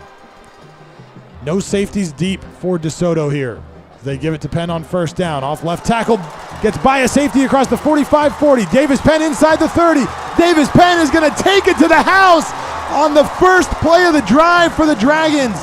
Davis Penn goes 59 yards, and Carroll's back on top, 43-37. See that pick six? I'll raise you a Davis Penn touchdown, electrifying off the inside zone.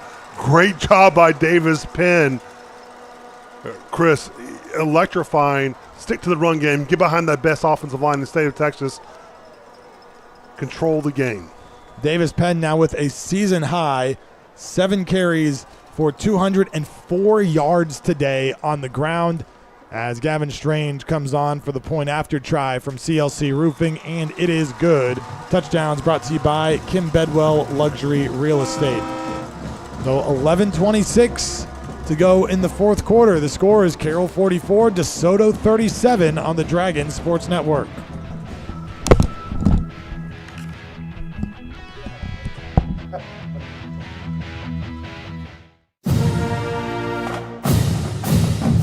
For mission-critical business litigation in Texas, business owners and executives trust Sean McCaskill and the law firm of Godwin Bowman PC. My wife Laura and I are 20-year residents of Southlake and the proud parents of 4 dragons. I've been a dedicated volunteer in Southlake for the past 13 years, including serving 7 years on Southlake City Council. I'm the president and managing shareholder at Godwin Bowman, which was established in Dallas in 1980 to serve clients with business litigation issues all the way to the Texas Supreme Court. I've been with the firm for over 20 years, and I'm board certified in civil appellate law by the Texas Board of Legal Specialization. Please consider me, Sean McCaskill, and the law firm of Godwin Bowman for your business litigation needs. Please visit our website at www.godwinbowman.com for more information. I promise you that we'll provide big city experience together with small town service.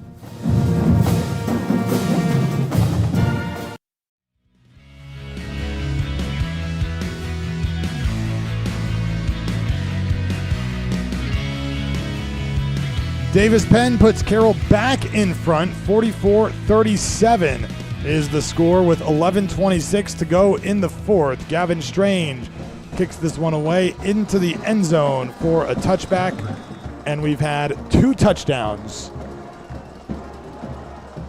One for DeSoto, an interception return. Davis Penn, there's something about the stadium, Chris. Touchdown There's run. something about this field. There was a wild game here last night. Alito going down at the hands of Frisco Lone Star. Lone Star scored 3 touchdowns in the last 5 minutes of the game to come back, and this stadium hosting another tight one today.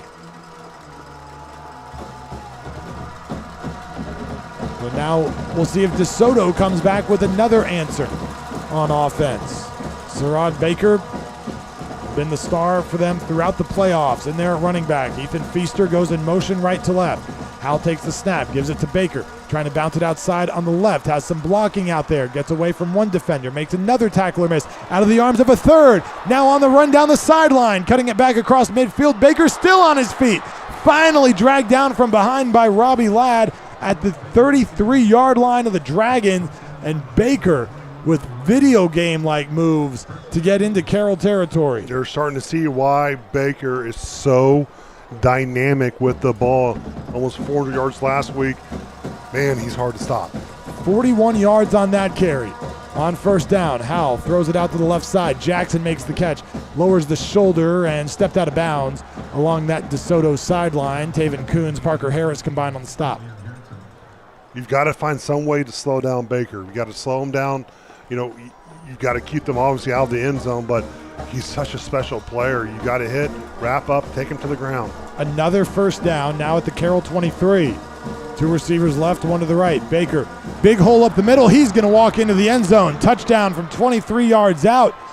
Sherrod Baker, this fourth quarter is drunk right now. The score is 44-43, Carroll on top of DeSoto as these teams just trade punches back and forth. Chris, you talked about it becoming a track meet. We're in it. These teams both average about 52 points a game. Pending an extra point, we will be tied at 44.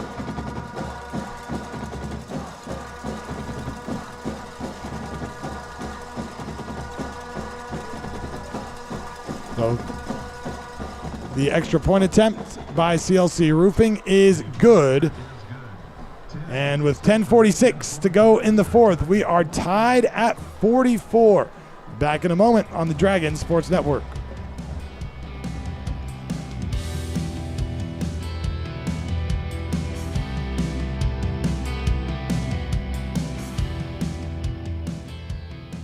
Hello, Dragon fans. It's no secret, Southlake Carroll students have a long history of success. Protect the Tradition speaks to the success Carroll students have achieved in the past, both on and off the field. Games aren't won on game day. It's hours and hours of practice, working together, and trust in the process that builds confidence that leads our students to achieve extraordinary results. Like the Dragons, our team at Mills Wealth has a long history of success. We're celebrating our 25th year anniversary of helping clients make wise decisions about money. If we can help you, check us out online at millswealthadvisors.com.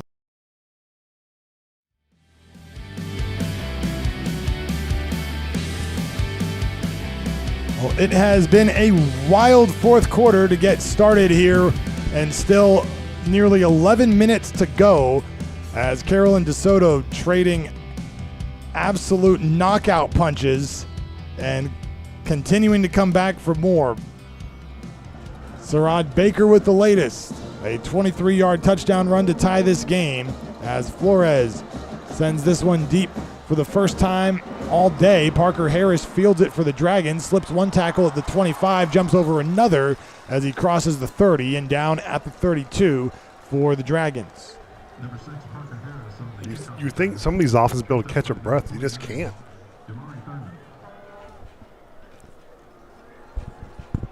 So we'll see what Carroll has for an answer here with 10:39 to go. If you're the Dragons, do you almost want to, would assume you want to hold possession for a couple of minutes at least, give your defense a chance to catch its breath. 100%.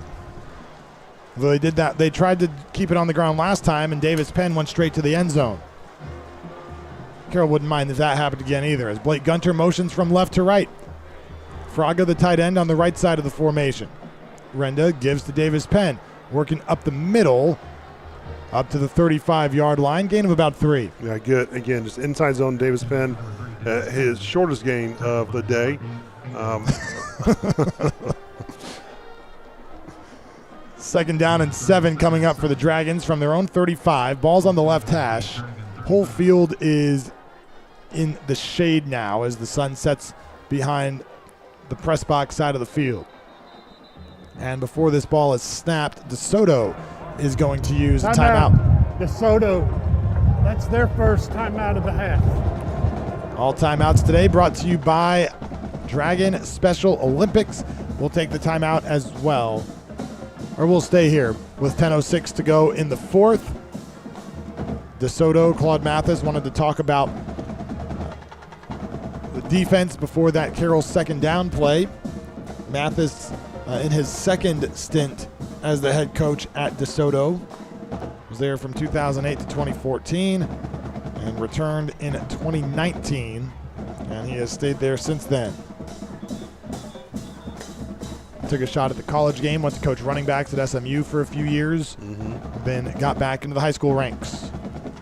Well, you see a lot of that. I think North Texas just hired North Crowley's head coach. I'm not sure if it's public yet, but I think they just hired North Texas, and you'll see that from time to time. So out of the timeout, 2 receivers to the right side, 1 to the left for Carroll here. As Renda takes the snap, pump fakes, he's under pressure, now rolling back to his right, and will just throw this one out of bounds.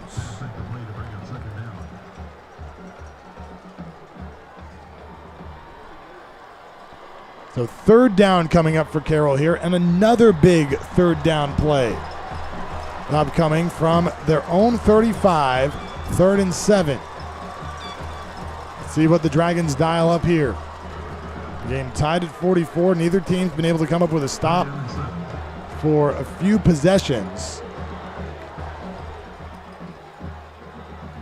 2 receivers to each side for the Dragons. Renda will throw. They rush 6th. Looking for Boyd down the right side. It's incomplete. was a little bit behind him. Boyd almost made a spectacular catch, but it was knocked away by the safety over the top, Demarion Ross. Yeah, almost an incredible catch by Boyd. Again, it's a little behind Brock on that pass, but again, almost come down to the one-handed catch.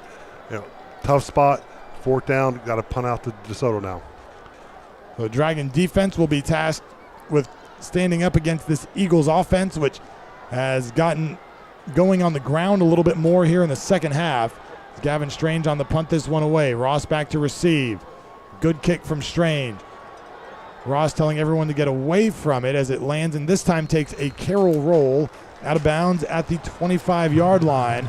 And now the Dragon defense will see if it can slow down Sarad Baker and this Eagles running attack. A 40-yard kick from Strange.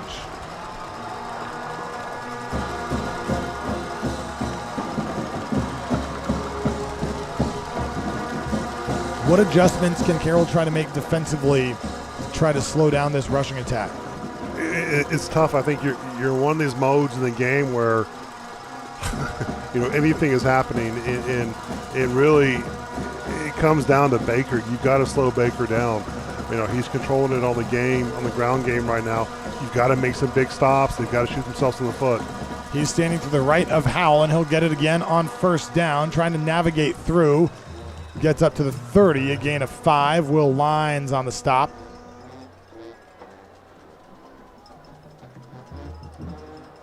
Austin Busman also in there as Baker is up over 200 yards again this week to 226. Gets it again on 2nd down, lowers the head, delivers a big blow to Lyons, slowed him down enough to be gang tackled by a few Dragon defenders, but he had enough for the 1st down to the 37-yard line, and it moves the sticks. This DeSoto offensive line, not very productive in the first half, but the second half really started to lean on this Carroll defensive line, just trying to catch a breath, trying to catch a break here to slow down Baker in some form or fashion. 2 receivers right, 1 to the left on 1st down. This time they throw left side. Jackson makes the catch, spins around, and is slung down on the right sideline by Parker Harris. But Baker had 29 rushing yards on 10 carries in the first quarter. Since then, he's got 20 carries for nearly 200 yards. Incredible. That's how explosive he can be. He is a game changer at running back. 2nd and 9.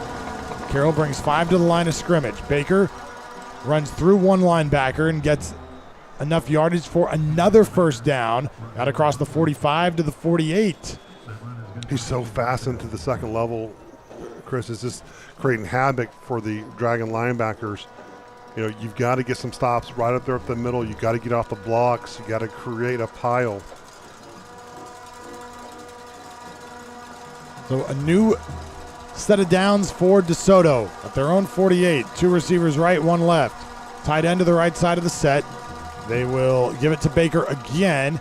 He's trying to pick his way through. This time he's going to be tripped up and taken down right at about the line of scrimmage. Jake Lucky got in the backfield and forced him to stutter step. That allowed enough time for a couple other Dragon defenders to get there and slow him down. That's what you have to do to Baker. You've got to make him just stop for a little bit so you can get some more Dragon defenders around him. His helmet came off, so he will have to go to the sideline for a play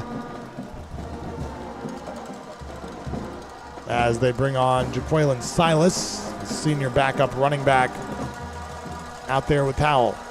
2 receivers each side. They're going to split the tight end Mason out to the right. 2nd and 9.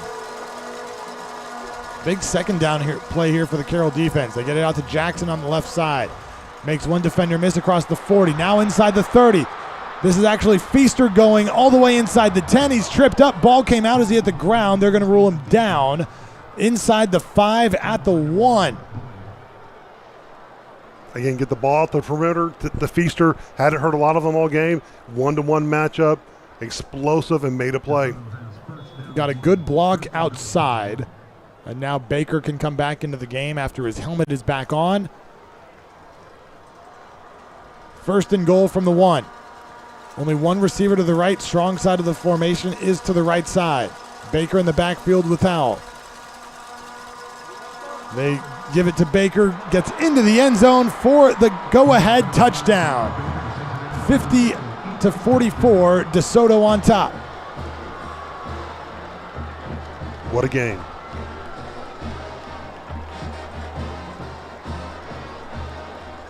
So the Eagles with a chance to go up 7 here. The Eagles flag crew ran across the field, I think missing 4 of the letters of DeSoto. Just the D and the E. It might be a thing, Chris. As they come on for the extra point try from Flores from CLC Roofing to make it a 1-touchdown game. Snap is down, kick is up, and it is good. With 6:42 to go in the fourth quarter, it's DeSoto 51, Carroll 44 on the Dragon Sports Network.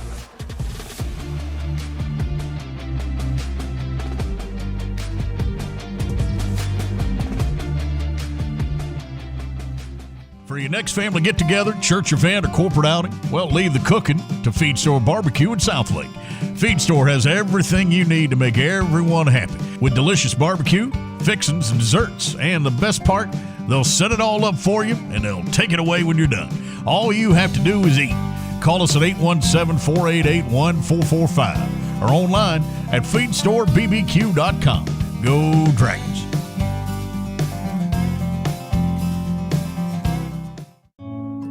This time of year, we're all looking for something, but what we really need won't be found under any tree, and it can't be bought for any price. What we're looking for is love, and hope, and peace, and joy. What we're looking for is a place to belong in and a place to believe, a place where miracles still happen. This Christmas, we invite you to find your home at White's Chapel during one of our 7 candlelight Christmas Eve services. Join us as we celebrate the birth of our Savior and the hope of the world.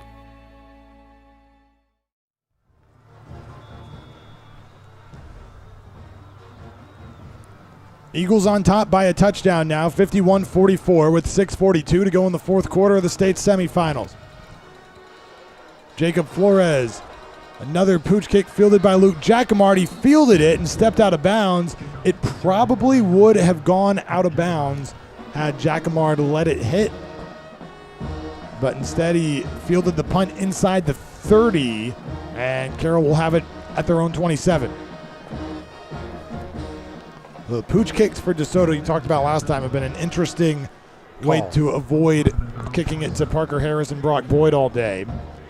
Carroll, by the way, or DeSoto, by the way, a 7-play, 75-yard drive, took 3 minutes and 2 seconds, ended with that Baker touchdown run. Big play was that catch and run by Feaster to get him down inside the 5. The Dragons ball, first down at their own 27 on the left hash. 6:40 to play. Renda, play fake, Boyd trying to go end around left to right. Can he turn the corner outside the numbers? He does, and out of bounds along that DeSoto sideline as he crossed the 30-yard line out at the 32. Getting a little toss reverse to Boyd, reversing the field, try and jumpstart this offense here. Came off the field on a 3-and-out last series.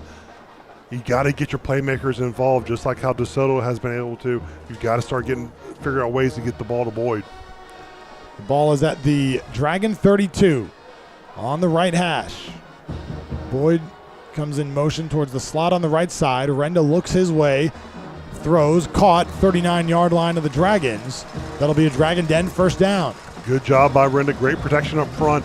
Renda's sticking in the pocket, gets Boyd on a little comeback route on the left side. Good pickup by Boyd, moving the chains.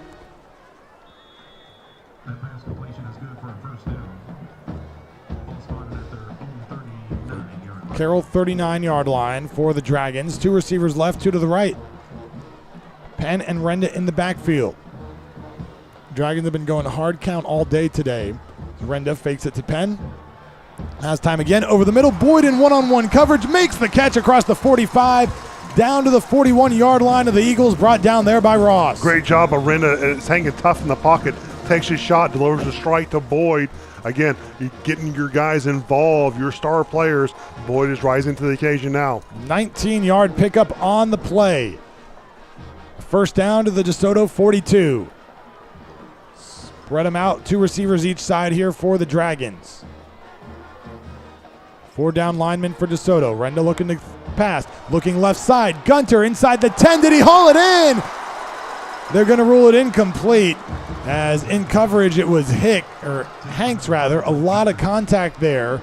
I thought Gunter may have made a one-handed grab, but it hit the turf. It looked like it from here. It would have been an incredible play. Blake Gunter has already had the game of his life. 4 touchdowns in the state semis, trying to add an exclamation point with an acrobatic catch. Instead, 2nd down.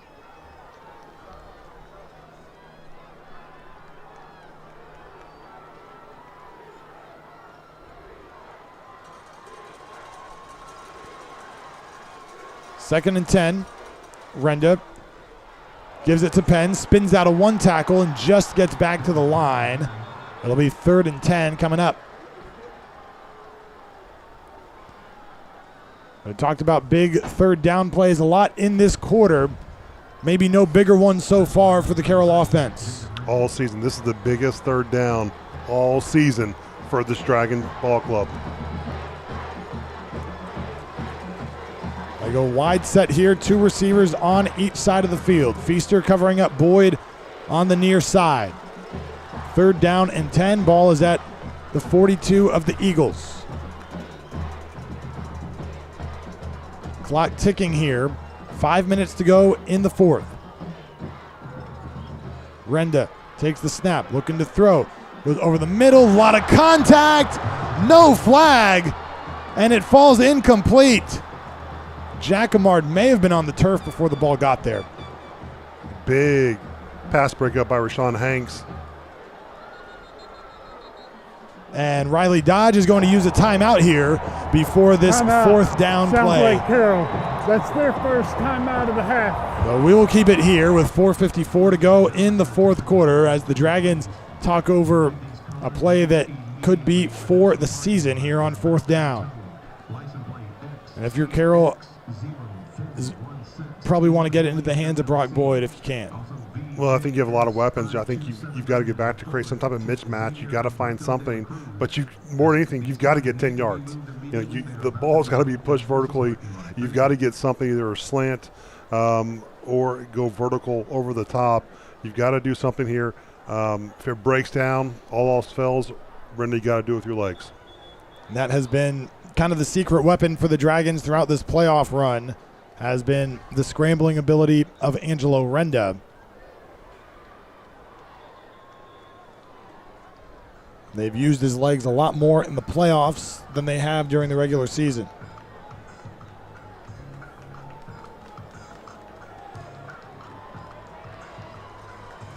So Dragons off the sideline, fans on both sides coming to their feet. 4th and 10 for the Dragons from the DeSoto 42. 2 receivers left. There's 2 stacked on the right side.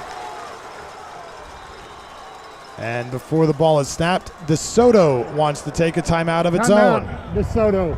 That's their 2nd timeout of the half. Well, as much as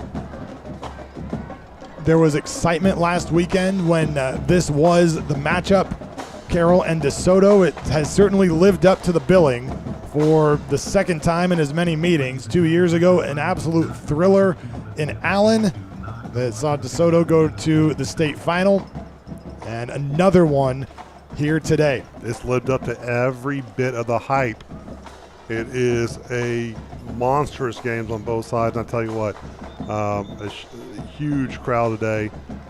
I can't tell you what, man. This is what it is. State semifinals, Chris. Well, Claude Mathis wanted to use a timeout after he saw the Dragons come out. We'll see if Riley Dodge changes anything here out of this timeout.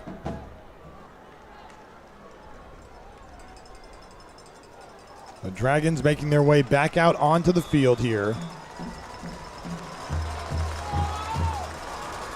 And it looks like it'll be the same set for Carroll. 2 receivers to the right side. Boyd stacked behind Jacquemart. Now Brock comes in motion to the slot right. 2 receivers left. They look to the sideline. Renda takes the snap. Has some time. Lofts one down the left side, looking for Gunter, and it is incomplete. Underthrown just a little bit, and the Dragons turn it over on downs.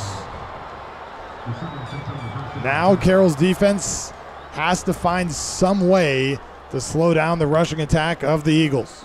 You got to find some way now. It is what it is. You didn't convert the fourth down. You got to find a way. Now on this possession means everything. You've got to stop this DeSoto offense.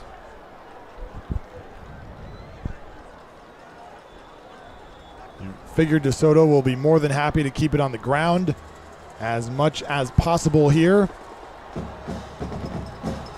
Zerad Baker today has been a load for the Eagles. 35 carries, 257 yards, and 2 touchdowns. 2 receivers left side. Play clock winding down to 2, down to 1. They barely get it on. No, they blow it dead, or Claude Mathis took a timeout first. Timeout, DeSoto. That's their third and final timeout of the half. Let's go ahead and take this one with them. Play clock was winding down. Claude Mathis uses his third timeout. Timeouts brought to you by Dragon Special Olympics. With 4:45 to go in the fourth, it's DeSoto 51, Carroll 44 on the Dragon Sports Network.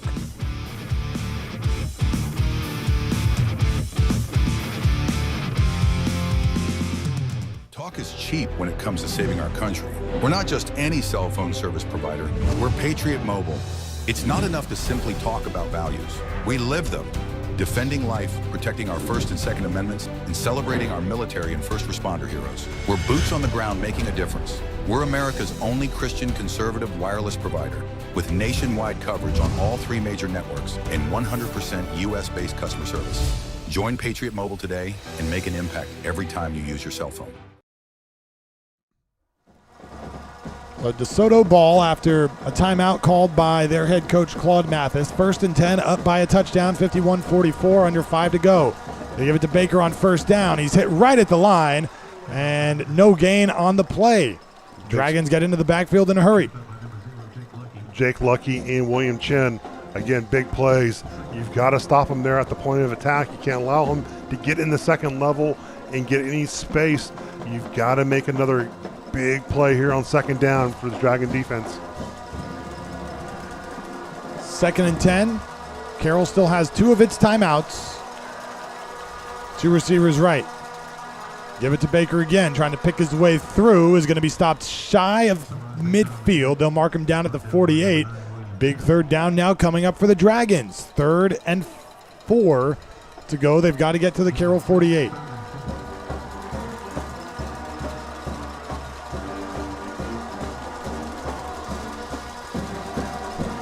Dragons trying to come up with a 3rd down stop and a chance to get the ball back here. 2 backs in the backfield. Mason's been a lead blocker for Baker a lot in this half. Chen comes up showing blitz from the left side. Howell keeps it himself this time, trying to bounce it outside at midfield. He stood up. He's going to be short of the 1st down marker. Huge play by the Dragon defense.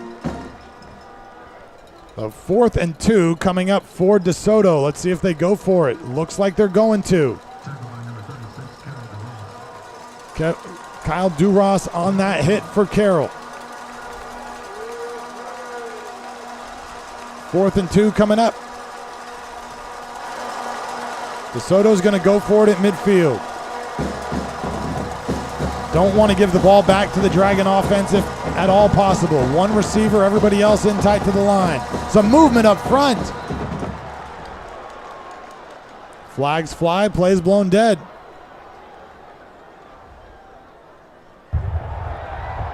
False start on the offense, number 66. 5-yard penalty, remains 4th down. Huge play for the Dragon defense there. So the right guard, Damari Mosley, called for the false start.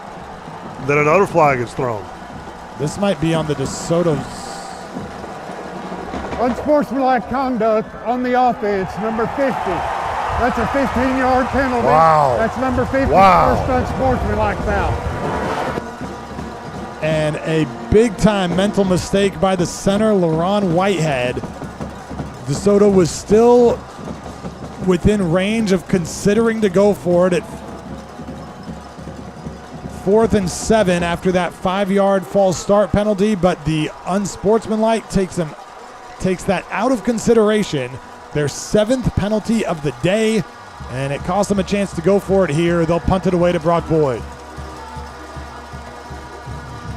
DeSoto doesn't have enough guys on the field, running some players back on late here. 20-yard swing. So Brock Boyd standing at the Dragon 34, waiting this kick. 5 of the Eagles with 2:38 to go. Landon Harris comes in like a rocket. Unbelievable job. Guy Y, get in on it. Block punt by the Dragons. Take advantage of your opportunity. We've talked all season about a couple of things that have come into the Dragons' favor here late. Special teams play and keeping their composure, their poise in these type of late game situations have both come to bite DeSoto. Incredible. So Carroll will have it at the DeSoto 32.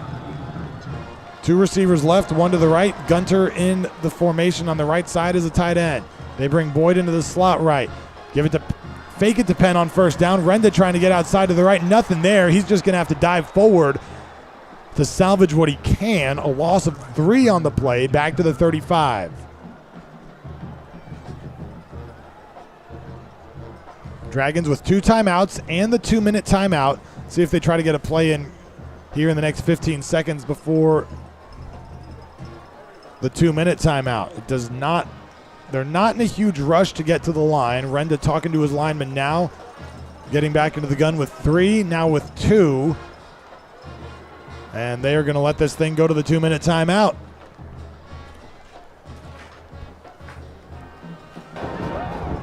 This is the 2-minute timeout. So 2 minutes to go with a trip to AT&T Stadium and the state championship game on the line. Carroll trailing by a touchdown to DeSoto, 51-44 in the state semis on the Dragon Sports Network.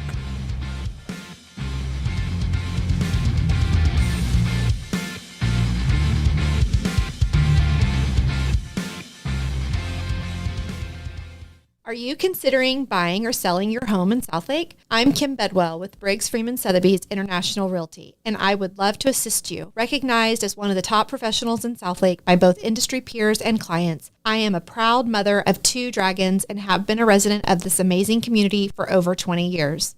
I know Southlake inside and out, and I am committed to ensuring your real estate journey is seamless and successful. You can find me at kimbedwell.com. Kim Bedwell Real Estate, delivering the highest level of experience and results in Southlake and beyond. Go Dragons! Hey everyone, this is Michael Baum, General Manager at Hearst and Louisville Autoplex. We are longtime supporters of all things Dragons. This season, if you want to show up to the game in style, come see me or Brees Higgins, where we have the largest selection of late model, high-end, pre-owned trucks and SUVs. As a family-owned and operated dealership, we'll treat you like part of our family. Come see us on either side of the Metroplex and get a new ride today. Shop us online 24/7 at HurstAutoplex.com. Go Dragons!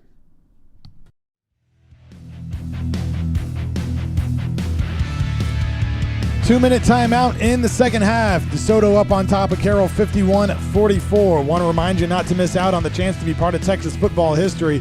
Mark your calendars for the UIL State Football Championships December 17th through 20th. That's this week at AT&T Stadium, where the best teams from 6-man to 6A leave it on the field in the hopes of being named champion. For the latest updates and ticket info, head over to uiltexas.org/football, uiltexas.org/football. We'll talk about witnessing Texas high school football history. We're seeing a Game of the Year candidate here this afternoon in Mansfield. Dragons out to a 2-touchdown lead at the half, but DeSoto has climbed back in, and these 2 powerhouses have been trading blows the entire fourth quarter. It has been a heavyweight fight. 2nd and 13 for the Dragon offense. At the DeSoto 35, 2 receivers to the left, Fraga the tight end to the left. Knowles motions in left to right. into the slot. Renda looking to throw, going to take a shot to the end zone, looking for Boyd, and a flag's thrown as there's some contact down inside the 5.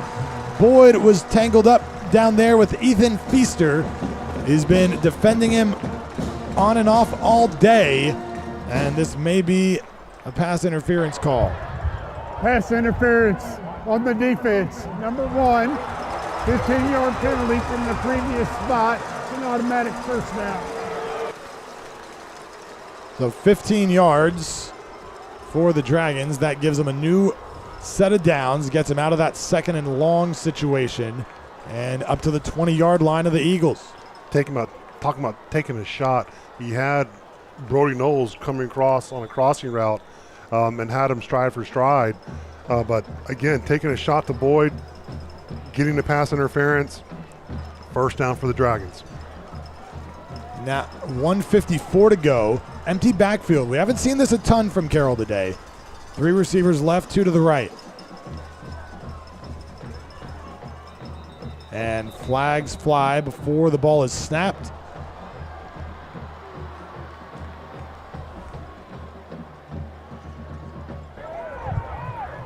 False start on the offense.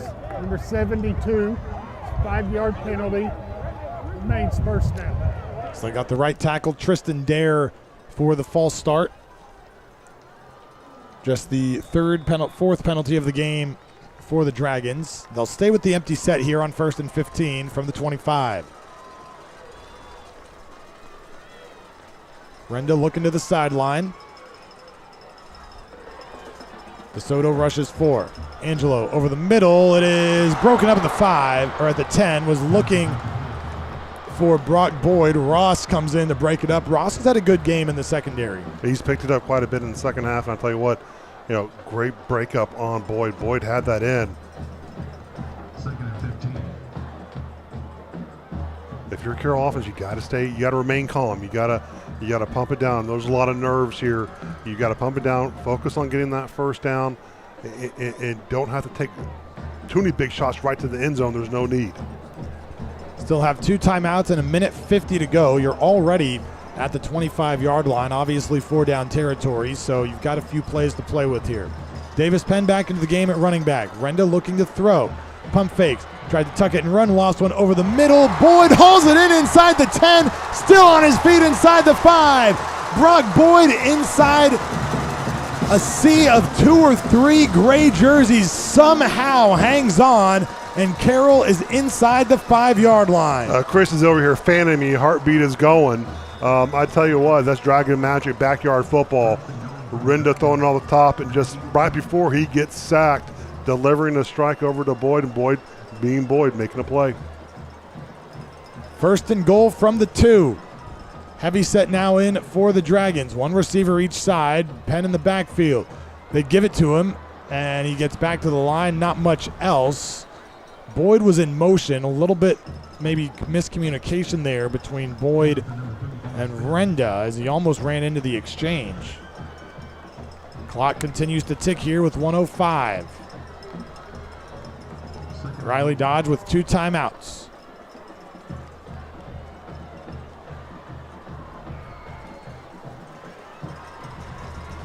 Same heavy set, 1 receiver to each side, a lot of movement up front, and this may be another false start on the Dragons.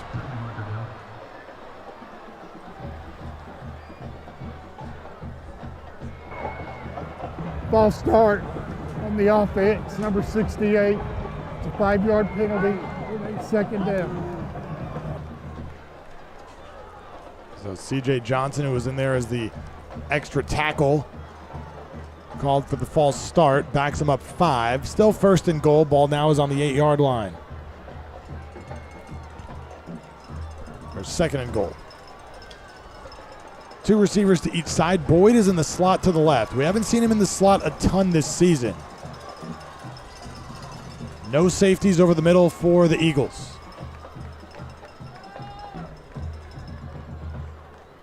They're holding the snap. Riley Dodge talking to the referee along the Carroll sideline. That foul is subject to a 10-second runoff by rule. Southlake is elected to take the 10 seconds. Game clock operator set the clock at 41 seconds. So Dodge wants to keep his 2 timeouts. With 41 seconds to go, the clock will start on the official's whistle. But Dragons are already at the line with a play ready to go. DeSoto showing some pressure here. They bring it. Renda looking to throw. Doesn't have a lot of time. Out of the backfield. Flips it to Penn. He's hit immediately and dropped by Jace Hill Douglas. He stayed in bounds. There's 30 seconds left. They're running Johnson back into the game as the helmet came off of one of the Carroll linemen. Now the official's talking something over again. Is this going to be another runoff potentially? I think it would have been. Because of the Southlake players coming off, that involves another 10-second runoff. Southlake is elected to take a timeout in lieu of the runoff. I think Riley Dodge was trying to argue they got the next lineman in there immediately. But the rule is you've got to take him out, so there is some type of runoff. So timeouts all brought to you by Carroll ISD Special Olympics. Dragons have 29 seconds, but really 2 plays. It's 3rd and goal from the 10. So I figure might as well use that timeout. Still got 1. Now if you got to think about, what do you go to right here? You have Brody Knowles on the end, the 6'6". You throw it up in the corner of the end zone, hoping for a PI of some kind or just a jump ball mentality. Do you hit something over the middle? Do you do some motioning, out to Gunter to the corner of the end zone? A lot of things here that Carroll's got to think about. And what you can't do is take a sack. You can't take something, big penalty in any kind. You got to be smart.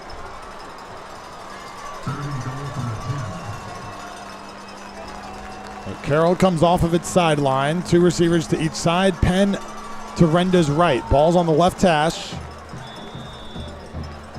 Boyd and Knowles are both on the left side of the field for Carroll. DeSoto showing pressure again. They bring it again. Renda looking left.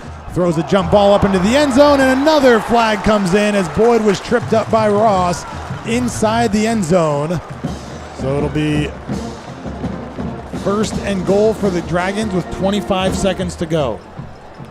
And that's what the Dragons were probably hoping for. You attack the corner of the end zones. The margin is so small. On the defense, number 17. The contact was in the end zone. By rule, the ball was placed at the 2-yard line, 1st down. 9 penalties now for DeSoto today. They've come into play big time in the 4th quarter. Cost the Eagles a chance to go for it on 4th down with an opportunity to seal the game, and have also given Carroll a few 1st downs here late. So 1st and goal from the 2. 2 receivers right, Knowles to the left. They motion Boyd in motion into the slot left. Renda rolling out to his right on a designed rollout. Pumps, end zone. It is incomplete. Boyd nearly had it, but it was broken up at the last moment by the Eagles. 2nd down. Batted away last minute again. This DeSoto defense, the back end, they're trying their best to try to keep Boyd contained. Done a good job getting a few deflections here.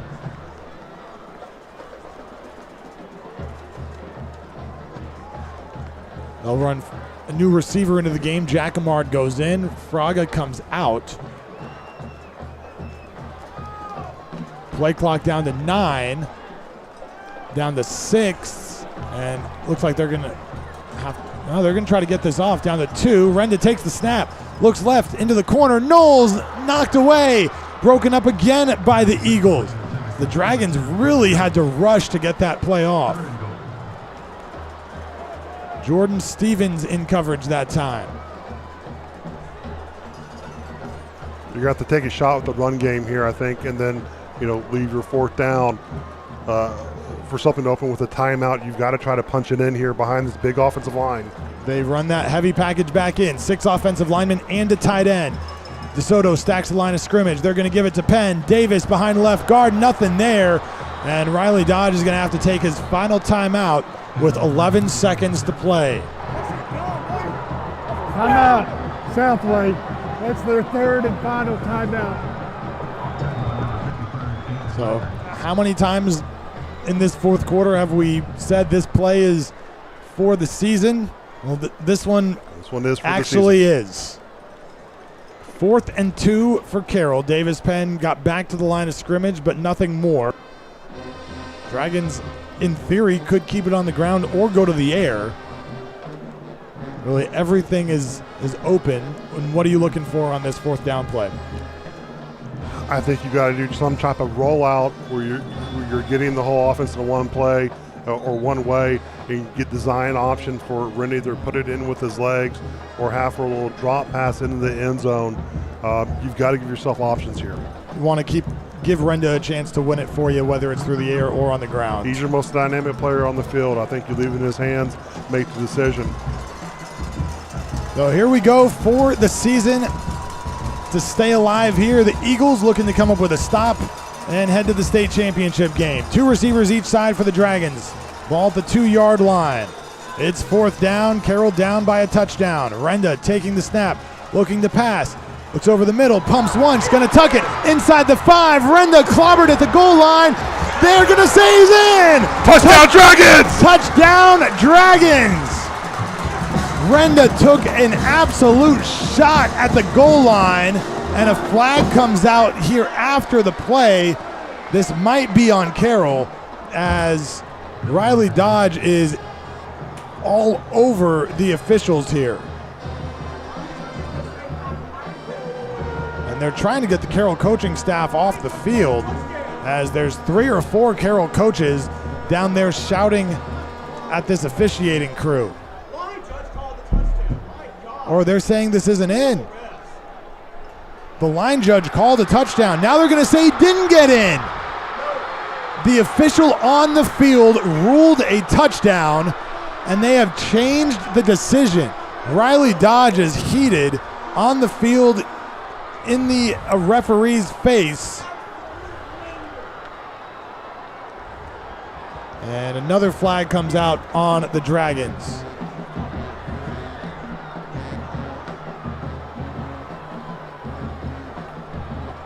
The line judge nearest the ball put both arms in the air to indicate touchdown.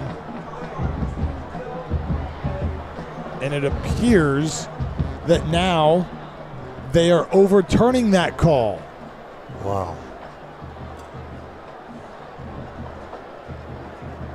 There's not replay in high school, so this was the official that was closest to the play.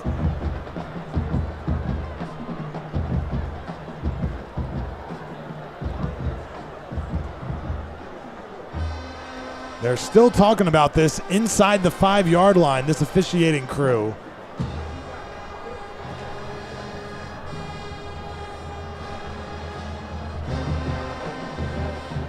Not something we've seen a ton of.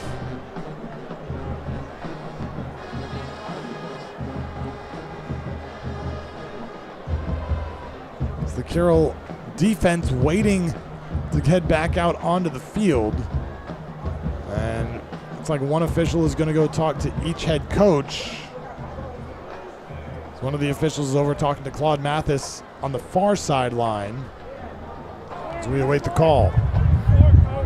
The ball was ruled short of the goal line.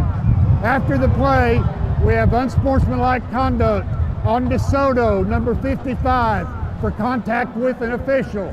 He's been disqualified from the contest. We have unsportsmanlike conduct on the DeSoto bench. We have unsportsmanlike conduct on number 10 for Southlake. Those fouls offset. It's 1st down DeSoto at the 1/4 yard line. So they rule Angelo Renda short of the goal line here. And with 4 seconds left, DeSoto's offense will go back out onto the field. They've just got to get a forward push out of the end zone. And this one will be over.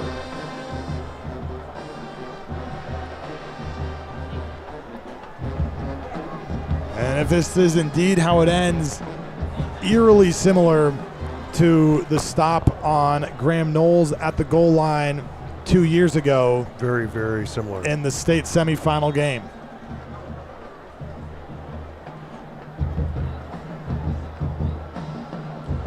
So here comes DeSoto's offense back out onto the field.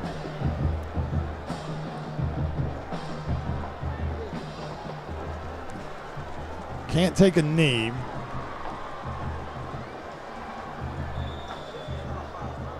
So they'll try to get some forward push here with Baker back there alongside Howell. They'll give it to Baker running up the middle. Baker with a ton of running room. He may take this all the way. Strange trying to chase him down from behind. Baker still on his feet. The clock has expired. Baker is going to be into the end zone for a touchdown and an exclamation point for DeSoto. The Eagles score a touchdown as time expires and punch their ticket to the state title game. The final score 57-44. And the Eagles celebrate. The Dragons making their way back to the sidelines. And good sportsmanship being shown all across. Handshakes, hugs being had between players on both teams. But the Dragons season comes to an end at the hands of the DeSoto Eagles once again.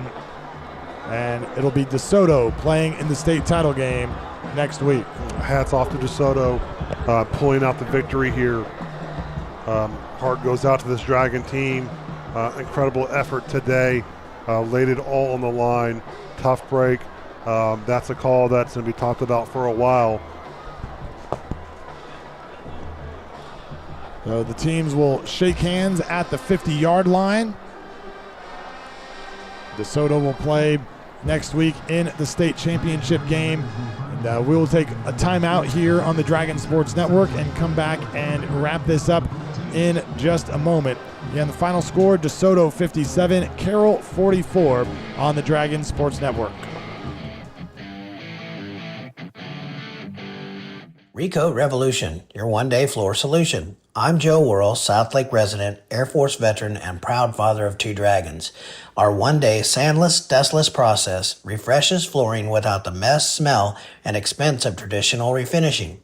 If your floors have damage, wear from furniture, or even little dragon talons, we can tackle those issues to have you back in a clean home that night. Sandless, dustless, odorless, done by dinner. Recoat Revolution. Go Dragons! Dragon fans, the wait is over. The Dragon Den is your one-stop shop for spirit wear, gear, and everything green, black, and white. Show your pride and represent Southlake Carroll everywhere you go. Protect the tradition and shop at the Den. We are open every Tuesday and Thursday, 10 a.m. to 1 p.m., and all freshman, JV, and varsity home games. The Dragon Den is the perfect spot to gear up for game day. Go Dragons! Hey, you Dragon fans, it's Julie Walter with the Baker Firm, Fidelity National Title in Southlake. I have some great news for all you homeowners. With school and football in full swing, this season will still be a great time to buy, sell, or refinance your home. At the start of football season, we will still see families moving into the Southlake area. Call your friends at the Baker Firm to get more information, and I promise you we will provide a smooth closing from beginning to end for your Dragon family. With our real estate attorney, Chris Baker, on hand 24/7, you will be sure to score a touchdown closing in our office. Protect the tradition with the Baker Firm.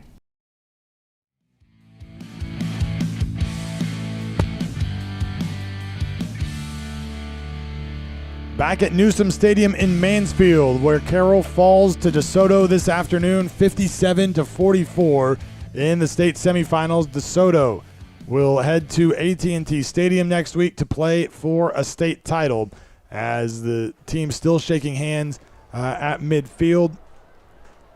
DeSoto celebrating, Carroll coming back towards its sideline for the alma mater. But Robert, what a game, what a back and forth contest. DeSoto comes back from a 2-touchdown deficit at halftime. What was the difference in the second half for the Eagles? Well, I mean, I think ultimately the run game got going, right? I mean, I think they opened that up and were able to control the game. And, you know, it came down to a few stops. And we talked about in the pregame on it's going to come down to a few stops. Unfortunately, the stops came at Carroll, and hearts out for the Carroll Dragons. And what an incredible year! What an incredible run! This group of guys have had, but hats off to DeSoto as well. And this is a DeSoto team that started the year 3-3, but made some changes as we talked to head coach Claude Mathis, and it results in them reeling off 9 wins in a row to make the state championship game. And for this Carroll group that had one of the best seasons in school history, and really some class being shown on both sides. There's still players from both sides talking to each other on the field, even after the handshake line has ended with the competition we just saw today. But for this senior class, still will go down as, they lost 2 games in their careers. And we talked about Angelo Renda's legacy a little bit pregame, but we'll leave several of these players will leave as some of the all-time leaders in Carroll history. Well, I think not a lot of people understand how hard it is to get here. It doesn't move to a state championship, but a lot of pride with these guys in terms of what they've been able to accomplish, and hats are off. It's never easy. This isn't easy, and sometimes it's taken for granted that you just get here and these are the expectations. But the same expectations are on the same other side of the field for DeSoto as well. And things happen in this game. In this 2026 class, hats off to you. It's been a fun ride watching each and every one of you grow up through the system, and what you've done. You protected the tradition. Thank you very much. Well, Riley Dodge addressing his team right now at the 35-yard line, and they will head into the offseason here 1 week short of the goal as DeSoto goes on to play in the next round. We have lots of thank yous we need to make for everybody's help and involvement in our broadcast this season. First and foremost, to all of our sponsors for helping make our broadcast possible. Thank you for sticking with us, for coming up in the booth, hanging out at halftime, and having some fun with us all season. Our broadcasts all year have been brought to you by White's Chapel Methodist Church. So we, of course, thank those guys for all their support, and the Booster Club, Touchdown, or Tradition Club, and everybody in the school district.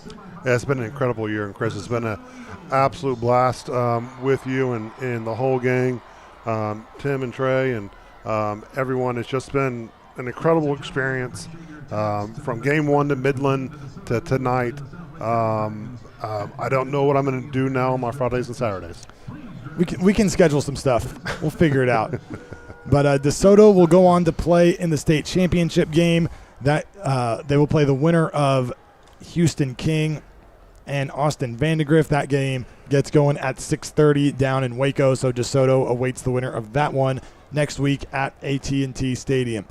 So that'll do it for us for this season. The final score from Mansfield in the state semifinals. Carroll falls to DeSoto 57-44, finishes the year 14-1, while DeSoto improves to 12-3, moves on to the state championship game. So for our statistician, Brandy Davidson, for Trey Bell and Tim Polster and Robert Clayton, Chris Blake saying goodnight from Mansfield. Thanks for hanging out with us all season long on the Dragon Sports Network. This week's Dragon football broadcast has been brought to you by White's Chapel United Methodist Church, Feed Store Barbecue, Kim Bedwell Briggs Freeman Sotheby's, Godwin Bowman PC, The Baker Firm Fidelity National Title, Recoat Revolution, The Mark Southlake, Life's Medicine, Clayton and Clayton Real Estate, Hearst Autoplex, Southlake Dermatology, CLC Roofing,